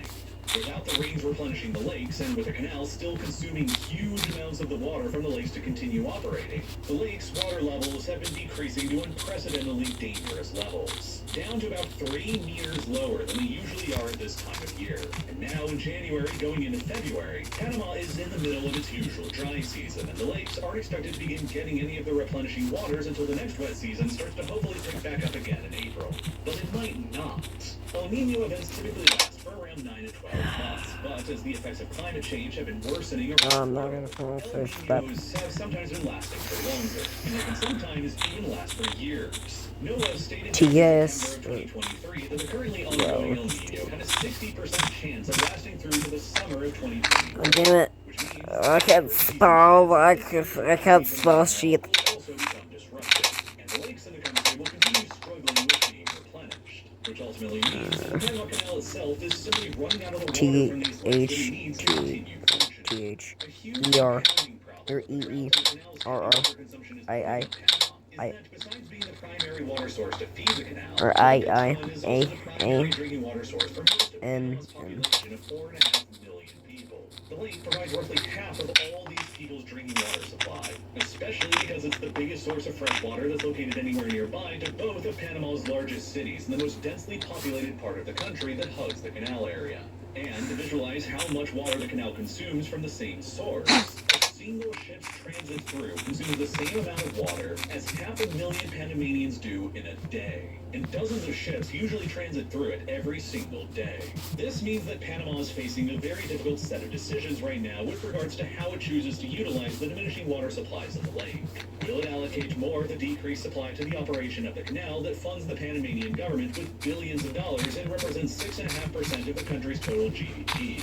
Or will it allocate more of the decreased water supply to their millions of citizens who depend upon it for their drinking water? The government really has no other choice than to either ration water supplies for the canal or ration water supplies for its people. And so far, the government has been choosing to ration the water supplies for the canal by enforcing a series of increasingly harsh restrictions on the canal's usage. The Panama Canal Authority that oversees the canal's operation has been steadily adapting to the changing circumstances by reducing the number of ships that are allowed to pass through. Usually, under normal circumstances, a total of 36 ships are allowed to pass through the canal on a daily basis, but as the water crisis in the country has intensified, the limit has been steadily getting reduced, down to 31 ships per day and then down to 24 ships per day, and in February, the limit is expected to decrease even further, down to only 18 ships per day, half of the ships that are usually allowed to pass through under normal circumstances. With the Delectables Lickable Spoon treats, anytime is a good time for a little spoonful of love. Delectables Lickable Spoon. Deliciously delectable Delectables. He's a chief human resource officer. Swimming in problems is part of the job. But with SAP, AI agents use all the right data to make sure nothing stops you or your people. Meet the Midea one-touch autofill with just one touch. Hands-free perfect fit. Midea makes it wrap. This is Buick. Buick. Exceptional by design. Get 0.9% APR and no monthly payments for 90 days on these 2025 Buick models.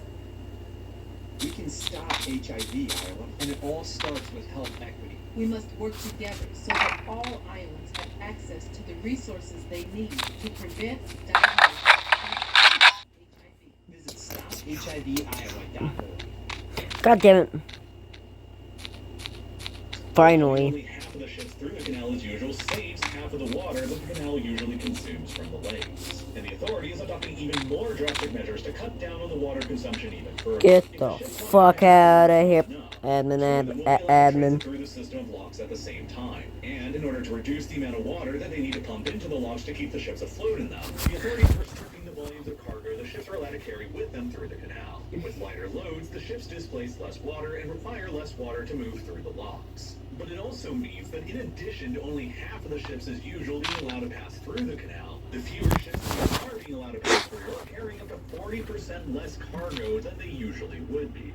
Combined, these series of restrictions on trade through the Panama Canal have been generating massive delays for ships wanting to pass through it, which is causing huge disruptions in the trade flows between the U.S. and Canadian East Coast and Asia, between the U.S. and Canadian West Coast with Europe, and between the U.S. East Coast and the South American West Coast. Before the restrictions, ships who wanted to pass through the Panama Canal could either book their passage up to 3 weeks in advance or simply show up without a reservation and wait in line. As recently as the beginning of November 2023, the average wait time for these ships showing showing up without a reservation was still only around 2 days, and was still far better than taking the alternative route around South America that usually adds around 18 extra days of travel. But within only a month by the end of November, as the Panama Canal Authority began enforcing its heavier restrictions, these average wait times for ships without reservations skyrocketed by more than 5 times over to an average of nearly 11.5 days. The maximum for some ships traveling southbound from the Atlantic to the Pacific, nearly reaching a whopping 23 days of waiting, which means that traveling all the way around South America would have actually been quicker in that instance. And while booking reservations in advance to use the canal used to be made 3 weeks beforehand, they're now often being made months in advance as the bottleneck continues getting worse. These are the longest wait times that the Panama Canal has ever experienced in its entire history of operation. And videos have captured the more than 120 ships at a time now that have been caught stuck waiting outside for their chance to pass through. Now, ships arriving at the Panama Canal without a reservation are facing 3 difficult choices of their own that they have to make. Option 1, they can arrive and basically pay a bribe to the Panama Canal Authority to skip the line and advance through the canal quickly ahead of everyone else who didn't pay. In November of 2023, a Japanese merchant vessel paid an all-time high nearly $4 million bid just to skip through the line of the canal. Ever since then, the lines of the canal have begun to get smaller, and so the bids to skip the line have begun getting smaller as well. As of January 2024, the average bids being paid by ships to skip through have dropped to only about $269,000. But it's not because the situation at the canal is getting any better. It's because most of the ships that are arriving are now choosing option 2, which is just skipping the canal entirely and charting a different route around it. The problem with this choice right now, though, is that there are really only 3 viable alternative routes for ships to take around the Panama Canal. The much longer and more expensive route that consume a lot more fuel around South America or around Africa, or the slightly longer route that runs through the Red Sea and the Suez Canal. Unfortunately, there's another simultaneous maritime crisis happening right now you may have heard of around the Suez Canal, with the Iranian-backed Houthis firing missiles and drones at ships in the area, and the United States and United Kingdom bombing them, which has caused virtually every shipping company in the world to decide on avoiding the area for now until the war ends, lest one of their own ships gets hit and sunk. There's no telling how long the war around Yemen will continue going on for, which means that the ships having to divert away from the Panama Canal also can't use the Suez Canal, which means that most of the world's container ships are having to travel the very long, very inconvenient, and much more expensive historical routes around South America and Africa right now. The only other choice available to ships arriving at the Panama Canal is to simply tough it out and wait for their chance to cross, which can sometimes last for weeks at a time. None of these 3 choices are really ideal for shipping companies to take.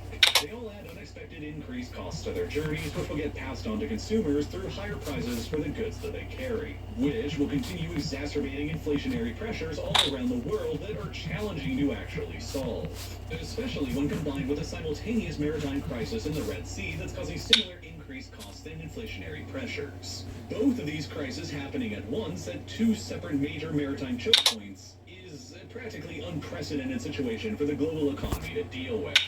And unlike the problem in the Red Sea that the US and UK are currently trying to solve with bombs, jets, and warships, the problem in the Panama Canal can only be solved through either waiting it out, or by spending years and a lot of money building out new infrastructure projects to make sure that a situation like this doesn't happen again in the future. The sheer scale of the logistical bottleneck in the Panama Canal right now, and the fears that increasingly unpredictable climate change could continue causing the same kind of problem for the canal more frequently in the future, have led to a resurgence in interest for proposed alternatives to the Panama Canal. Proposals that historically haven't really ever gone anywhere while the Panama Canal has functioned normally.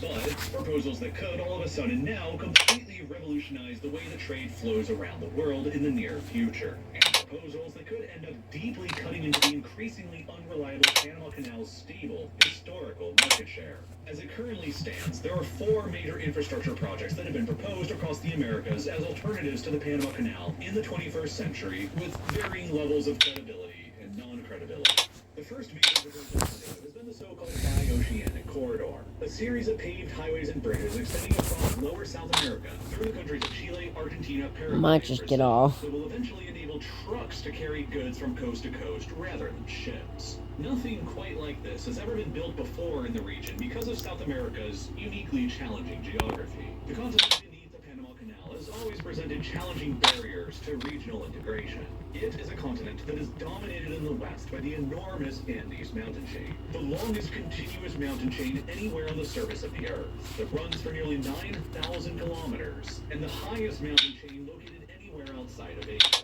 with average elevations of more than 4,000 meters above sea level. The Andes effectively block the entirety of South America's west coast from being able to access the continental interior, while the infamous dense jungles of the Amazon rainforest effectively block off the entirety of South America's northern coast from being able to access the continental interior. These geographic facts meant that over a period of centuries, as European colonization of the continent accelerated, three distinctly separated areas of civilization and high population density arose in South America that exist today. The east coast of the continent in Brazil, Uruguay, and Argentina, the southwest coast in Chile, and the northwest coast in an arc running from Bolivia through Peru, Ecuador, Colombia, and Venezuela. The existence of the Andes Mountains and the Amazon rainforest has long prevented the construction of land-based train links like roads or railways between all three of these centers of population, which is why maritime-based instead, despite all of them being technically connected by land. And after the 20th century began, most of that maritime trade between these South American regions all went through the Panama Canal. There are still several countries today on the continent that border each other by land but don't have any roads connecting them together. Colombia still doesn't have any roads connecting it to Panama, Brazil, or to Peru. Venezuela doesn't have any roads connecting it to Guyana. And Suriname doesn't have any roads connecting it to Brazil. The very first road connecting Brazil with Peru wasn't even completed until 2011. And as recently as 2019, this huge region in Paraguay, the size of Austria, didn't even contain a single paved road at all. This region in Paraguay is part of the overall Gran Chaco region of South America, a huge, hot, and arid sprawl of scrubland, savanna, and swamps that extends east of the Andes Mountains across Bolivia, Argentina, and Brazil as well. With very little freshwater resources and very low rainfall trapped in the rain shadow of the Andes Mountains to the west, the Gran Chaco has always been an underdeveloped part of the South American continent. It takes up 2/3 of all of Paraguay's territory, and yet it is only home to 3% of Paraguay's population, which is why an area the size of Austria here didn't have any paved roads as recently as 2019. But now, only a few years later, Paraguay has gone on an unprecedented highway building spree running throughout the area. More than 3,000 kilometers worth of additional roads and bridges have been paved in the country since that. And by next year in 2025, their long talked about bioceanic corridor should finally be completed, and once it is, Paraguay argues that it will stand as the linchpin in one of the world's most significant new trade routes that will compete directly with the Panama Canal for business. The so-called Southern Cone region of South America is overall the continent's most prosperous and most economically productive. Its latitude mirrored the northern hemisphere would roughly correspond to the latitudes of the U.S. mainland, Europe, northern China, Korea, and Japan. Once the bioceanic corridor is open and fully operational soon, trucks from southwestern Brazil will become capable of thundering through the Gran Chaco region towards the Pacific ports in Chile, laden with their agricultural products destined for export to East Asia, without having to rely on the Panama Canal further north. Trucks from Argentina will become capable of hauling their beef products to those same Chilean Pacific ports for quicker exports to Asia, while both Brazil and Argentina alike will become capable of more easily importing products from Asia as well. Rather than relying on Asian imports coming in through the Panama Canal, Brazilian and Argentinian trucks will be able to carry their own exports bound for Asia to Chile. Then at those same ports, load up other imports coming in from Asia, and then carry those imports directly back home.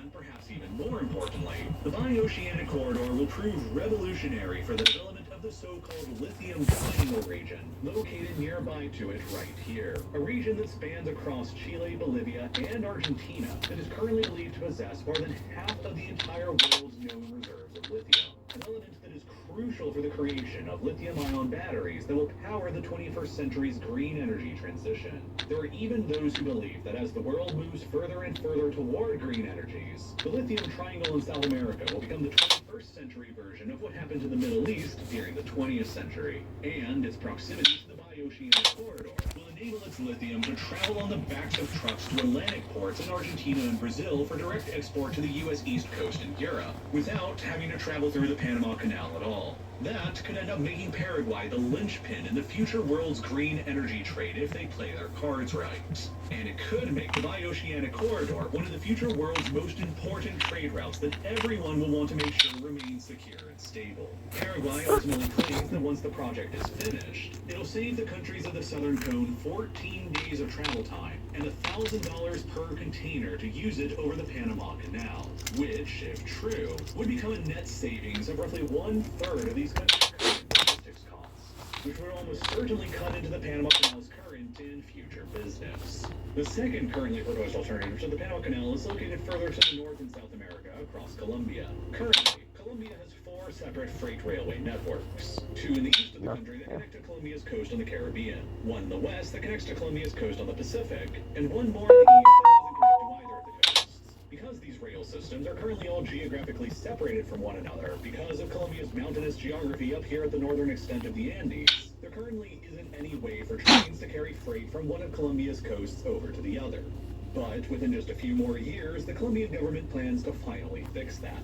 The government is already conducting feasibility studies for what they're calling an interoceanic train, a new rail network that will be built around and through the Andes Mountains and connect the country's railways between the Pacific and the Caribbean. The new rail corridor connecting the two halves will require nearly 200 kilometers worth of extra track to be built, including at least 11 kilometers worth of tunnels. The government is currently expecting to award the building of the project to a company sometime before 2026, and Colombia hopes that whenever it's finished, it'll transform Colombia into one of the new epicenters of globalized trade in the Western Hemisphere, offering a viable rail alternative to the Panama Canal, with the ability for ships to unload cargo on one side and have it rapidly transported over to the other side for load up onto another ship. And even though this project is still several years away from getting started, it's still at least being planned to get started eventually. Unlike the third currently proposed alternative to the Panama Canal that's located further to the north across Nicaragua. There have been proposals to build a canal here across Nicaragua going back hundreds of years now. In theory, the country's geography lends itself pretty well to such a project because of the existence of Lake Nicaragua. To the west of the lake is a very narrow isthmus that's only about 19 kilometers wide, while to the east of the lake is another slightly less narrow isthmus that's only about 100 kilometers wide. Taken together, it would only take creating a canal across about 120 kilometers of land here to create another link between the Atlantic and Pacific Oceans. Only a little more than double the length of the isthmus in Panama and significantly shorter than the Suez Canal is. In fact, before getting started on the Panama Canal, the United States was initially more interested in potentially creating a Nicaragua canal instead, until the opportunity in Panama presented itself later. After America abandoned its plans for a canal across Nicaragua after the Panama Canal made the idea redundant, the idea basically died and was forgotten about until it was suddenly revived again more than a century later in 2012. That year, the Nicaraguan government passed a new law that authorized the creation of a state-owned Nicaragua Canal Authority analogous to the Panama Canal Authority further to the south. Then, the following year in 2013, the Nicaraguan government awarded the construction bid for the canal to a Chinese company called Hong Kong Nicaragua Canal Development Company, or HKND. HKND was led by a Chinese billionaire industrialist named Wang Jing. His company and the Chinese government were planning on securing the $50 billion worth of funding they expected the construction of the Nicaragua Canal would ultimately end up costing. It was projected that once the canal was completed, it would end up roughly doubling the Nicaraguan GDP after it became a major rival to the monopoly currently enjoyed by the Panama Canal. And so, in exchange for doubling their economy and providing all of the funding for the project, Nicaragua agreed to grant a mandate to HKND that would enable them to be the sole operator of the canal for a period of 50 years, with a potential option to extend the exclusive mandate further for another 50 years afterward. If it was ever completed, the project would have essentially granted the control of a Panama Canal-like rival across Nicaragua to the Chinese government for upwards of a century, similar to how long the Panama Canal ended up being directly under the control of the United States for.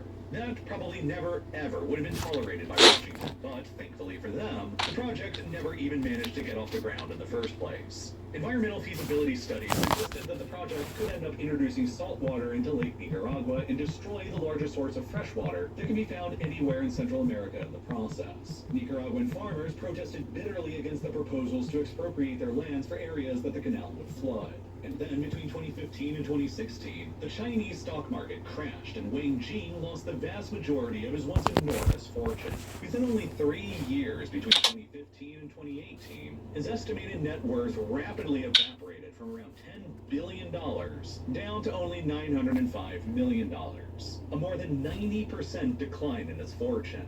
To date, construction on the Nicaragua Canal has still never even begun more than a decade after it was first announced. And despite longtime Nicaraguan President Daniel Ortega's vows that the project will eventually be finished, hardly anybody in the world actually believes him anymore.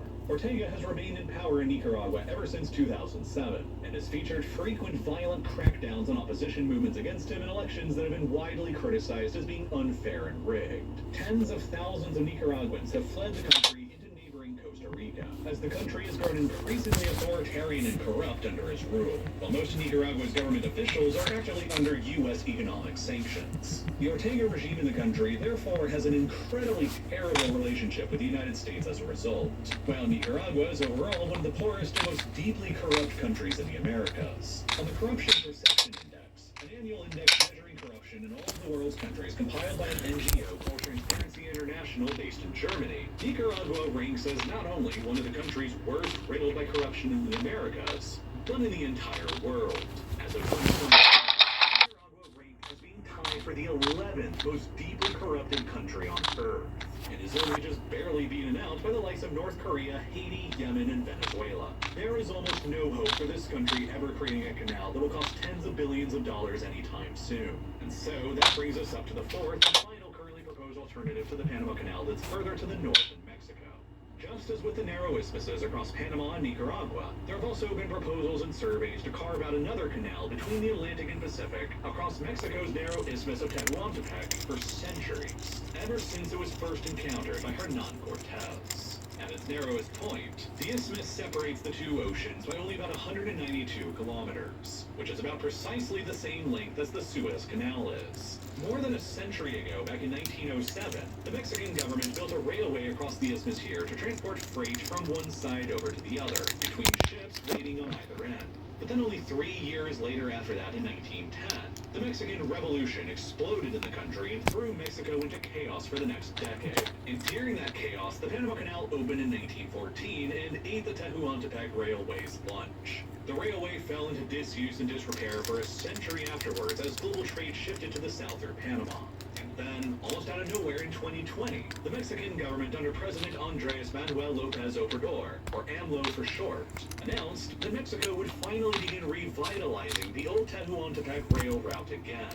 This new rail project across the isthmus is now officially known as the Interoceanic Corridor of the Isthmus of Tehuantepec. The ports on either end of the isthmus, at Coatzacoalcos and Salina Cruz, will be modernized and expanded. An updated high-capacity passenger and freight rail line will be built between them, and industrial parks will be constructed along the railway's routes. The Mexican government is investing $2.85 billion into this project, and once it's expected to be completed in the early 2030s next decade, AMLO boasts that it will become an even faster and cheaper alternative to the Panama Canal. The government is currently projecting that by 2028, the route will already become capable of carrying 300,000 cargo containers between the two oceans on an annual basis, while by 2033, when it's expected to be fully operational, the route should be capable of moving 1.4 million cargo containers.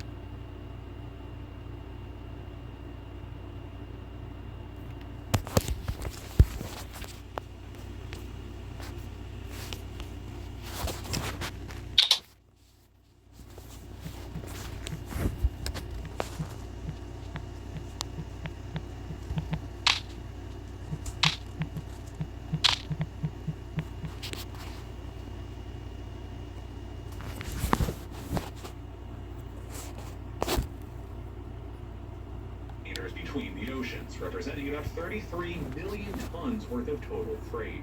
By comparison, back when the Panama Canal was operating more normally in 2022, the canal moved 63.2 million tons of freight across the whole year, which means that Mexico is projecting that their interoceanic corridor of the Isthmus of Tehuantepec will be moving about half the volume of the Panama Canal within only a decade. The project will prove critical for developing Mexico South, which has consistently been among the poorest and least developed parts of the country for centuries now, and as a result, the project is Seen as being AMLO's single most important infrastructure project of his entire time in office. Of all the 4 possible proposed alternatives to the Panama Canal, it is this rail project in Mexico that wields the greatest promise and keeps the Panama Canal Authority up at night the longest. If the climatic effects that negatively impact the Panama Canal continue growing worse in the future, and the canal grows less and less reliable, then how much will these 4 potential alternative projects eat into the canal's current and future market share of global trade? The Panama Canal Authority knows that they are soon going to be facing some stiff competition, and that's why they're already proposing the 5th alternative to the Panama Canal, simply fixing the Panama Canal's problems and operating it so that these problems become less of an issue in the future. Proposed some of their own potential solutions to solve the water problem, such as damming up the Indio River nearby to add another water reservoir to the already existing Alajuela and Gaston reservoirs, or drilling a channel through a nearby mountain to bring in more water than elsewhere in the country to help replenish Lake Gatun faster. But these proposals will cost money and take time to complete. Approximately $900 million in roughly 6 years based on the board's own estimates. The idea of flooding even more land in a small Stop. brand new water reservoir in the country is already enraging locals who fear the loss of their land through further government expropriations. But the country knows that if they fail to adapt to the changing climate, the Panama Canal will probably begin dying a death of 1,000 cuts as the 21st century continues progressing. And Panama's strongest geopolitical and economic asset could eventually become almost irrelevant, or at least far less critical than it is today. Climate change will continue decreasing the canal's reliability, while emerging competitors in Mexico, Nicaragua, Colombia, and in Paraguay stand to eventually begin eating away at their core business if the unreliability continues. In order to safeguard their own future and continued prosperity, Panama must begin preparing now by taking difficult decisions, lest they wake up one day and realize that the flow of global trade has suddenly circumvented them. Panama has been at the epicenter of globalized trade in the Western Hemisphere for more than a century now, but it cannot afford to be comfortable or complacent, because this may not remain the same case for the next century. Finance is a rather difficult subject to master. It's a very easy thing to lose track of for both governments and individuals alike, especially as companies increasingly design their services around you forgetting about them and forgetting you're still spending any money. Subscription-based services especially can really start adding up the more of them you forgot you signed up for. So, in order to help myself keep track of all my own monthly spending and plug up all of these kinds of money holes, I recently started using this video sponsor to help, Rocket Money. Rocket Money is an all-in-one finance platform that helps you save more and spend less. Personally, I found it incredibly useful as I save up some money for a down payment on a house, because I can build a custom budget that automatically monitors all of my spending by category, and monitors my credit score so that I can make sure I raise it up as much as possible, so that I can get as good of an interest rate as possible. It even allows me to automatically deposit a certain amount of money into a smart savings account to grow my savings even more. Personally, I really appreciate having Rocket Money as my all-in-one solution to money management, rather than having to use a bunch of different clunky apps that don't really work well together. So, if you happen to be one of those very common people who wants to save more money and spend less, you can go to rocketmoney.com/reallifeLordNext by clicking the button that's here on your screen right now, or by visiting the link that's down below in the description to get started completely for free. And then you can unlock even more features with Premium. And as always, thank you so much for watching. We're Lumen Georgia, here to inspire you to live beautifully at home, driven by a passion for design and a clear point of view. Lumen Georgia has become the destination for interior designers and design enthusiasts alike. Lumen Georgia, bring beauty home. This is a Bio-Organic Wellness Shake. It's filled with powerful organic superfoods and never anything artificial. Bio-Organic, good wellness shots.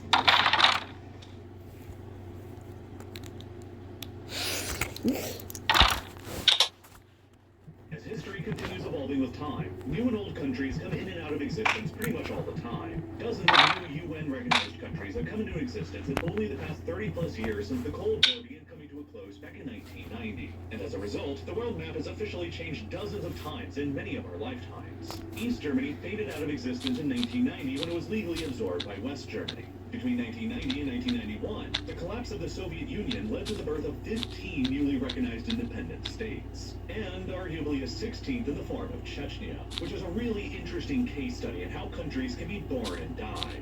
Chechnya, an ethnically and religiously distinct territory of Russia, unilaterally declared its independence from the Soviet Union and Russia in 1991, and remained a de facto independent state for nearly a decade until it was forcefully resubjugated by the Russian armed forces in 2000.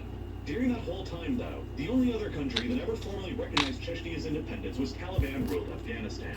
Chechnya fought two massive and brutal wars of independence against the Russians in the 1990s. The first from 1994 to 96 that killed more than 100,000 people and resulted in their de facto independence. And the second war from 1999 to 2000 when the Russians finally overran Chechnya and reincorporated it back into the Russian state. Many high-ranking Chechen government officials then fled the country and formed a Chechen government in exile in London that has continued existing to this day. While in October of 2022, in the midst of the Russian invasion of Ukraine, the Ukrainian government voted to formally recognize Chechnya's status as being temporarily occupied by Russia, and recognize the Chechen government in exile as the territory's sole legitimate government, essentially extending Ukraine's legal recognition of Chechnya as an independent state now. The process of Yugoslavia's collapse after 1991 similarly led to the creation of 6 or 7 new independent countries depending on your point of view. Slovenia, Croatia, Bosnia and Herzegovina, North Macedonia, and the formerly united Serbia and Montenegro all emerged by the early 2000s, while Montenegro further declared its own independence from Serbia in 2006. And then Kosovo unilaterally declared their independence from Serbia too in 2008, which remains legally disputed by Serbia and therefore remains controversial. In 1993, Czechoslovakia split into 2 new countries, Czechia and Slovakia. The same year, Eritrea managed to finally declare their own independence from Ethiopia after another decades-long independence. In 1994, Palau, a small Pacific island state, achieved its sovereignty and effective independence from the United States. In 2002, East Timor became the first new independent country to emerge in the 21st century, after a long independence struggle against Indonesia. And then in 2011, South Sudan finally achieved its own independence from the rest of Sudan, after another decades-long independence struggle that resulted in it becoming the world's youngest widely recognized independent state and member of the United Nations, at least for now. Dozens of new countries became independent across the 1990s, but since the 21st century began, we've only seen the 4 mostly widely recognized examples of East Timor, Montenegro, Kosovo, and South Sudan happen so far. And no more widely recognized examples have taken place in the past 13 years now, since 2011. And that begs an interesting question. What are the most likely new countries that have the possibility to emerge on the world stage next? There are many possibilities out there that I'll cover in this video and many others that I won't. I'm not going to cover any states here that already exist in a de facto sense but lack wide-scale international recognition, such as Kosovo, claimed by Serbia, the Sahrawi Arab Get out of the fuck. the Turkish Republic of Northern Cyprus, claimed by Cyprus, Abkhazia and South Ossetia, claimed by Georgia, Transnistria, claimed by Moldova, Somaliland, claimed by Somalia, or the Republic of China and Taiwan, claimed by the People's Republic of China and the mainland. I'm only going to cover potential new independent states that don't yet exist in either a legal de jure sense, nor in a de facto sense. And so, most likely right now, the newest country that will emerge soon and will probably also be widely recognized as the 194th member of the United Nations will be Bougainville in the Western Pacific. Bougainville is geographically the westernmost and largest island in the Solomon Islands archipelago. And while the rest of the Solomon Islands are an independent nation, Bougainville has long been politically a part of Papua New Guinea instead. The history dates back to the very end of the 19th century in 1899, when the colonial German Empire laid claim to Bougainville and annexed it into their nearby colony of German New Guinea. Then during World War I, the Australians invaded and occupied the German colony of New Guinea, including Bougainville. And after the war's conclusion in 1920, all of modern-day Papua New Guinea became an Australian mandate through the League of Nations, which led to a long era of more than 60 years of nearly continuous Australian administration of the territory that was only briefly interrupted by the Japanese invasion of World War II. After the war, Papua New Guinea evolved into a UN mandate under Australian administration. And then in the 1960s, Australian geologists discovered that Bougainville had massive deposits of copper on the island. So, the Australian authorities did what every other colonial government at the time was doing and set up a huge copper mine on the island in 1972. That at the time was the largest open pit mine operating anywhere in the world. The copper mine quickly became hugely important to the economy of Papua New Guinea. It alone produced more than 45% of Papua New Guinea's entire national export revenue, and the government received 20% of the mine's total profits, of which the indigenous people of Bougainville themselves only received a 0.5% to 1.25% share of the total profits. Thousands of outsiders from the New Guinea mainland and from Australia Australia came to work at the Bougainville mine across the 1970s. As more of them came and most of the profits left the island, the indigenous people in Bougainville began growing increasingly resentful. There are massive cultural and linguistic differences between the Papua New Guinea mainland and Bougainville. Papua New Guinea itself is usually classified as being the most linguistically diverse country in the entire world, with no less than 893 separate languages that are known to be spoken in the country. It's also extremely rural, with only about 13% of the population today living in cities across some of the most challenging mountainous and rainforest terrain on the planet. Papua New Guinea is still such an isolated and remote part of the world that there isn't even an accepted consensus on what the country's actual population is, still today. The government officially reports their population today to be about 9.4 million, but there are credible studies conducted as recently as December of 2022 that estimate the true population of the country is actually closer to 17 million people, nearly double what the government actually reports. Compared to the Papua New Guinea mainland, Bougainville is much smaller and less populated, with only around 300,000 residents today, whose culture and ethnicity is more closely related to the Melanesians of the neighboring Solomon Islands than to the Papua New Guinea mainland. And so, perhaps understandably, conflict began to bubble up to the surface between Bougainville and Papua New Guinea after the opening of the massive open-pit copper mine in the early 1970s. Australia granted Papua New Guinea its independence in September 1975 that included Bougainville. But just a few days before the independence was granted, Bougainville unilaterally declared itself as the independent Republic of the North Solomons instead. But after it failed to gain any international recognition, Bougainville agreed on a settlement several months later in August of 1976 to become absorbed into Papua New Guinea with a degree of political autonomy. But tensions between Bougainville and the Papua New Guinea government over the continued operation of the mine on the island continued growing until they exploded in outright rebellion in 1988, when a separatist faction on the island called the Bougainville Revolutionary Army rose up to fight for Bougainville's independence. This resulted in a truly devastating, decade-long war for independence that lasted until 1998, and which has been described by leaders as the largest military conflict to have been fought in the region of Oceania since the Second World War. As the Papua New Guinea government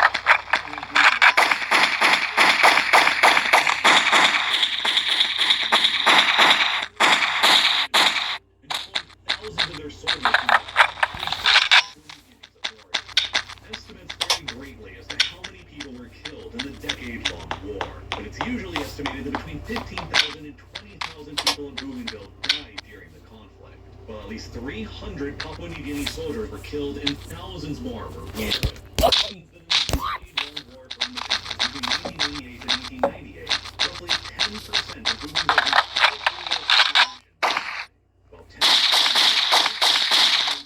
person camps.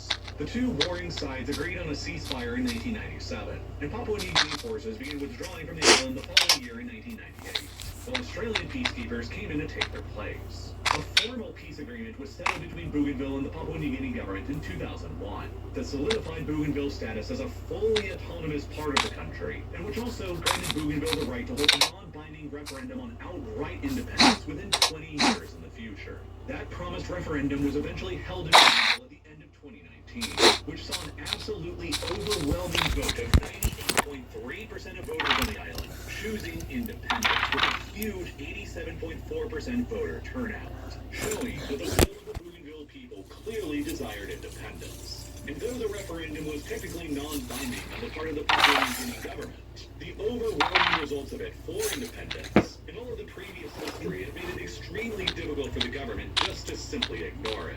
And so in July of 2021, Bougainville and the Papua New Guinea government came to an agreement that Bougainville will be granted its formal independence from the country no earlier than 2025 and no later than 2027, pending legal ratification by the Papua New Guinea Parliament. And although to date, when this video was made, that ratification hasn't been given yet, it seems fairly certain still that Bougainville will become the world's next largely recognized independent country sometime by 2027, and will likely replace South Sudan as the world's youngest independent country by then.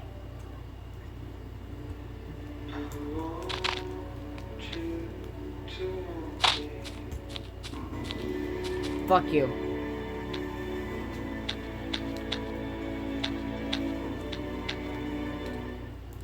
This is the story of the one. As a lineman, it's his job to keep the power on. That's why he chooses Grainger for professional-grade products and next-day delivery, so he can rise to every challenge. Call, click, or just stop by. Grainger, for the ones who get it done. have been dealing with dry eyes ever since I was about 14. Then I got offered Blink Luca Tears.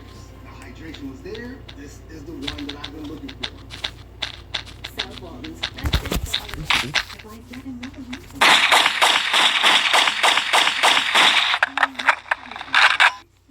Beach neighborhoods. So start planning a getaway today and find your perfect beach in South. What about other, less likely candidates for new countries to emerge? Relatively nearby to Bougainville is also New Caledonia, which is probably, at least in my opinion, the next most likely place to eventually become a newly independent country. New Caledonia currently still remains as the legal overseas territory of France, despite the fact that the island is in the Pacific and is located about 17,000 kilometers away from metropolitan France over on the other side of the world in Europe. The French annexed New Caledonia back in 1853, and ever since then, successive waves of European, Polynesian, and other settlers have come to the island that have made the indigenous ethnic Kanak people on the island a minority, where today they only represent about 41% of New Caledonia's total population of about 270,000 people, with Europeans representing another 24% of the population and various Polynesians and other groups representing most of the rest. For decades under French colonial rule in the 19th and early 20th centuries, the indigenous Kanak were largely marginalized, excluded from the island's economy, and eventually confined to a system of reservations like indigenous Americans were in the Western Hemisphere. In the 1970s, a modern independence and sovereignty movement began growing in popularity among the indigenous Kanak people on the island who were frustrated with their lower socioeconomic status relative to the European settlers of the island. And so the movement steadily adopted more violent methods to advance their cause. The biggest violent incident occurred in 1988, when a group of 30 heavily armed Kanak independence fighters attacked a French military outpost on the island, killing 4 French soldiers and taking another 36 people, including some civilians, as hostages. The group demanded that the hostages would be released in exchange for serious talks with the French government on the independence of New Caledonia. France refused to negotiate and deployed a crack hostage recovery team made up of dozens of French commandos, paratroopers, and GIGN counter-terror specialists to raid them instead. In the ensuing raid, the French killed 19 of the Kanak hostage takers and successfully freed all of the hostages, while 2 of the French soldiers in the assault team were also killed, resulting in the total deaths of 25 people during the bloody incident. In the aftermath, the French government and the Kanak independence movement agreed on a 10-year truce to secure stability on the island. And after the decade had passed in 1998 without any other major incidents, the French government and the major pro- and anti-independence parties on the island all signed the Nouméa Accord, which established a 20-year transitional period until 2018 in which certain powers would be transferred to the local government, and which also guaranteed that after those 20 years, beginning in 2018, New Caledonia would be allowed to host 3 separate independence referendums that would determine the island's future political status. And so, the first of these independence referendums in New Caledonia was hosted in 2018, which was soundly rejected, with 56.7% of voters choosing to remain with France and only 43.3% of voters choosing independence, with a total voter turnout on the island of 81%. Then the second independence referendum was hosted a couple years later in 2020 that grew much more narrow. This time with only 53.3% of voters choosing to remain with France and 46.7% of voters choosing to become independent, with an even higher voter turnout this time of 85.7%. The momentum appeared to be rising for the pro-independence side, and with the final referendum on independence scheduled for December 2021, all eyes were fixated on what would happen next. But in between the second and third referendums, the COVID-19 pandemic hit the island and ravaged it, which resulted in more than 300 deaths that disproportionately affected the indigenous Kanak community that was more pro-independence. It quickly became clear that the next referendum would take place during a period of customary mourning. But the government's health restrictions had made campaigning for the final referendum largely impossible. So the pro-independence parties on the island became worried that this would all contribute to a lower voter turnout than in either of the previous referendums. And so, they began asking the French government to reschedule the final referendum until after the pandemic had settled down more. But the French government refused to reschedule the referendum and went ahead with it as originally planned in December of 2021, which led to all of the pro-independence parties on the island announcing that they would boycott the vote in protest.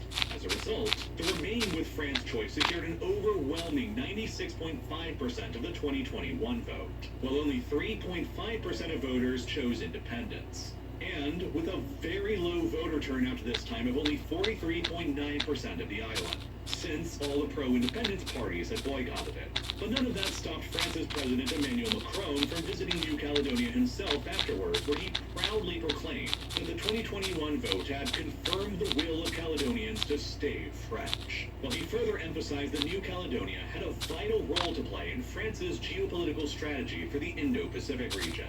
New Caledonia places sovereign French territory relatively nearby to the South China Sea, Taiwan, and China, while New Caledonia, much like Bougainville, is also rich in specific natural resources. New Caledonia is specifically home to between 10% and 25% of all the world's proven reserves of nickel, a metal that is becoming increasingly important as a major component of batteries and electric vehicles. France's control over New Caledonia makes it the fourth largest producer of nickel in the entire world, remaining only behind the likes of Russia, the Philippines, and Indonesia.